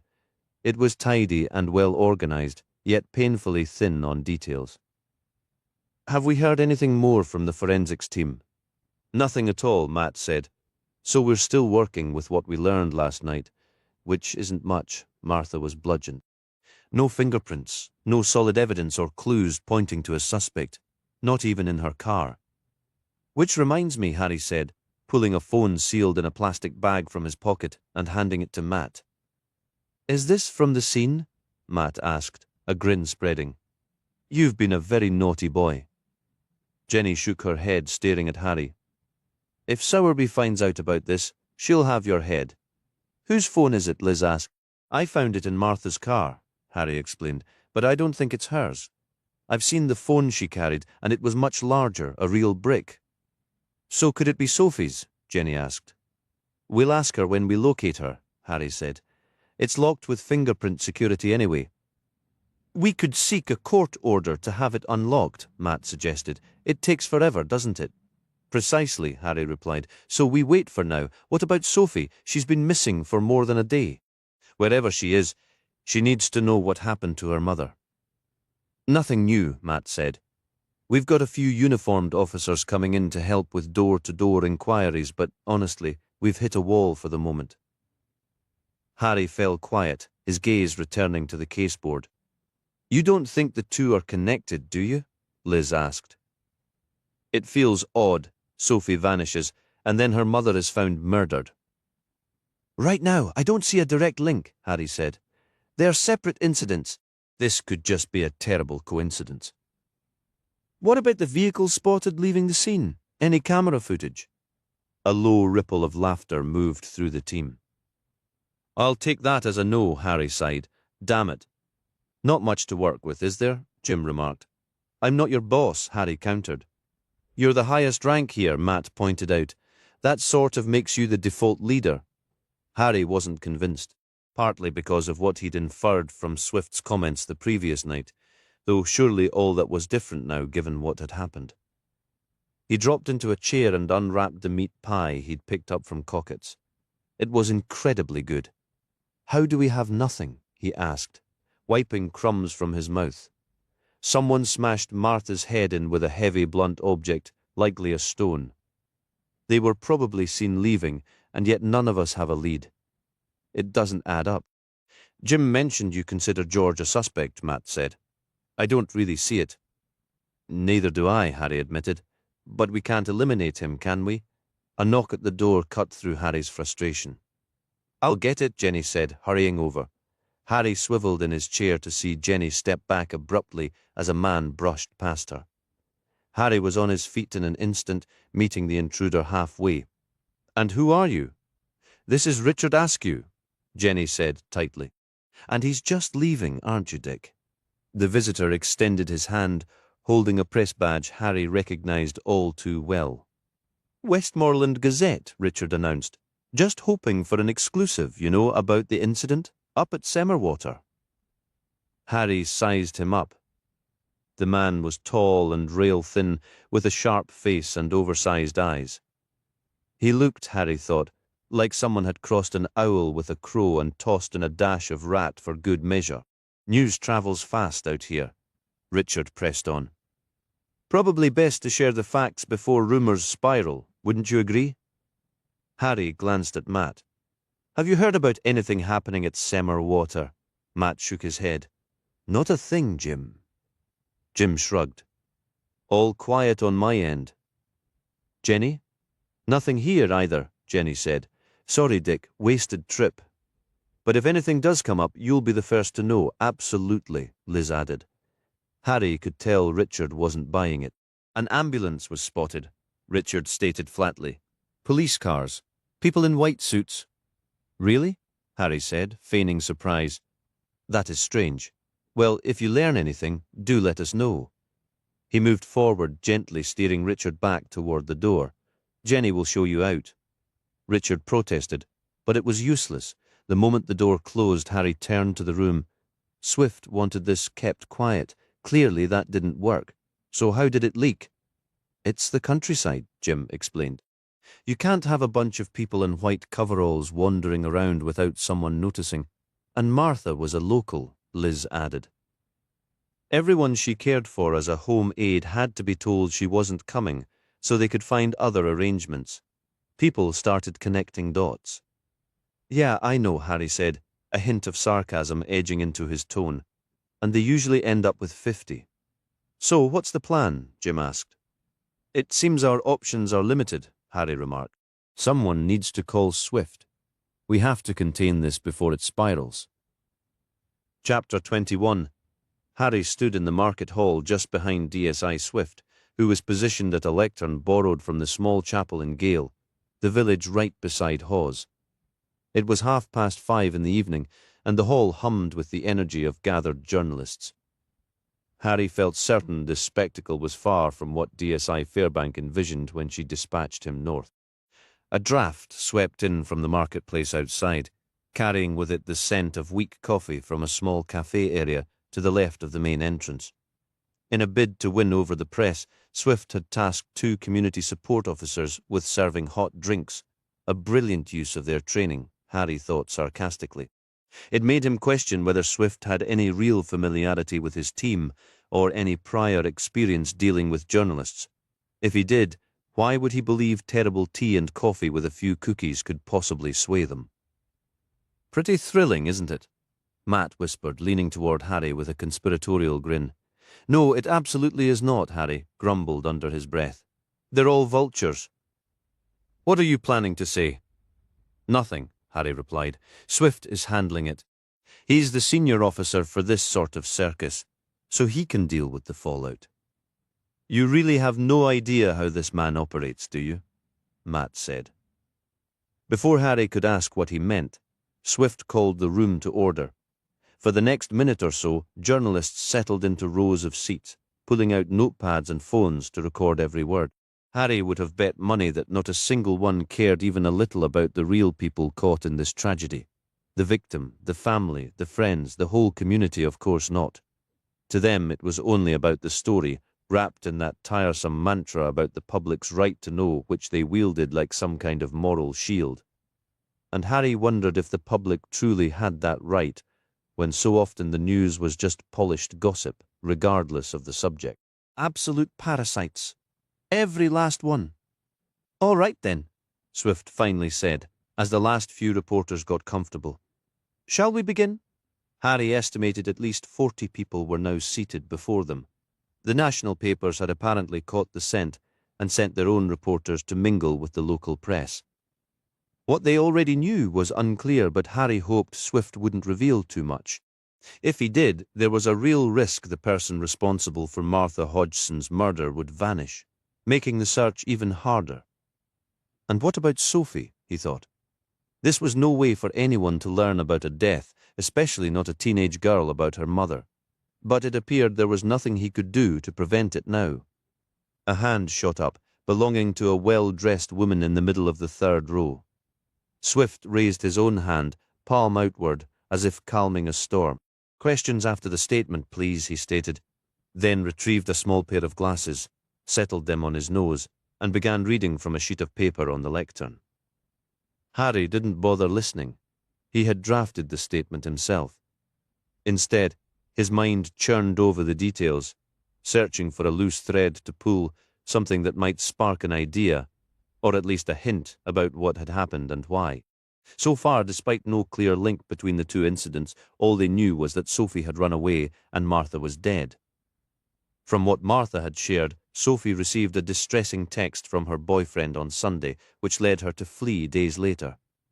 Harry couldn't fathom why Martha had delayed. If she had the letter, why not act immediately? That hesitation was a puzzle in itself. Then, with Sophie gone, Martha had driven to Semmerwater, likely for a meeting, and met a violent end. The two events were undoubtedly connected, but the thread between them remained frustratingly elusive. A voice cut through his concentration. "What?" He looked up to see Swift watching him.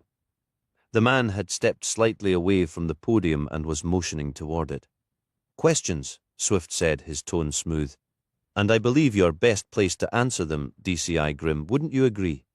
If a glare could ignite a person, Swift would have been reduced to ashes on the spot. This ambush was not part of any plan. The man was clearly tossing him to the wolves, ensuring that if this investigation soured, the blame would land squarely on the new detective from out of town, not on him or his local team. A real piece of work, Harry thought. All he's missing is the basin to wash his hands. Matt caught his eye and gave a slight knowing nod. "Told you," he muttered under his breath. "Slippery as they come." Harry rose and moved toward the lectern. The soldier in him straightened his spine, his posture shifting to project a controlled, simmering intensity designed to unsettle both the press and Swift. He placed both hands firmly on the wooden surface. "All right," Harry began, his voice low and steady. "Before this turns into any more of a sideshow, understand something, we are not discussing a statistic. This was a wife, a mother. Her daughter is still out there, and our priority is finding her and bringing her home safely. So, questions. Let's have them." A forest of hands immediately shot up. Far too many, Harry noted, and he pointed at one at random. "Jack Smith, Daily Mail. Is the daughter a suspect?" "Oh, for God's sake," Harry said, the retort escaping before he could filter it. The stunned expressions from the press corps didn't prompt any backtracking. "Seriously? That's the insightful line of inquiry you lead with, Jack?" "It's a possibility," Smith countered defensively. "Is it really?" Harry shot back. "Teenagers bludgeoning their mothers is a regular Tuesday where you're from, is it? Sounds like you ought to consider a move. Your neighborhood sounds utterly charming." "Next," Jack's hand went up again. "Lower it, or I'll come over there and help you," Harry said flatly. Next, he felt a grip on his arm and found Swift beside him. "What in the world are you doing, Grimm?" Swift hissed. "My job," Harry replied, not bothering to lower his voice. "Since you seem reluctant to, next." He selected another raised hand, belonging to a woman with a severe bun, stylish glasses, and a high-end waterproof jacket, the type meant for alpine expeditions that probably never left her trunk. "Do you have any persons of interest at this time?" "Absolutely," Harry said with exaggerated cheer. "Dozens. Hang on. Let me just fetch them for you." He made a theatrical show of patting down his pockets before finally extracting his hand.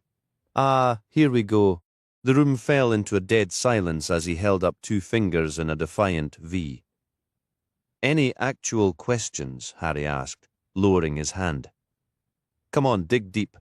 I have faith you can manage it." Another hand went up, this one belonging to a familiar face, Richard Askew. "What is it, Dick?" Harry asked. "You're not from this area," Richard stated. "That's an observation, not a question," Harry replied. "Not your strong suit, is it?" "And isn't the reason you were assigned here," Richard pressed on, "because you physically assaulted 3 persons of interest, jeopardizing a major long-term investigation?" Harry fixed him with a hard stare. Who had this guy been talking to? His own superior wouldn't have divulged that, and certainly not in a way that implied what was now hanging in the air. "I am here on a temporary assignment," Harry stated firmly. "Is your brother currently incarcerated?" Richard pressed, his tone shifting. "Drug-related charges, if I recall. Any comment on that situation?" "You're damn right I have a comment," Harry growled, the words low and dangerous. "You go anywhere near my brother, and this podium is going to become a personal problem for you. I trust we understand each other, Dick." Swift moved quickly, inserting himself between Harry and the crowd. "That concludes our remarks for today. Thank you all for your time. We will provide updates as the investigation progresses." Harry retreated a step, his hands flexing at his sides. His gaze was locked on the journalist, Richard Askew, who wore a smug, infuriating grin. The urge to march over and wipe that expression clean was almost overwhelming. Richard's hand shot up again. "No further questions," Swift stated firmly, but the reporter barreled ahead. "What about the second missing child?" Askew called out. Harry moved forward, bypassing the lectern entirely. His presence seemed to darken the space around him, a gathering storm. "What second child? What are you talking about?" "Jonathan Airy," Richard said, consulting a small notepad. "His parents filed a report roughly an hour ago." "What does that have to do with this?" Harry snapped, his patience gone. "Who is Jonathan Airy?" "You don't know," Richard replied, his voice dripping with faux surprise. "Well, he's Sophie's boyfriend." Back in the makeshift police room at the community centre, the air was thick with tension. Harry stood seething, a volatile pressure building inside him, while DSI Swift glared up at him. The rest of the team kept their distance, pressed against the walls in silence. "What in the name of professional suicide was that display?" Swift demanded, jabbing a stubby finger into Harry's chest. "Have you completely lost your mind?" "We have another missing teenager to locate," Harry stated flatly, forcing the stare through gritted teeth. "That's the priority." He was in no mood for a reprimand, especially not from this pompous bureaucrat. "Oh, so you're setting the priorities now, are you?" Swift sneered. "I'm stating the glaringly obvious," Harry shot back, his voice a low rumble. "We have a homicide and 2 missing kids. If we don't move on this immediately, God knows where it leads." Swift turned away, running a hand over his thinning hair before spinning back. "This is not what I agreed to when I signed off on your temporary assignment here," he seethed. "I wanted no drama. This is the quiet countryside. And now look at this mess. What on earth were you thinking out there?" Harry crossed his arms tightly, a physical barrier against his own impulses. The mention of a few months was news to him. With the way things were going, he'd be lucky to last the week. "You threw me to the wolves," Harry countered. "That's how I handle journalists. They're scavengers. You should be more concerned about how the details of this case are leaking faster than we can investigate them. How does a reporter know about a missing person before the police? That should never happen." Swift opened his mouth to retort, but no sound came out. He simply gaped for a moment before shutting it with an audible click. A sharp knock at the door broke the standoff. Richard Allen strode in as if he owned the building. "Excellent, you're all here." Harry intercepted him in the middle of the room. "You can't just walk in here. We're in the middle of an active investigation. We can speak outside." Harry gestured toward the door, but Richard stood his ground. "We have a developing situation," he announced, "and given your fresh perspective, I expect you to handle it, Officer Grimm, was it?" "Grimm," Harry corrected, glancing around for support that wasn't offered. "What's the issue?" "It's those protesters again," Richard said, his agitation clear. "There are more of them on my property." Harry had to admit the man had a point, but he still felt there were more pressing matters for the police to handle, especially given the current situation. "Are they being disruptive?" Harry inquired. "What's the head count?" "For starters, they're a complete blight on the landscape," Richard snapped, his tone as sharp as a guard dog's bark. "And they're trespassing. On my property. We'll dispatch an officer as soon as possible," Harry replied, trying to keep his voice level. "We're dealing with other urgent matters at the moment. If you understand." "Well, I don't," Richard retorted. "This has dragged on long enough. I'm a resident here, and my concerns should come first." A wave of irritation washed over Harry. "You are a priority, but we have other critical situations that don't involve protesters camping in fields," he stated firmly. "Unless there's evidence of actual criminal damage or serious assault, you'll need to be patient, but we will send someone soon." He saw Richard inflate his chest, preparing another outburst, when another voice cut through the tension. Harry?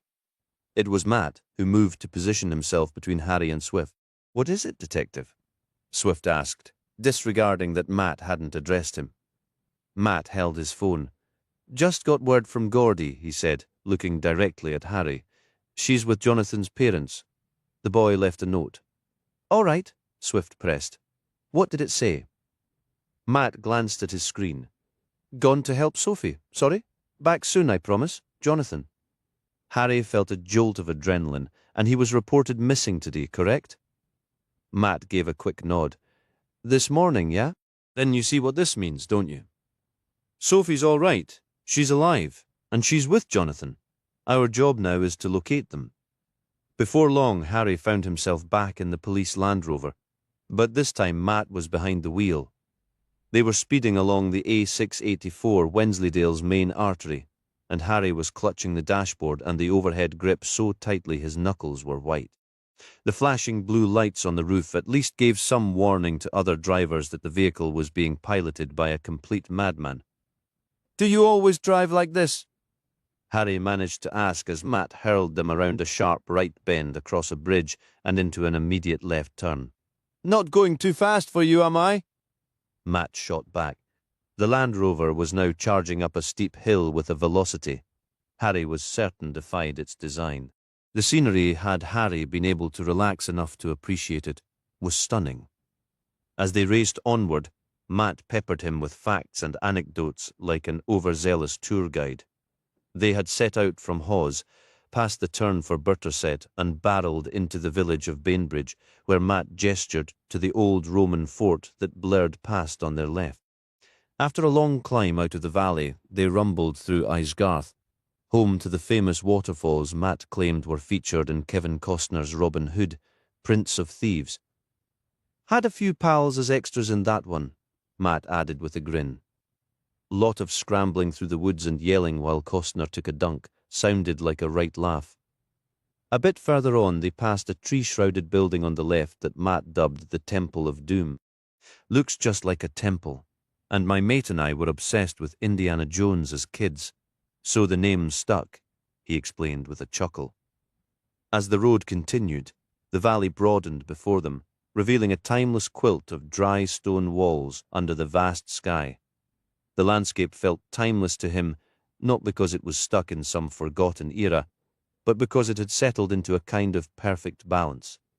It hadn't been reshaped by the passing centuries simply because no reshaping was required. This was a land of stark, arresting beauty, and the folks who called it home seemed content to leave it just as it was. "All right," Matt announced, guiding the vehicle over a narrow bridge, past the hamlet of Wensley, and onto a stretch of straight road. "Layburn's coming up. Gordy's already with the family, so we'll meet her there." "Sounds good," Harry replied. "What about the rest of the team?"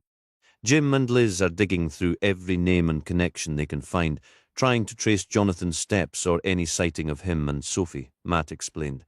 "Jenny's already on the ground, not just for visibility, but to show their pictures around the local shops, get people talking. 2 kids can't just disappear into thin air. Someone must have noticed something. You'd be surprised how often they do," Harry remarked, his tone dry. "Aye, maybe elsewhere," Matt conceded, slowing the Land Rover as they began a climb into Leyburn. "But not here, around these parts. Everyone's connected. Hurt one, you hurt us all, as the old saying goes." The market square unfolded before them, still lively in the early evening, the central car park nearly full. They drove straight through the town, Matt pointing out a quaint little firearms dealer as they passed, then continued up a hill, the secondary school on their right, before a left turn brought them to a quiet street of single-story homes. "Thanks for the ride," Harry said, unclenching his hands from where they'd been gripping the seat. "And the scenic route." "No trouble," Matt said, getting out. "Should be just up here." Harry followed him a short way until Matt turned toward a gate and pushed it open. The garden was neat and unassuming, a patch of lawn, some flowering beds, and a driveway holding a sensible family sedan. As Matt approached the front door, it swung open before he could knock, revealing D.I. Gordy Haig filling the frame.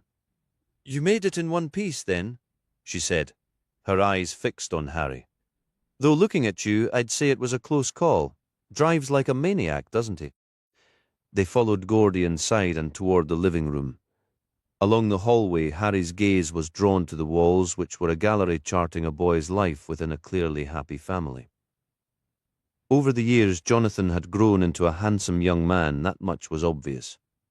The photos captured typical family moments, many outdoors, hiking mountains, kayaking rivers. A couple showed a younger Jonathan and his friends tied to a tree, holding protest signs with crudely drawn axes and chainsaws slashed by a big red X. Others featured him on the rugby pitch, or in military-style kit that sent a faint familiar pang through Harry, harking back to his own army years. One image stood out. Jonathan astride a rugged-looking dirt bike, proudly displaying learner's plates with a broad, infectious grin. In the lounge, Jonathan's parents sat side by side on a sofa, hands clasped. Their faces were etched with deep anxiety, all colour drained away. "This is Detective Chief Inspector Harry Grimm," Geordie said, making the introductions. "And Detective Sergeant Matthew Dinsdale. Harry, Matt, this is Craig and Hannah, Jonathan's parents." Craig rose and extended his hand, which Harry took in a firm shake. He was a tall man, meeting Harry eye to eye, and powerfully built, the kind of fit that comes from regular time with free weights, Harry guessed. His wife, Hannah, was elegantly dressed, but remained seated, as if anchored by worry. "First of all," Harry began, after Craig gestured for him to sit, "I know this is an incredibly difficult time. I understand Die Haig has updated you, including the tragic news about Sophie's mother, Martha. It still doesn't feel real," Hannah said quietly, her voice barely above a whisper. "It's terrible." "Absolutely," Harry agreed, "which is why finding Sophie is our top priority." "Do you believe she's in danger?" Craig inquired. "I think something frightened her," Harry clarified. "Whether it's connected to her mother's situation is unclear, but bringing her home is essential, since we believe she's with Jonathan. Figuring out where he might have gone is our best lead." "Is he in some kind of trouble?" Craig pressed. "We simply want to locate them both and ensure they're safe," Harry stated. "Our entire team is on this. If there's anything, any detail at all you can share, now is the time." "We've given Officer Haig all the information we have," Craig replied, and Harry noted how he tightened his grip on his wife's hand. "Jonathan's a good kid. He's never pulled a stunt like this. It's completely out of character." "You have impressive photos of him," Harry observed. "Is he in the cadets?" "Yes," Craig confirmed. "He's passionate about it, honestly. Anything outdoors. He's always seizing any chance to go hiking or camping. He's even talking about a military career, a levels university, then Sandhurst." Following his father's path, Hannah added, and Harry caught the proud glance she sent her husband. "Royal Green Jackets," Craig said with a nod. "Goodyear's. Parachute regiment for me," Harry shared. And yes, they were. "I had a feeling," Craig said, then gestured toward his own face while looking at Harry's eyed. Harry gave a single nod. "It's an improvement, I assure you," with the mood slightly eased, Harry ventured. "So there were no red flags, no shifts in his behavior." Both Craig and Hannah shook their heads. "We just came home to that note and him gone," Hannah said, her voice trembling. "It truly doesn't add up." "How long has he been dating Sophie?" Harry asked. "About a year, I think," Hannah answered, dabbing at her eyes. "They seemed so content together, right, love?" Craig offered a brief nod. "They're both focused students. They don't fool around or cause trouble. Sure, there's typical teenage drama, but nothing extreme. Until this." "Can you walk me through what happened over the weekend?" Harry saw confusion flash across their faces. "What do you mean?" Craig asked. "What about the weekend?" "We understand Sophie got a text from Jonathan on Sunday morning that deeply upset her," Harry explained. "Do you know what that was concerning?" Craig and Hannah looked utterly bewildered. "That can't be right," Hannah finally said.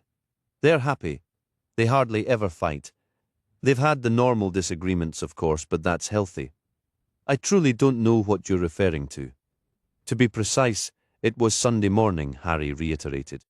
Then it definitely wasn't from Jonathan, Craig stated firmly. I'm sure of that.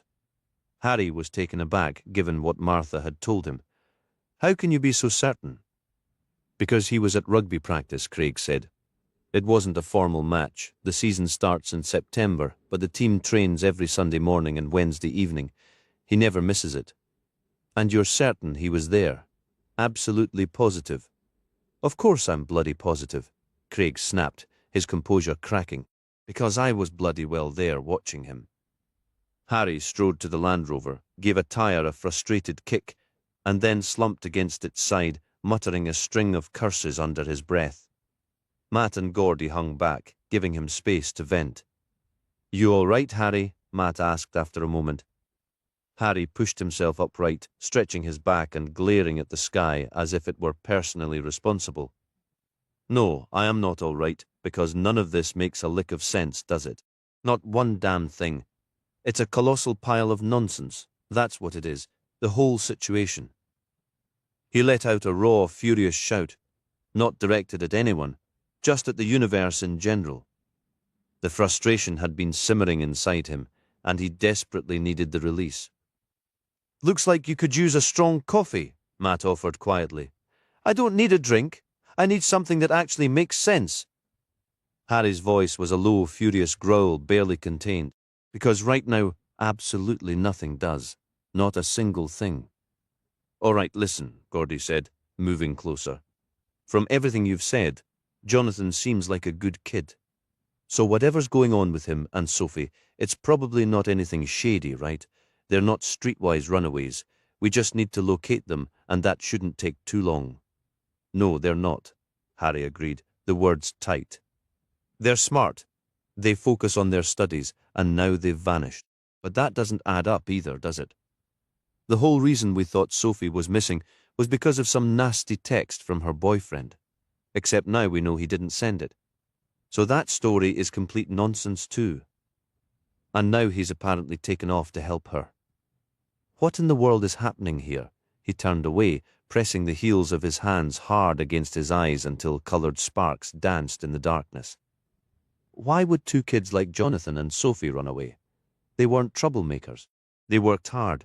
Jonathan had ambition, a full schedule. Sophie, Harry wasn't sure about all her hobbies, but she spent time with her boyfriend, who was clearly a positive influence. But the real question gnawing at him was that Sunday morning text. If it wasn't from Jonathan, as Martha had believed, then who sent it? If that message was the trigger for Sophie leaving, what could it possibly have said? And if this was all connected to Martha's murder, then finding those two kids wasn't just urgent, it was critical. In Harry's experience, one murder had a nasty habit of inviting another. His phone buzzed, and he answered with a curt, "Yeah. Charming as ever, I see." He recognized the dry tone immediately. Rebecca Sowerby, the pathologist. "What have you got?" Harry asked. "Any developments? The vehicle," Rebecca stated. "A few updates for you." "What about the body? Anything new there? Does your impatience have an off switch, or is it a permanent setting?" Harry bit back a retort and waited. "Nothing yet on the body, no more than you already know, still waiting on some results. Anyway, back to the car." Rebecca continued. "We went over it with a black light, honestly, didn't expect much. You know how it goes, sometimes you get a surprise, like expecting to work with competent professionals and getting you instead. And," Harry prompted, ignoring the jab. "We found bodily fluids," she said plainly. "Which likely explains why the interior had been wiped down. Someone didn't want a trace of their activities left behind. And I mean a thorough, regular cleaning, including very recently." If she was implying what he thought she was, his confusion deepened. "Are you saying someone was intimate in that car?" "I'd say they were enthusiastically acquainted with each other repeatedly," Rebecca replied with clinical bluntness. "They'd made a decent effort to clean up. We found a half-used pack of antibacterial wipes under the seat. Good for visible messes, utterly useless under UV. The whole interior lit up like a carnival midway. Fluids were extensive. Quite the accomplishment, really. It's astonishing where evidence can linger. Oh, and we found some blood too." Matches the victim. Harry ignored the carnival comparison. DNA. Only from the blood so far. Doubtful it'll hit in any database, unless your victim was running with a rough crowd in her spare time. I have my doubts about that. Martha and George don't seem like the type for a quick romp in the back seat, Harry remarked. Well, her car tells a different story, Rebecca countered. Find anything else? A smartphone charger, but no phone. Some CDs with truly terrible music, and a box in the back with 6 bottles of communion wine, plus some oil, likely for a bicycle. But you'd already know all that, wouldn't you? Since you took a look around first. What about the fingerprints? Came back empty, Rebecca said. But I'd assume they belonged to the victim's husband and daughter. And the third set? No idea. Harry went quiet for a moment. He was processing what Rebecca had told him, trying to push aside thoughts of the car's intimate history and focus on the details. Then it clicked. The phone charger, Harry said. What about it? Harry wasn't certain yet, but one question nagged at him. If the phone he had bagged and tucked in his pocket was Sophie's, why was the charger left behind in her mother's car? Why would Sophie leave her phone there and not take the charger with her? It made no sense. Look, where's the body? Can you send me the address? Why? What's going on? I'm about to wrap up for the night. You'll have to delay that, Harry said, because I'm on my way. He ended the call before Rebecca could refuse. The mortuary was exactly as one would expect. A cold, metallic space with a clinical chill in the air, the sharp scent of disinfectant battling a host of lingering, unpleasant odours. Harry wanted to spend as little time there as possible. He wasn't usually spooked by places, but a building designed solely for the dead carried an unavoidable weight. Cemeteries felt different to him. They were peaceful, final. A mortuary, however, held stories without endings, whispers of tragedies attached to the souls resting in its drawers, and those stories demanded answers before any real peace could be found. Matt hadn't been thrilled about driving Harry further that evening, but they arrived without any need for reckless speed. He'd also kept his usual chatter to a minimum, leaving Harry with only the faint hiss of the stereo, barely audible over the engine's growl and the rumble of the tires. Rebecca Sowerby was standing on the other side of a sheet-covered form, Martha's right side. The look she gave Harry was thick with contempt, though he noticed she directed the same expression at Matt. Maybe she just despised everyone. That probably explained why Matt was hanging back, staying quiet. So, just to be perfectly clear, Rebecca began, her voice dripping with sarcasm, you decided to play evidence collector and removed something from my crime scene. Harry had the phone in his hand, freshly charged using the cable from Martha's car. No, he said. I discovered evidence at the scene, properly bagged it, and then got distracted by a conversation with your friend, DCI Swift. It slipped my mind. That's not even a good excuse. I know, Harry replied. It's the truth. And that's a lie. Rebecca held out her hand, and Harry passed her the phone. She then lifted the edge of the white sheet, revealing a pale, greyish hand. With the phone screen illuminated, she pressed the thumb of the hand against it. Now, isn't that interesting, she said. For the first time, Harry felt a surge of momentum. They were finally getting somewhere. Chapter 24. Harry pulled on a pair of disposable gloves and began navigating the phone, searching for anything useful. The last call was placed Wednesday, he reported to Sophie, same as about a dozen other calls that day. Probably just trying to reach her, hoping she'd answer, Matt offered. Any pictures? Clicking into the photo gallery, Harry was met with a collection of images that gave him pause. They were all of Sophie, but not the casual snapshots you'd expect. Each one showed her either at her desk, deep in work, or formally holding up certificates and graded papers. Take a look at these, Harry said, turning the screen toward Matt and Rebecca as he scrolled. The photos felt more like surveillance than cherished memories. That's just off, Matt remarked, his brow furrowed. Not a single picture of her just being a kid, and she doesn't exactly look thrilled in any of them. Rebecca, her tone uncharacteristically cooperative for once, asked, Is that everything on there? seems to be yes, Harry confirmed. They're all date-stamped too, Rebecca noted, pointing at the corner of the screen. Harry was about to exit and check the text messages when Matt stopped him. Hold on, go back. To the photos? No, to the home screen. Harry navigated back. There, Matt said, his finger hovering over a nondescript icon. Open that app. What is it? Just open it. With a tap, the application launched. Matt let out a low whistle. Well, I'll be damned. Take a look at that. Harry stared as Matt navigated through the interface. It displayed a comprehensive dashboard, location history, detailed call logs, contacts, even access to messaging and social media apps. This is a tracking application, Matt explained, his voice grim. Spyware, plain and simple. It looks like Martha installed this on another device, Sophie's, judging by the data, and has been monitoring her. Not just calls, but her every move, day in, day out. Sophie couldn't have kept a single secret from her. A spark of hope flickered in Harry's mind. Wait, does that mean we can use this to find her right now? Matt examined the app more closely and shook his head. Afraid not. The data stops cold yesterday around 7 in the evening.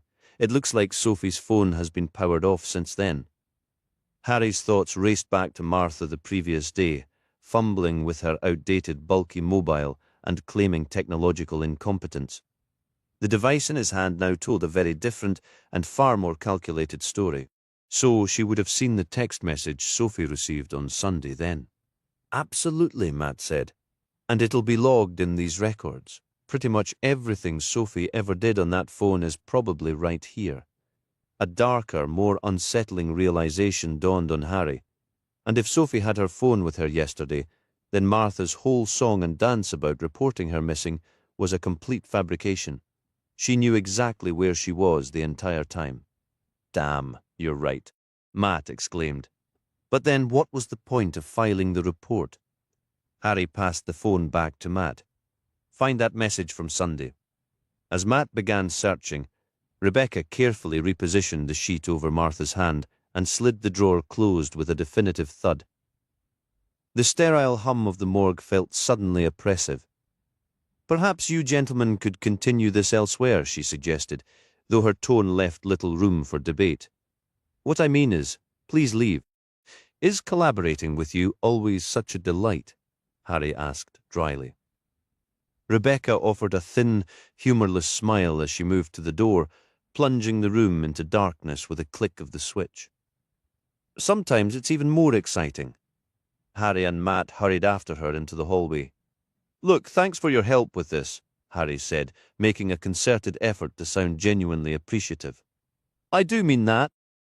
Lucky me, Rebecca replied flatly, and without another word she turned and disappeared down the corridor, her footsteps echoing into the evening.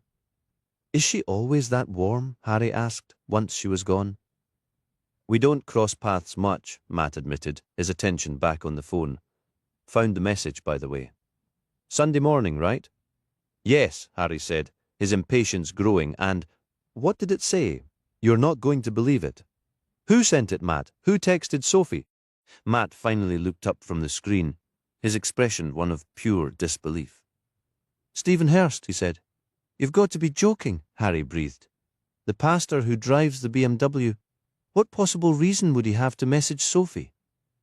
Then, another piece of the puzzle, jagged and troubling, clicked abruptly into place in his mind. Harry sat in the passenger seat of the Land Rover, watching the evening fade into another tense, sleepless night. Matt drove the road ahead, swallowed by darkness.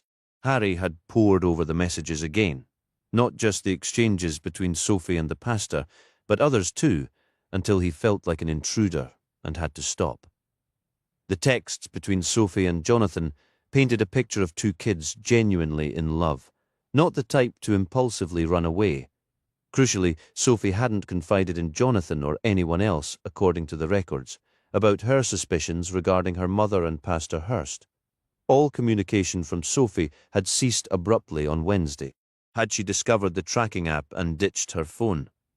So, Matt said, keeping his eyes on the winding road, Our theory is that Sophie believed her mum was involved with the pastor and decided to confront him right in the middle of his sermon. That's the way it looks, Harry replied, still struggling to reconcile the composed Martha. He'd met with someone capable of a secret affair. Why else would she send him a text that just says, "I know," during the service? Harry pictured it, Sophie sending that message in church, a calculated move knowing her mother couldn't react immediately. The pastor's swift reply, a flat denial, would have been the spark that ignited her very public outburst, leading to her being hurried out by her mortified parents. But why confront him and not just ask her mother? Matt wondered aloud. Your guess is as good as mine, Harry said. What's your read? Harry was quiet for a long moment, the hum of the engine filling the silence. Sophie thought the pastor and her mother were having an affair. Given what the pathologist found in Martha's car, I'd say she was right on the money. Matt let out a short, mirthless laugh. Martha and the pastor getting cozy in a car, unbelievable. Sophie confronts him for reasons we don't know, choosing not to go to her parents. Next, she disappears. Martha reports her missing, despite having a tracker that should tell her exactly where Sophie is. Then, later that same night, Martha's phone shows she texted the pastor at 11:30 p.m. to arrange a meeting at Semmerwater. Why there? Maybe it was their spot, Harry suggested. Somewhere familiar. The car was well hidden in the brush. You could have all the privacy in the world out there, especially after dark. So they meet, and the pastor kills her. But why? It doesn't track. I don't usually picture a church leader as a murderer. Takes all kinds, Harry said flatly. Unfortunately, as much as Harry hated to admit it, the theory connected the dots, however faintly. It was like something out of an old detective novel. When you eliminate the impossible, whatever remains, however improbable, must be the truth. I still can't wrap my head around it, Matt muttered, shaking his head. You'd be surprised what people will do to protect their perfect little world, Harry said, his tone shifting from weary to sharply cynical. One argument spirals, pride takes over, someone snaps. Next thing you know, there's a body and a life ruined. Happens more often than you'd think, even to the folks who preach about salvation on Sundays. So here we have a kid who discovered the truth. Maybe Sophie's message scared him, and he tried to end things, but Martha wouldn't have it. An argument followed and, well, you can guess the rest. He leaned forward, gazing out at the shadowy grey hills. How much longer? 15 minutes, Matt replied. You sure you don't want to call first just to be safe? No, Harry said firmly. With something like this, surprise is your best friend. It actually took 20 minutes thanks to a couple of tractors and some road work. Matt gestured ahead. Layburn's just up there. A few 100 yards past a gas station, they pulled over beside a stately row of Victorian townhouses, complete with iron railings and small front lawns. He lives in the old vicarage, Matt explained. The Church of England sold it off. Too big and expensive to keep up. Most pastors these days are older, living alone. Who needs a 3-story, 5-bedroom house? And this new pastor, Stephen Hurst, bought it. Wasn't always a pastor, Matt noted. Had a few businesses, from what I hear. Let's just say he's not hurting for money. Harry opened the passenger door and stepped out. Which one is it? Matt pointed. That one. Come on, let's hear what he has to say. Standing at the front door, Harry felt a flicker of doubt. Was this smart? If the pastor was responsible for Martha's death, he was a violent man, brutally so, judging by her injuries. Cornered, there was no telling what he might do. But Harry wanted this wrapped up. An arrest tonight would be perfect. Matt reached for the doorbell and pressed it. Footsteps approached, followed by an irritated voice. Finally, I've been waiting over an hour, and I'm starving. Matt shot Harry a look. Honestly, the Chinese place in town isn't bad, but I'm a fish and chips guy through and through. Ask for extra scraps? Absolutely heavenly. The door swung open. For a split second, Pastor Stephen Hurst's face showed only confused surprise. Then it collapsed into sheer, unadulterated panic. Oh, God, no. The door slammed shut. You bastard! Harry roared, driving his left foot into the door. It didn't give. He threw his weight against it again, succeeding only in rattling the heavy hinges and sending a sharp jolt up his leg. Around the back, Matt shouted, already sprinting down the path toward the road and turning right. There's an alley just ahead. These places have backyards and parking. Harry was right behind him, their pounding footsteps echoing off the terrace fronts. They dashed into the narrow alley and toward the rear of the houses. Which one? Harry gasped. His answer came not from Matt, but from the sound of frantic running further down the alley, swallowed by the darkness ahead. Harry sucked in a breath and pushed harder. Running wasn't his favourite thing, never had been. It was always more of a grim necessity, a basic requirement for his time in the parachute regiment. But he could still move when he had to, fueled by a stubborn, lingering fitness that survived all the bad food and drink, and by a sheer, pig-headed refusal to quit, even if it meant pushing himself to the brink of sickness. His heart hammering against his ribs, Harry surged past Matt and charged into the dark. He knew he could yell, "Police, stop!" But what good would that do? Absolutely none. The idea of trying to reason with him had never been successful for Harry, not in all his years, so he certainly wasn't going to start now. The pastor's reaction at the door, that flash of pure, unadulterated guilt upon seeing him and Matt, told Harry everything. Any attempt at calm conversation would only send the man deeper into a panic. A crash of trash cans, a pained grunt, and a stream of profanity echoed from the lane ahead. Harry sprinted toward the noise, veering left down a dirt path that ran alongside an old wooden garage. A figure was visible now, stumbling more than running across the expansive lawn of a large estate house. It made a sudden, desperate cut to the right, as if trying to double back, but Harry anticipated the move and closed the gap, blocking the escape route. Summoning a burst of athleticism he didn't know he still possessed, Harry launched himself, bringing the man down in a tackle that was all force and no finesse. They hit the damp earth with a sickening thud, the air driven from the pastor's lungs in a pained wheeze. "Get off me, you lunatic! Get off!" Harry had no intention of moving. "Stephen Hurst," he stated, his voice firm against the man's struggles, "I am arresting you on suspicion of the murder of Martha Hodgson. It wasn't me. I didn't bloody do it, do you hear? I loved her. I loved her." The vulgar protests from the man pinned beneath him were a stark contrast to the pious image he projected. But then Harry mused.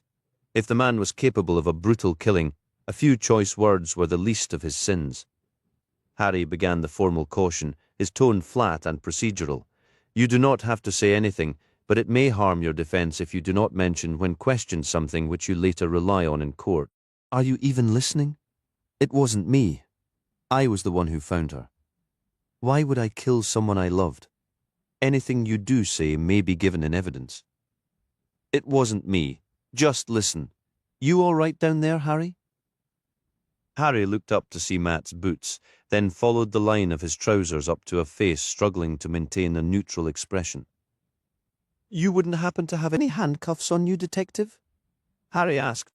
The pastor had stopped thrashing, his verbal storm subsiding into ragged breaths. "Aye, here." Taking the cuffs, Harry shifted to sit on the man's back, securing his wrists with practiced efficiency. Then he simply slumped back onto the grass, his own heart hammering. "Didn't see that coming, to be honest," he panted. "Quite the unexpected workout. It wasn't me. Why would I kill her? I loved her more than that useless fool George ever could." The pastor had found his voice again. Harry pushed himself to his feet. "Running never really helps your case, does it? Come on." With Matt's help, they hauled the pastor upright. As they guided him back, Harry saw the man was a wreck, not just covered in mud, but utterly shattered. Tears carved clean tracks through the grime on his face, his shoulders slumped in defeat, his expensive shirt was ruined with grass stains and sweat. Harry also noted with a detached curiosity that the man was barefoot. "You can't just do this," Hurst said, his voice quieter now, almost pleading. "You can't. I didn't do it. I wouldn't. I never could." "Did you catch that part about your words being used as evidence?" Harry asked, though he already knew the answer. I don't care, it wasn't me. Then the dam broke completely, and the pastor dissolved into heaving sobs at the Land Rover. Harry glanced at Matt. Best get him processed then. Matt's expression was one of profound weariness. You realize what that means, right? Harry shrugged. Another round of terrible station tea. Matt shook his head. Wensleydale doesn't have any holding cells, not anymore. Some brilliant cost-cutting initiative. Harry stared at him, the absurdity cutting through the adrenaline. What? None. Not a single one. Not a single one, Matt confirmed. So now we have to haul his sorry behind all the way to Harrogate. That's a solid hour from here. Oh God, what have I done?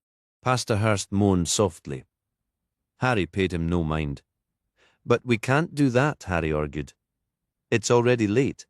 True enough, Matt agreed. Doesn't seem like we have much of a choice though, do we? Harry shot a hard look at the handcuffed man seated between them.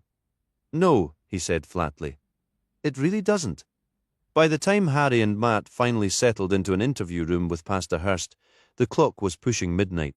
The drive had been straightforward, no traffic to speak of, and their passenger in the back of the Land Rover had been quiet for the most part, though he'd looked decidedly queasy by the time they arrived. After booking him in and summoning the duty solicitor from the Harrogate station, there was some bureaucratic chatter about handing the pastor over to a specialised investigation hub to, as they put it, streamline the process. Harry had politely suggested that the fastest path to justice was for everyone to get the hell out of his way and let him work. And if anyone had an issue with that, they were welcome to phone not just DSI Swift, but DSI Fairbank as well. The prospect of rousing two senior officers in the middle of the night was enough to leave them in peace. Now, Harry sat at a table with Detective Sergeant Matt Dinsdale beside him. Across from them was Pastor Stephen Hurst, and next to him, a visibly annoyed duty solicitor, Mr. Robert Clark, who was still wearing a tuxedo, clearly pulled away from a far better evening. All right, then, Harry began. Let's get the formalities out of the way, shall we? He leaned forward and pressed the record button on the device in the centre of the table. After identifying everyone present, he recited the caution verbatim, the same words he'd used back in that dark garden in Leyburn. We're all clear on that, I assume. The pastor gave a stiff nod. Good, Harry said. Now, why don't we start at the beginning? He glanced at Matt. Though, to be honest, like Detective Dinsdale, I'm not entirely sure which beginning we should pick. What? The pastor blurted out. What are you talking about?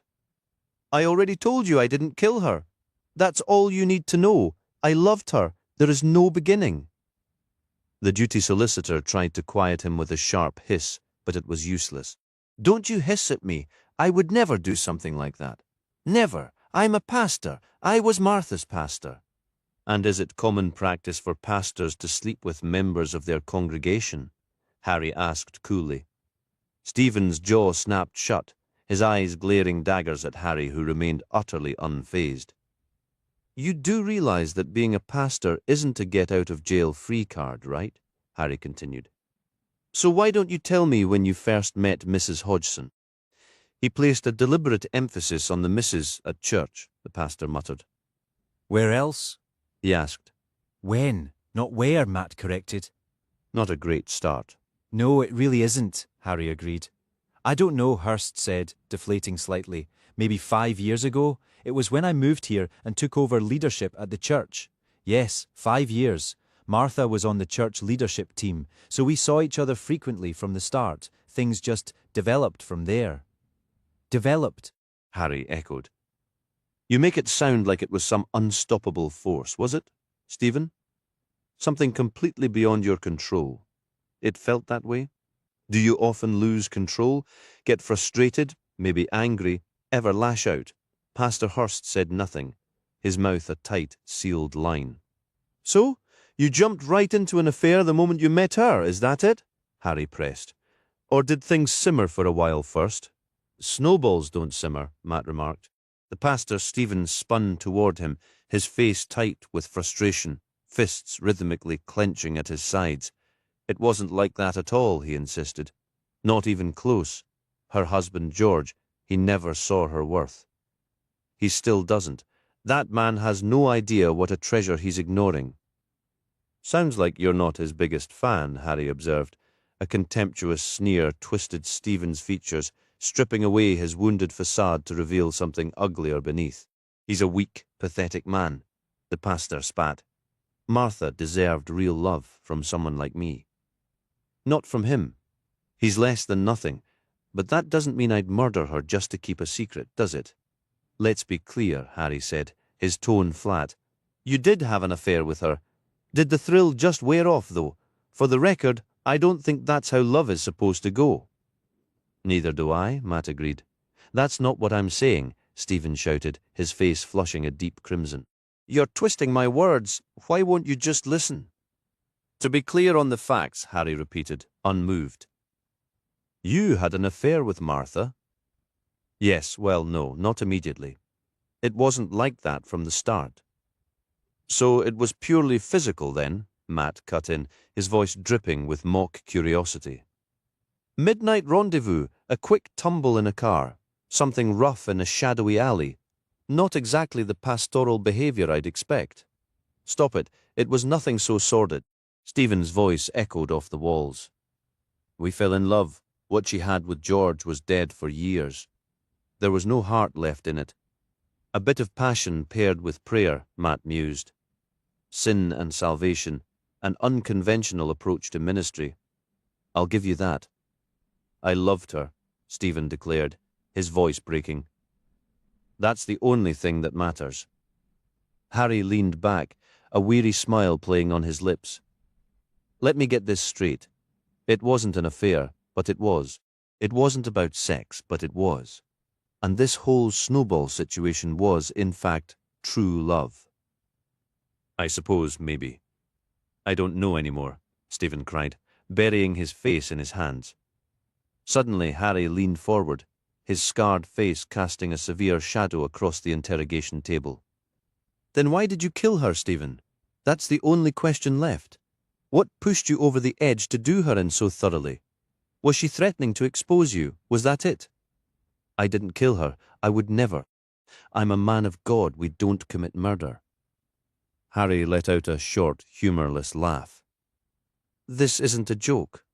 I never said it was, Harry replied coolly, deliberately stoking the man's anger, hoping for a slip. So why bludgeon her? Were you scared the secret would get out? Or had that burning love of yours finally gone cold? Probably the sex, Matt offered casually. The snowball just melted away. Ignoring the comment, Harry produced a phone sealed in a plastic evidence bag. Do you recognize this, Stephen? The pastor shook his head with deliberate theatrical slowness. Harry pulled on latex gloves and extracted the pink device. As he did, Matt placed a second phone on the table. You know this one, though, don't you? Matt asked, pointing. Yes, of course. It's mine, Stephen admitted, his shoulders slumping. Exactly, Harry said, holding up the pink phone. Now, watch what happens when I tap the screen right here. He pressed a button, and the pastor's phone vibrated on the table. Fascinating, isn't it, Detective Sergeant Dinsdale? Very, Matt agreed. So what? Stephen yelled, a note of final defeat in his voice. Fine. Martha and I were having an affair. I've said it. My life is over anyway, but I did not kill her, I swear it. Martha sent you a text from this phone on Wednesday night, Harry stated, setting the device down with a soft click, asking you to meet her at Semmerwater. And I believe the reason for all this stems from what Sophie sent you on Sunday. The pastor attempted to speak, but Harry lifted a hand, silencing him. So you went to meet her. An argument erupted. You lashed out, knocked her down, and then things spiraled, didn't they? That's how it goes. You lose your grip. But to attack her with such violence, Stephen, you must have been in a real state, were you? Tears were now streaming down the pastor's face, but Harry pressed on. You couldn't bear the thought of your secret getting out, so you ended it. You even wiped down the interior of her car, didn't you? To clean up the evidence. But it didn't work. We see things you don't, Stephen.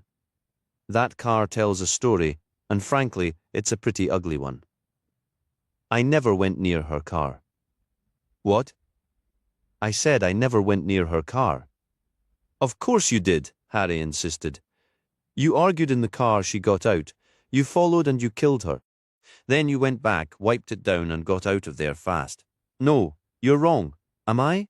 Yes, because Martha wasn't in her car when I got there. She was already dead. Rubbish. And why would I kill her if there were witnesses? Answer me that. Harry paused, exchanged a look with Matt, then turned back. What are you talking about? There were 2 people swimming in the lake. I saw them when I went looking for Martha. So why on earth would I kill her knowing someone might see? Harry leaned back in his chair, tilting it onto its rear legs. You were desperate, he stated. I was terrified, the pastor cried. I found Martha on the shore, just lying there as if she'd been placed. I slipped in the blood, panicked and ran back to my car. But she texted you, Harry countered. How could she do that if she was already dead? The pastor shot to his feet, shouting, You tell me, officer. You explain that. It was early morning, and Harry was back in his room at the Harriet's Hotel. Matt had dropped him off around 4, and he'd managed a scant 2 hours of sleep before his mind jolted him awake, tangled in the same confusion he'd felt when he finally drifted off. Pastor Stephen Hurst remained in custody. He certainly had a motive for the murder, but after that interview Harry's certainty was crumbling. Nothing added up. For a fleeting second, he even entertained the absurd notion that Sophie might be responsible, but that was madness. For one, she had no way to get to the lake, and the idea of her bludgeoning her own mother to death, crushing her skull. No, that didn't ring true to Harry, though he had to admit he'd encountered that brand of insanity in other cases before. Sorting through the chaos in his mind, Harry tried to impose some order. First, Sophie sent that text to the pastor, accusing her mother of having an affair with him, a claim the pastor immediately denied. Next, Sophie ran off, and her disappearance was reported by Martha, who, it turned out, knew exactly where she was the whole time. That made no sense whatsoever, at least not yet. Sophie was still missing, which was deeply troubling, and her boyfriend was with her, adding another layer to the mess. All they knew was that she'd been in Harrogate on Wednesday. After that, the trail went cold. The local police were doing their best to track her down, but Harry knew exactly how useful that could be, somewhere between minimal and utterly useless. Then, late Wednesday night, Martha was found dead on the shore of a local lake, her face brutally smashed in. Pastor Stephen Hurst's presence at the scene was undeniable, especially since he admitted to being there, but he was adamant he hadn't killed her. So who in the world did? Harry was itching to bet on the pastor being the culprit, yet a persistent, nagging thought lingered just out of reach, refusing to clarify itself. Compounding his frustration was a gnawing hunger, with breakfast still an hour away. Releasing a yawn so vast it seemed to pull at the very air of the room, he rose from his bed, stretched his stiff limbs and concluded a walk was the only remedy to clear the fog in his mind. Stepping outside, he was met by the remnants of dawn, a brilliant gold seam splitting the horizon, streaked with crimson, while wispy, faint clouds drifted high above like spun sugar suspended in the sky. Rather than heading toward town, Harry chose the path Dave Calvert had mentioned, turning left from Harriet's and away from the main road onto a narrow trail. It led him over a stone stile and into open countryside. The path ahead was paved with ancient, worn flagstones, and Harry found himself pondering how many decades they had endured, how many footsteps they had borne. The air carried a pleasant sweetness, underscored by the distinct, earthy scent of the sheep dotting the fields, yet there was a deeper richness to it, as if the land itself was exhaling the essence of life and the sprawling greenery that rolled toward the distant hills.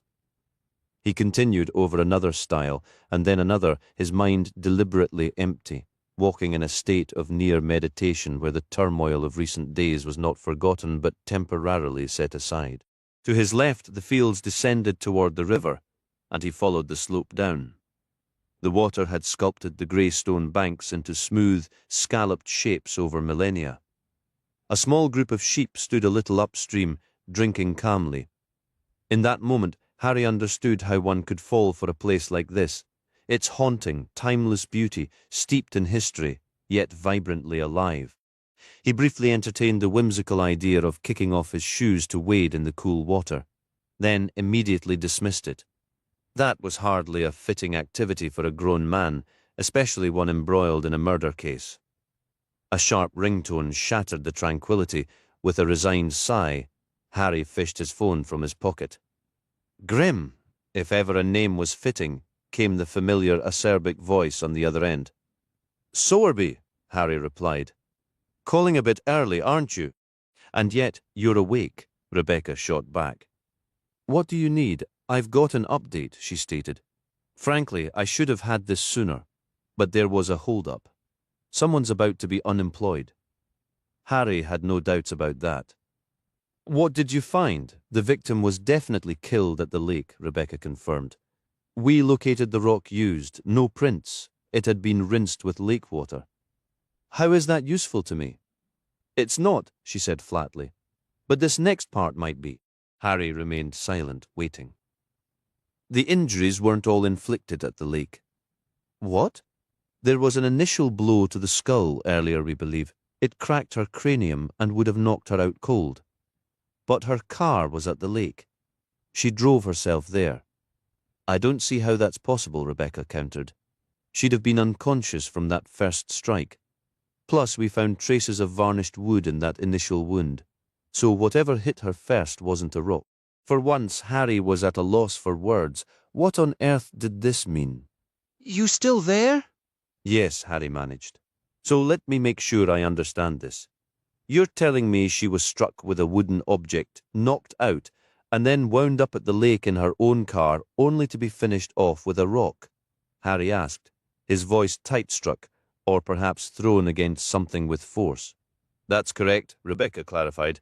But how does that work? Harry pressed. You're the detective, Rebecca replied flatly. I'm just relaying the facts. Anything more? Nothing. Harry ended the call, his grip on the phone so tight his knuckles whitened. He fought the urge to hurl it into the stream gurgling beside his boots. The pathologist's timeline was a jigsaw with half the pieces missing. The evidence pointed to Martha driving herself to that fateful meeting. Yet, she was supposedly incapacitated before she even got there. So what was the real sequence? How did these jagged pieces fit? Did the pastor attack her first, then somehow transport her and her car to Semmerwater for a gruesome finale? The logic evaporated like mist. A raw, frustrated roar tore from Harry's throat, shattering the pastoral silence and sending a cluster of sheep bolting in a panic. He checked his watch just past 8. His own brain felt like overloaded circuitry, smoking and sparking. He needed other minds on this. Now he redealed Harry. Jim, Harry said. The word clipped. Can you rally everyone at the community office? I'm on my way. You got it, Jim said. What's going on? Everything, Harry growled. Every single confusing piece of this is up in the air, and I need help nailing it all down. Chapter 28. The police room at the community centre was buzzing, and Harry felt a surge of gratitude. The entire team had assembled. Jim had been the first, arriving moments after Harry to unlock the building just before 8:30.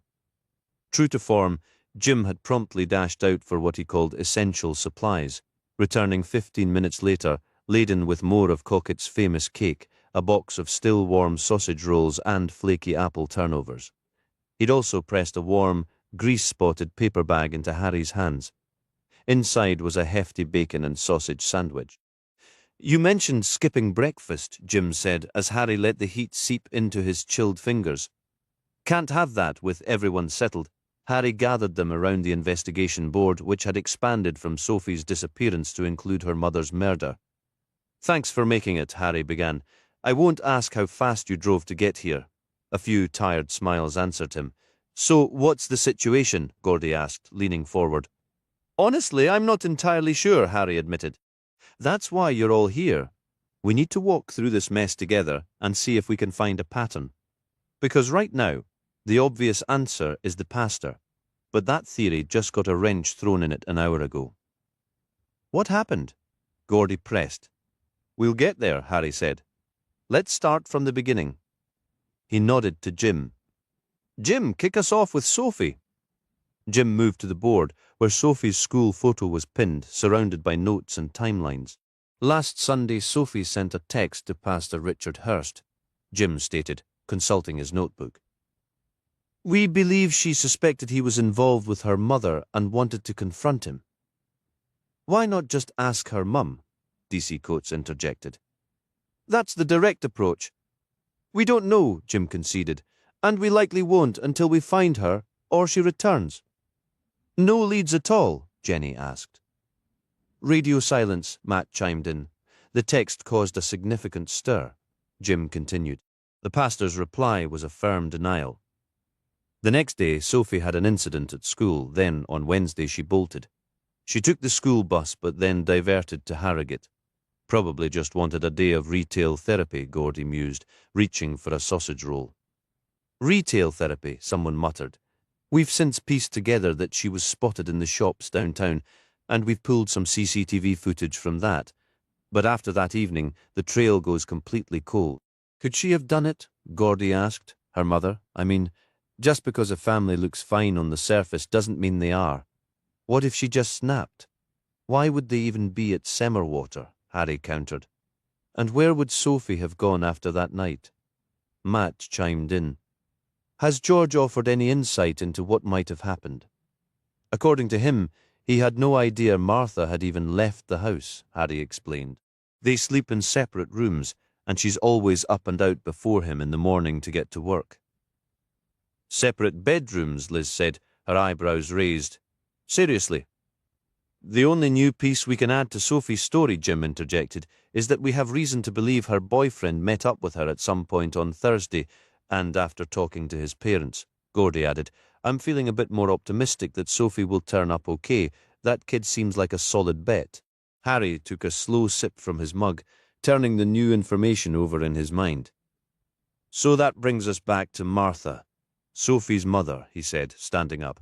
You want a piece of cake? Matt offered, pushing a plate loaded with slices across the table. Harry waved a hand. No, I'm all right for now, thanks. Matt shrugged, took a slice for himself, and passed the plate to Jim, who sent it around the room. Martha reported Sophie missing mid-afternoon on Wednesday, Harry continued. We also now know that despite leading us to believe she only had one phone, she actually had two. One was an old brick of a thing, and the other was a smartphone with a tracking app installed. So she knew where Sophie was the whole time? Liz asked, incredulous. Then why report her missing at all? Haven't the foggiest idea, Harry admitted. Pretty bizarre behaviour, if you ask me, anyway. Jim and I looked around the house and I met George. Nothing jumped out at us there either, mostly because the place was unnervingly spotless. After that, we initiated the standard procedures for a missing person, and then we all headed out for the pie supper. Which reminds me, Jenny said, a mischievous glint in her eye, I still need to drag you to Cunningham's to get some proper running shoes. Harry chose to ignore the comment and pressed on with the shaky timeline of the last few days. That evening, Martha's car is found parked in the bushes at Semerwater. She supposedly sends a text to Pastor Hurst. He shows up. Then we get the call from those two wild swimmers that her body has been found. So the pastor did it then, Gordy concluded. He's got motive. Except, Harry cut in. We now know from the pathologist that Martha was injured before she even got to the lake and was likely unconscious. So there's no way she could have sent that text herself. Which puts us right back to Sophie doing it. Gordy reasoned. She arranges to meet her mom at the lake for some reason, they argue. It gets heated. It turns physical. Martha gets knocked down. Sophie panics and runs, and her boyfriend gets roped into helping her disappear. The woman's skull was crushed, Harry stated flatly, then pointed a finger at Sophie's photograph on the board, and I just cannot picture this girl doing that to her own mother. What if our friendly pathologist is wrong about Martha being injured first? Matt ventured. What if she wasn't unconscious when that text was sent? Feel free to challenge her on that, Harry said dryly, but I seriously doubt she is. Which leaves us with 2 missing teenagers, a murder victim, a potential suspect, and no logical way for the victim to have driven herself to the lake or sent the text that lured the suspect there in the first place. "How's George holding up through all this?" Liz asked quietly. "He always appeared so reliant on Martha, as well as anyone could be," Harry replied, "considering his daughter is gone and his wife was killed." For a long moment, the team sat quietly, their gazes drifting between the evidence board, each other's tired faces, and the floor, absently finishing the last of the cake and refilling their mugs. Needing to move, Harry stepped outside to clear his head with a breath of cool air, hoping it might shake loose a fresh thought. When he returned, every head in the room swiveled toward him. "What?" Harry demanded, instantly on edge. "What is it?" Matt lifted a hand. "Just got word from Harrogate," he said. "Turns out the pastor has the funds to secure himself a rather sharp lawyer. And," Harry pressed, "and he's just been released on bail. Sorry, boss." "Are you kidding me?" Harry exploded, the words sharp enough to cut the air. "Bail? How in the world did that happen?" "Like I told you," Matt said. "Money talks." Harry was seething. Their prime suspect was walking free? What kind of justice was that?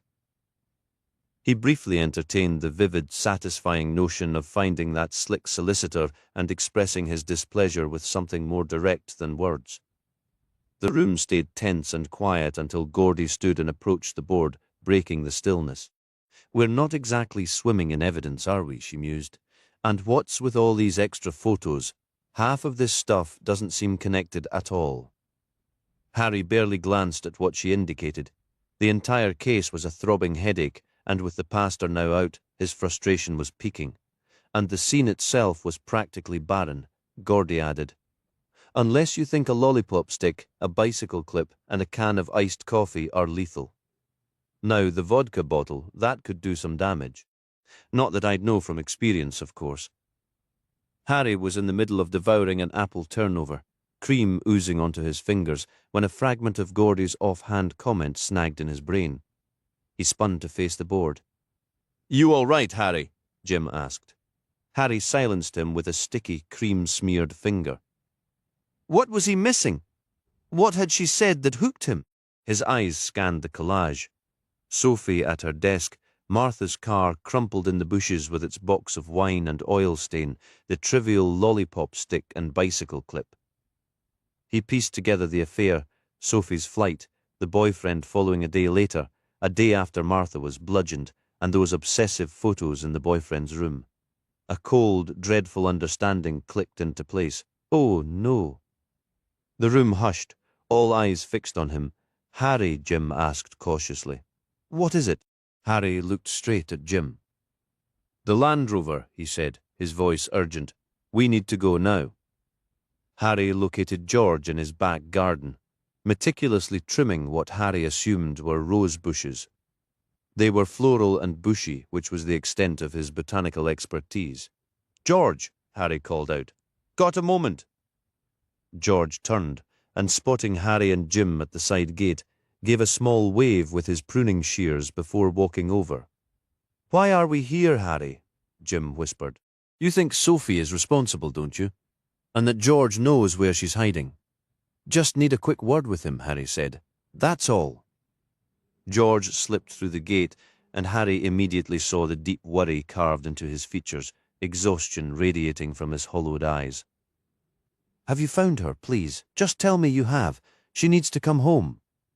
"Would you mind if we stepped inside for a few minutes, George?" Harry asked. "If you're not in the middle of something?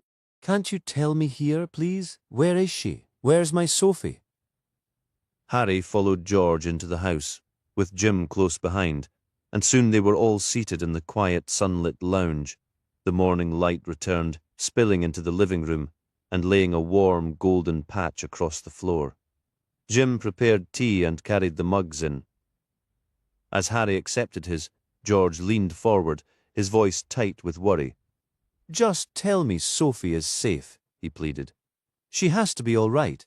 Harry retrieved his phone and set it on the coffee table. "Do you mind if I record this, George?"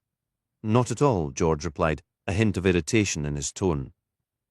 Once the recording began, Harry's voice became steady and deliberate. George, how long have you been aware of Martha's relationship with the pastor? Jim sputtered on his tea. Harry, what on earth are you talking about? A sharp glance from Harry silenced him. George's weary expression deepened into something grim as he sank back into his chair. Far too long, he admitted, an embarrassingly long time. And the irony is, they both believed it was some great secret. But what do you do? Sometimes you leave a wound alone, fearing that probing it will only destroy everything you've built. Harry left his tea untouched. His hunger was for answers, not refreshment. Please, continue. It was because of Sophie, George said, clasping his hands and leaning in. I couldn't bear to upend her world, especially with her GCSEs next year and A-levels after that. The chaos it would cause, shattered home, shattered trust, it didn't seem right. So you stayed silent? George gave a slow nod. What tipped you off that I knew? Harry reflected for a moment. It wasn't anything specific you said, more the way you mentioned you and Martha hadn't been intimate in years. That detail caught in my mind, and then other pieces started to fit. A thin, humourless smile touched George's lips. Ah, that. I tried to convince myself for ages that it was normal. He let out a genuine, weary laugh. I'm no Casanova, but everyone needs a bit of affection now and then, don't they? Well, she was certainly getting hers in the back seat of her car. Harry was taken aback that George knew even that. Surprised? George asked, noting his reaction. I'm not a fool. She was forever cleaning that car. Forever. As if I didn't understand why, Harry had to concede the point. What was Martha really like, he pressed. What do you mean the air purifier in Sophie's room? Harry listed. The homeopathic remedies. I saw an empty box in her trash. This entire house is unnaturally tidy. Sophie's room feels less like a teenager's space and more like a sterile dormitory. You're sharp, George said, pointing a finger. The department is lucky to have you. But yes, Martha, she brought her work home with her. That's the simplest way to put it. She was a caregiver, Jim interjected. What exactly did she bring home? Exactly that, George sighed. The caring non-stop, about everything and nothing. Homeopathy was a fixation. Every sniffle had a syndrome, every complaint a new pill or tincture. It was utterly draining. Are you saying she made you sick? Harry asked. I don't believe she meant to, George said, his voice heavy. But living with it was a special kind of hell. The constant fussing, the bleaching, the cleaning. Poor Sophie. It was unfair to her, and I felt powerless to stop it, truly powerless. Harry noticed Jim, who had opened his notebook when George began speaking, hadn't written a word. You all right, Jim? Jim nodded slowly. It just sounds surreal. Why would Martha do all this? It's called Munchausen syndrome by proxy, George stated flatly, meeting Harry's gaze. And I've known what it was for much longer than you'd ever guess. At first it wasn't so terrible. The medications seemed harmless enough, and Martha had such a nurturing nature. I simply thought she was being overly enthusiastic in the beginning, but things did escalate beyond control.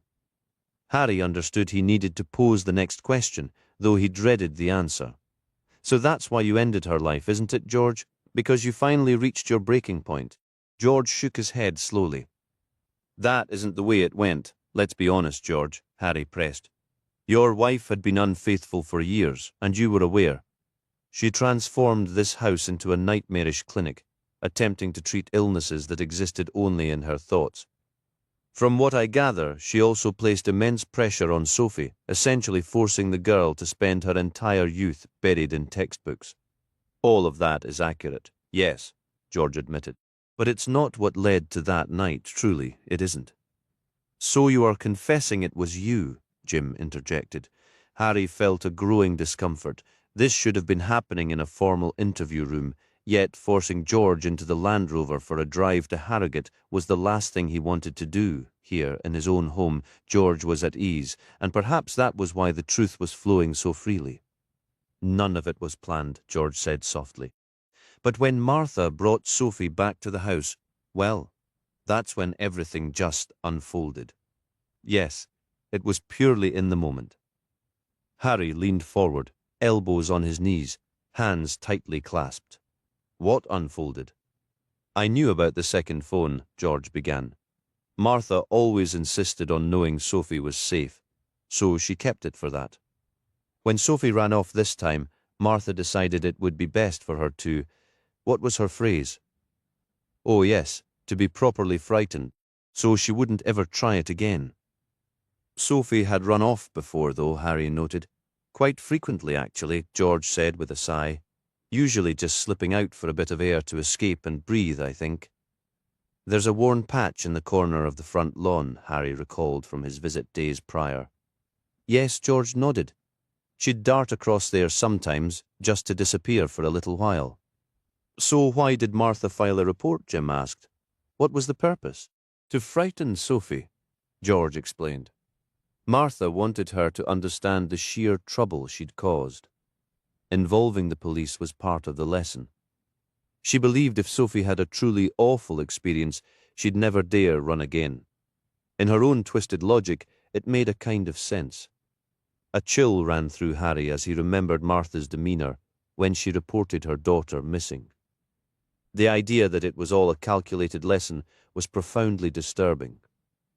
How did she bring Sophie home? She tracked her down after your visit, George said. Sophie was about to hitch a ride with a stranger when Martha intervened and brought her back. There wasn't much Sophie could do at that point, and she brought her directly here. Yes, George confirmed, and straight upstairs to lock her in her room as punishment. Here it all begins, Harry thought, a knot of dread tightening in his stomach. So what happened then? Jim asked. With Sophie home. Because as far as we know, she's still missing with her boyfriend. Sophie finally stood her ground, George said, a flicker of pride in his voice. She really told her mother what she thought. That's when she crushed those pills right in Martha's face, and the language she used, my goodness.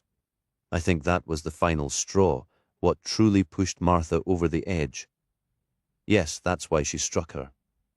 The scene George painted unfolded vividly in Harry's mind, an uncomfortable and grim picture. Martha hit Sophie. And Sophie hit her back.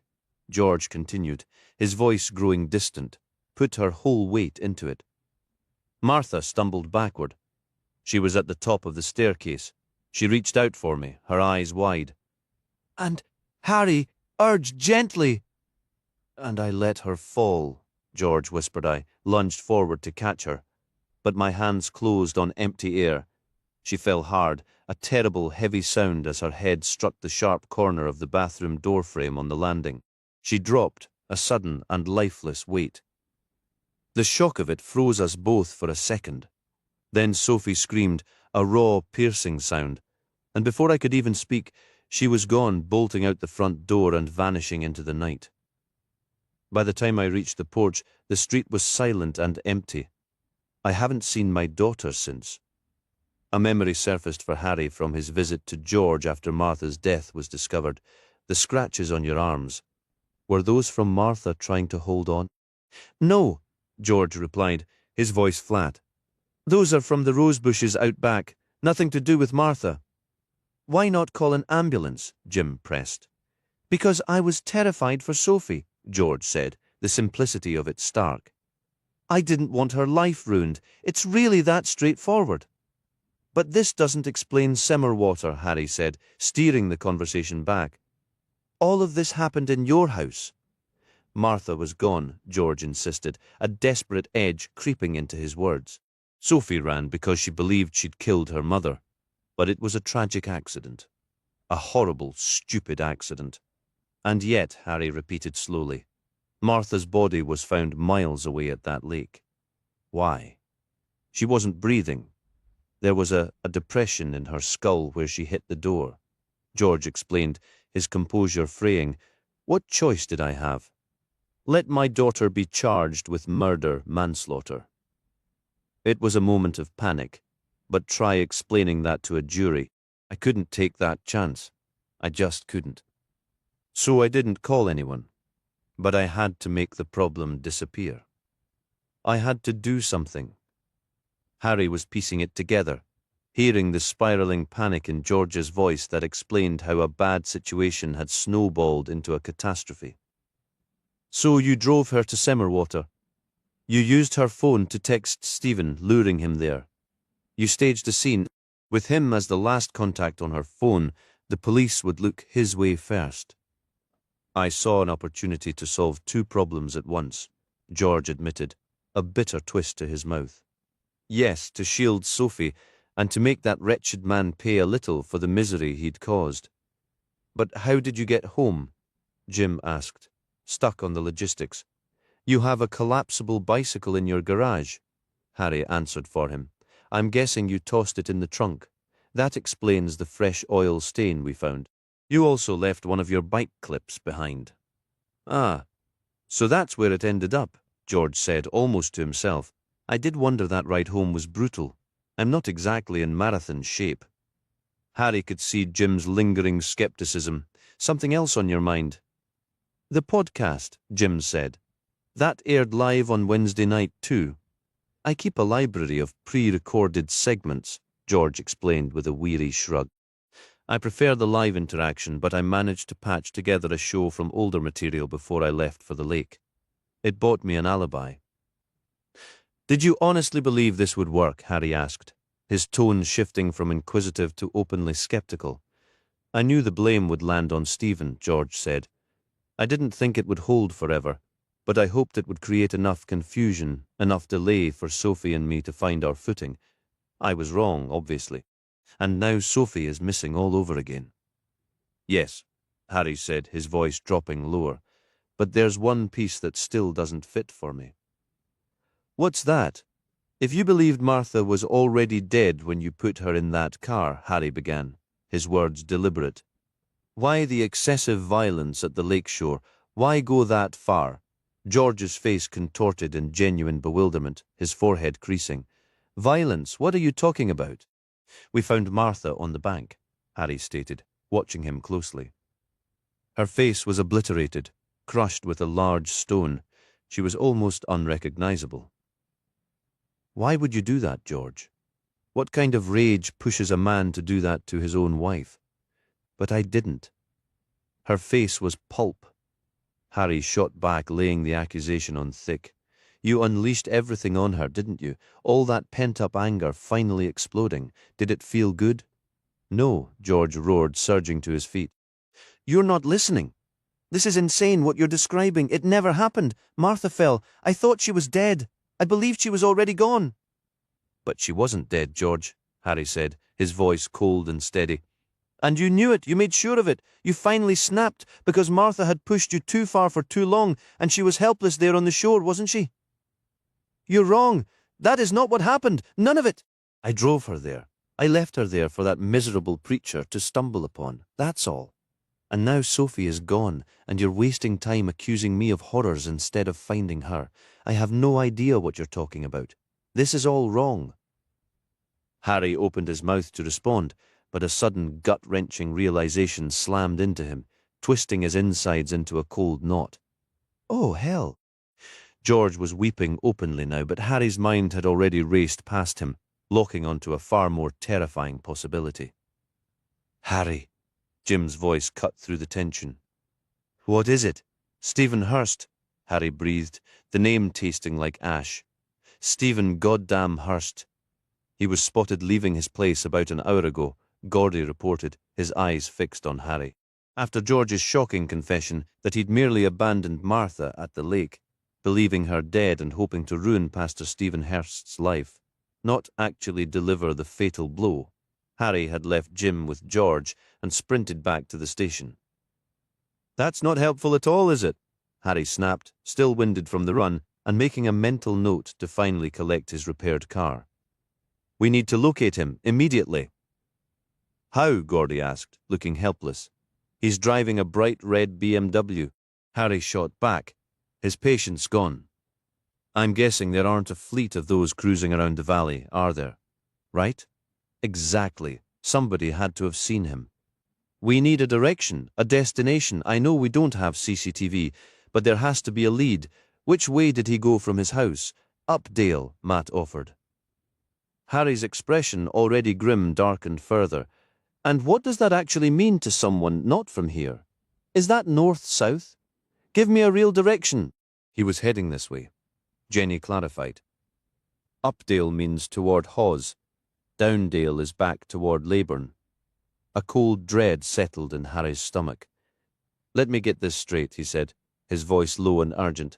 Our prime suspect gets sprung on bail by some slick lawyer, correct nods all around? And we know he left his house, headed in this direction, an hour ago. Yes. More nods. Then, priest or not, that's a man with vengeance on his mind. Not prayer, Harry stated flatly. Call Jim now. He was already at the door, spinning to face the stunned team. Why are you all just standing there? Let's go, move outside. As they piled into the police SUV, Liz called out. Jim's not answering. Nothing. He always picks up. Matt fired up the engine. Hold on tight. Tires screeched as he launched the vehicle from the parking lot of the Black Bull and tore down the hill from the market square. You don't think he'd actually do something crazy, do you? Matt asked, the engine roaring as he pushed it. He's a pastor. I don't care if he's the Pope himself, Harry roared over the noise. All I know is the man was having an affair with Martha and probably didn't appreciate George trying to frame him for a murder. He apparently ended up committing anyway. It still doesn't track, though, Matt argued, wrestling the wheel onto the Hodgson's driveway. Why kill her? What was the point? I don't think he was thinking at all, Harry said as the SUV bounced violently up the drive. He's operating on pure rage now. His secret is out.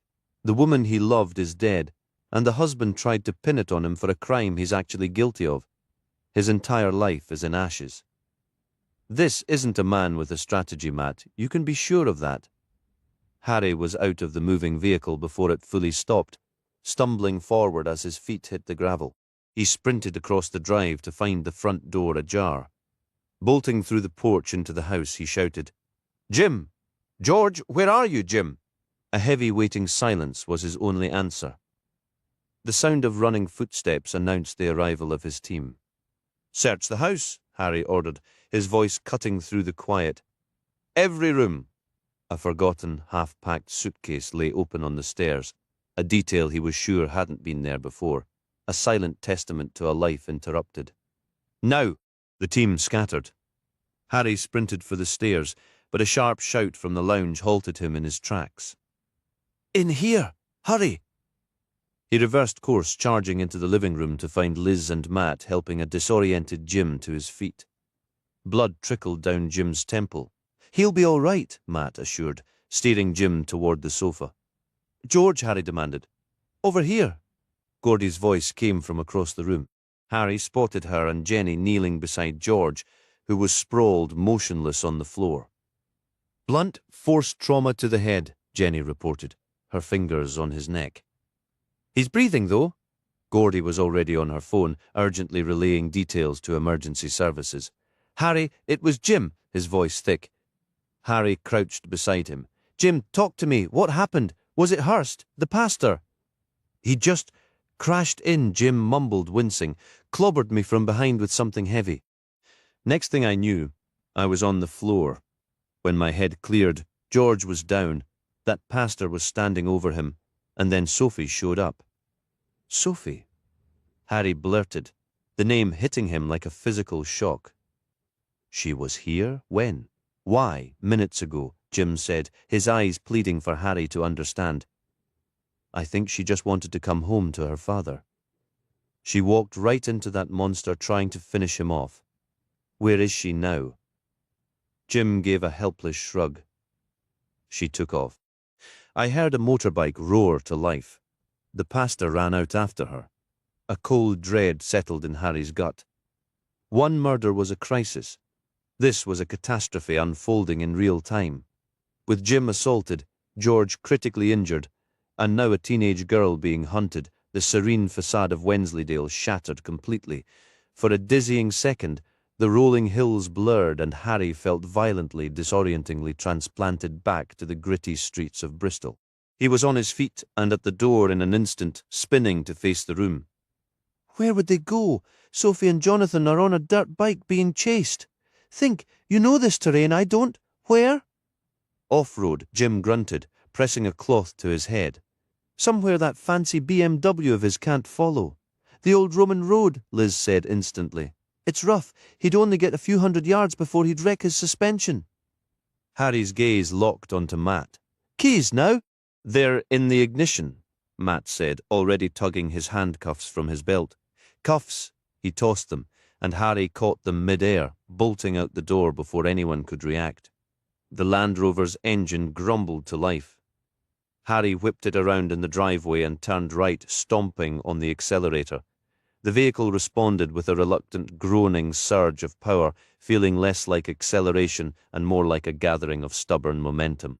At the turn for Burterset, he wrenched the wheel, tires screeching as he left the paved road behind, charging into the tiny village. He blew past stone cottages, a blur of green and grey, Jim's family farm flashing by on the left. The uncertainty was torture. In his mind, he saw the bike crashed, the pastor closing in. The grim image made him downshift violently, slamming the pedal down, forcing the Land Rover into a roaring, protesting sprint. The entrance to the Roman road appeared ahead, and Harry cursed, remembering it was a crossroads. Left led downward.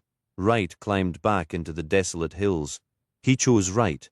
The vehicle bucked and jolted over the rutted track of rubble and loose stone, the Land Rover devouring the path with a rugged, almost joyful ferocity. Harry, however, was having a profoundly miserable time, his head repeatedly smacking the roof as he drove at a reckless, punishing speed. He had to. This ended now. The road plunged into a sudden steep dip, hooked around a sharp bend, then climbed again. And there, his luck shifted.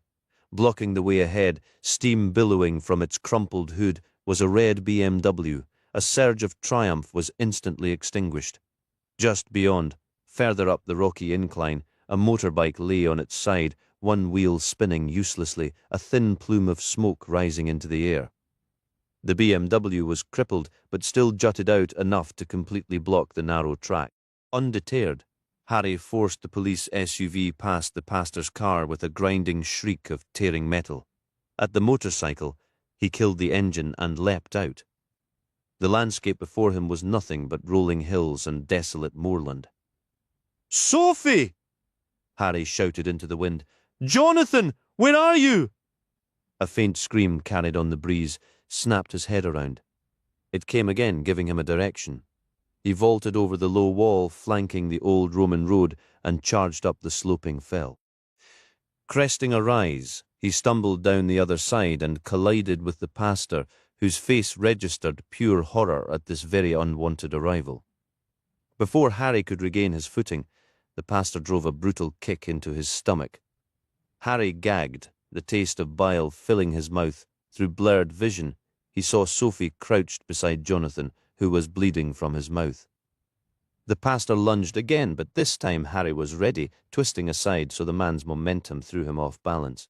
Seizing the opening, Harry swept the pastor's legs out from under him, sending him crashing to the ground. In an instant, Harry was on top of him, knees pressed hard into the man's back. "Get off me!" the pastor screamed. Harry ignored him, wrenching his arms behind his back and clicking the handcuffs into place. He rolled off the struggling figure. "You," Harry stated, catching his breath, "are under arrest." Crawling away on his hands and knees, Harry left the pastor cursing into the dirt. He pushed himself up and looked at Sophie and Jonathan, their faces pale with terror. "I'm with the police," Harry said, his voice steadying. "It's over. You're safe." "Are we in trouble?" Jonathan whispered. "Maybe," Harry admitted, "but that's why I'm here, to sort it out, all right?" "My dad," Sophie said, her voice trembling. "Is he okay?" "The police are with him," Harry assured her. "An ambulance is on the way." The two children remained frozen. Harry extended a hand toward the girl. "Sophie." She nodded, tears welling in her eyes. I know what you believe happened, Harry said gently, but you did not kill your mother. Your father told me everything. He needs you to come home now. He needs you more than ever. For a long moment everything was still. Then the dam broke sobbing. Sophie ran to him. Harry caught her and held her tight, making sure she wouldn't fall. Chapter 31. You're absolutely certain about this? Seems that way. Then you're as crazy as you are ugly. Appreciate that. Harry gazed out at the lake. In the late evening gloom, a single beam of moonlight cut a ghostly path across the water toward him. He had at least managed to get his feet in, and the water was brutally, shockingly cold. Jim stood a few paces back on the shore, holding a towel. You did remember the thermos of that awful coffee of yours, right? Harry asked. You didn't leave it at your place. Oh, I remembered it, Jim confirmed. Not that it'll do much good. You'll be dead from hypothermia in minutes. They'll probably have to dredge the lake for your corpse. Harry waded in up to his ankles. The cold wasn't just a temperature. It was a physical assault, like shards of ice stabbing into his bones. Remind me again why I'm doing this, Harry groaned. Remind you? Jim retorted. You haven't given a reason. You just said we were coming to Semmerwater and that I should bring a towel and a hot drink. Harry laughed, and the sound felt strangely liberating. It was the weekend after arguably the most bizarre week of his life. It felt fitting, in a way, to cap it off with an act that seemed equally insane. After encountering those wild swimmers earlier in the week, despite the grim circumstances, he'd been oddly captivated by the idea. And now, here he was about to try it himself. A sudden, unexpected memory surfaced. His grandfather, years ago, telling him the coldest water clears the muddiest mind. He pushed the thought aside. You know, you don't have to go through with this, Jim said. Nobody even knows you're here. I won't say a word, I swear it. Harry moved deeper, the water now lapping at his knees. His feet were numb, the stones beneath them just a distant cold pressure. You're actually going through with this, Jim's voice carried over the water. You've lost your mind, you know that, right? Harry pictured his older brother, the responsible one, watching this scene. What would he think, seeing Harry plunge into this dark, icy lake? A smile, perhaps, a laugh. That was the heart of it, really. More than anything, Harry longed to see his younger brother's joy again. Get on with it, Jim shouted, his tone shifting from concern to a strained encouragement. Just dive, you're right at the edge. One day, Harry promised himself, as the water crept higher, he would bring Ben here. He'd track down their father, settle the score for all the pain he'd caused, and then he'd bring Ben to this very spot to hear him laugh freely. The thought was a small, fierce warmth against the creeping cold. Then, with a shout that cracked into a gasp, Harry launched himself forward and vanished beneath the dark, swallowing surface.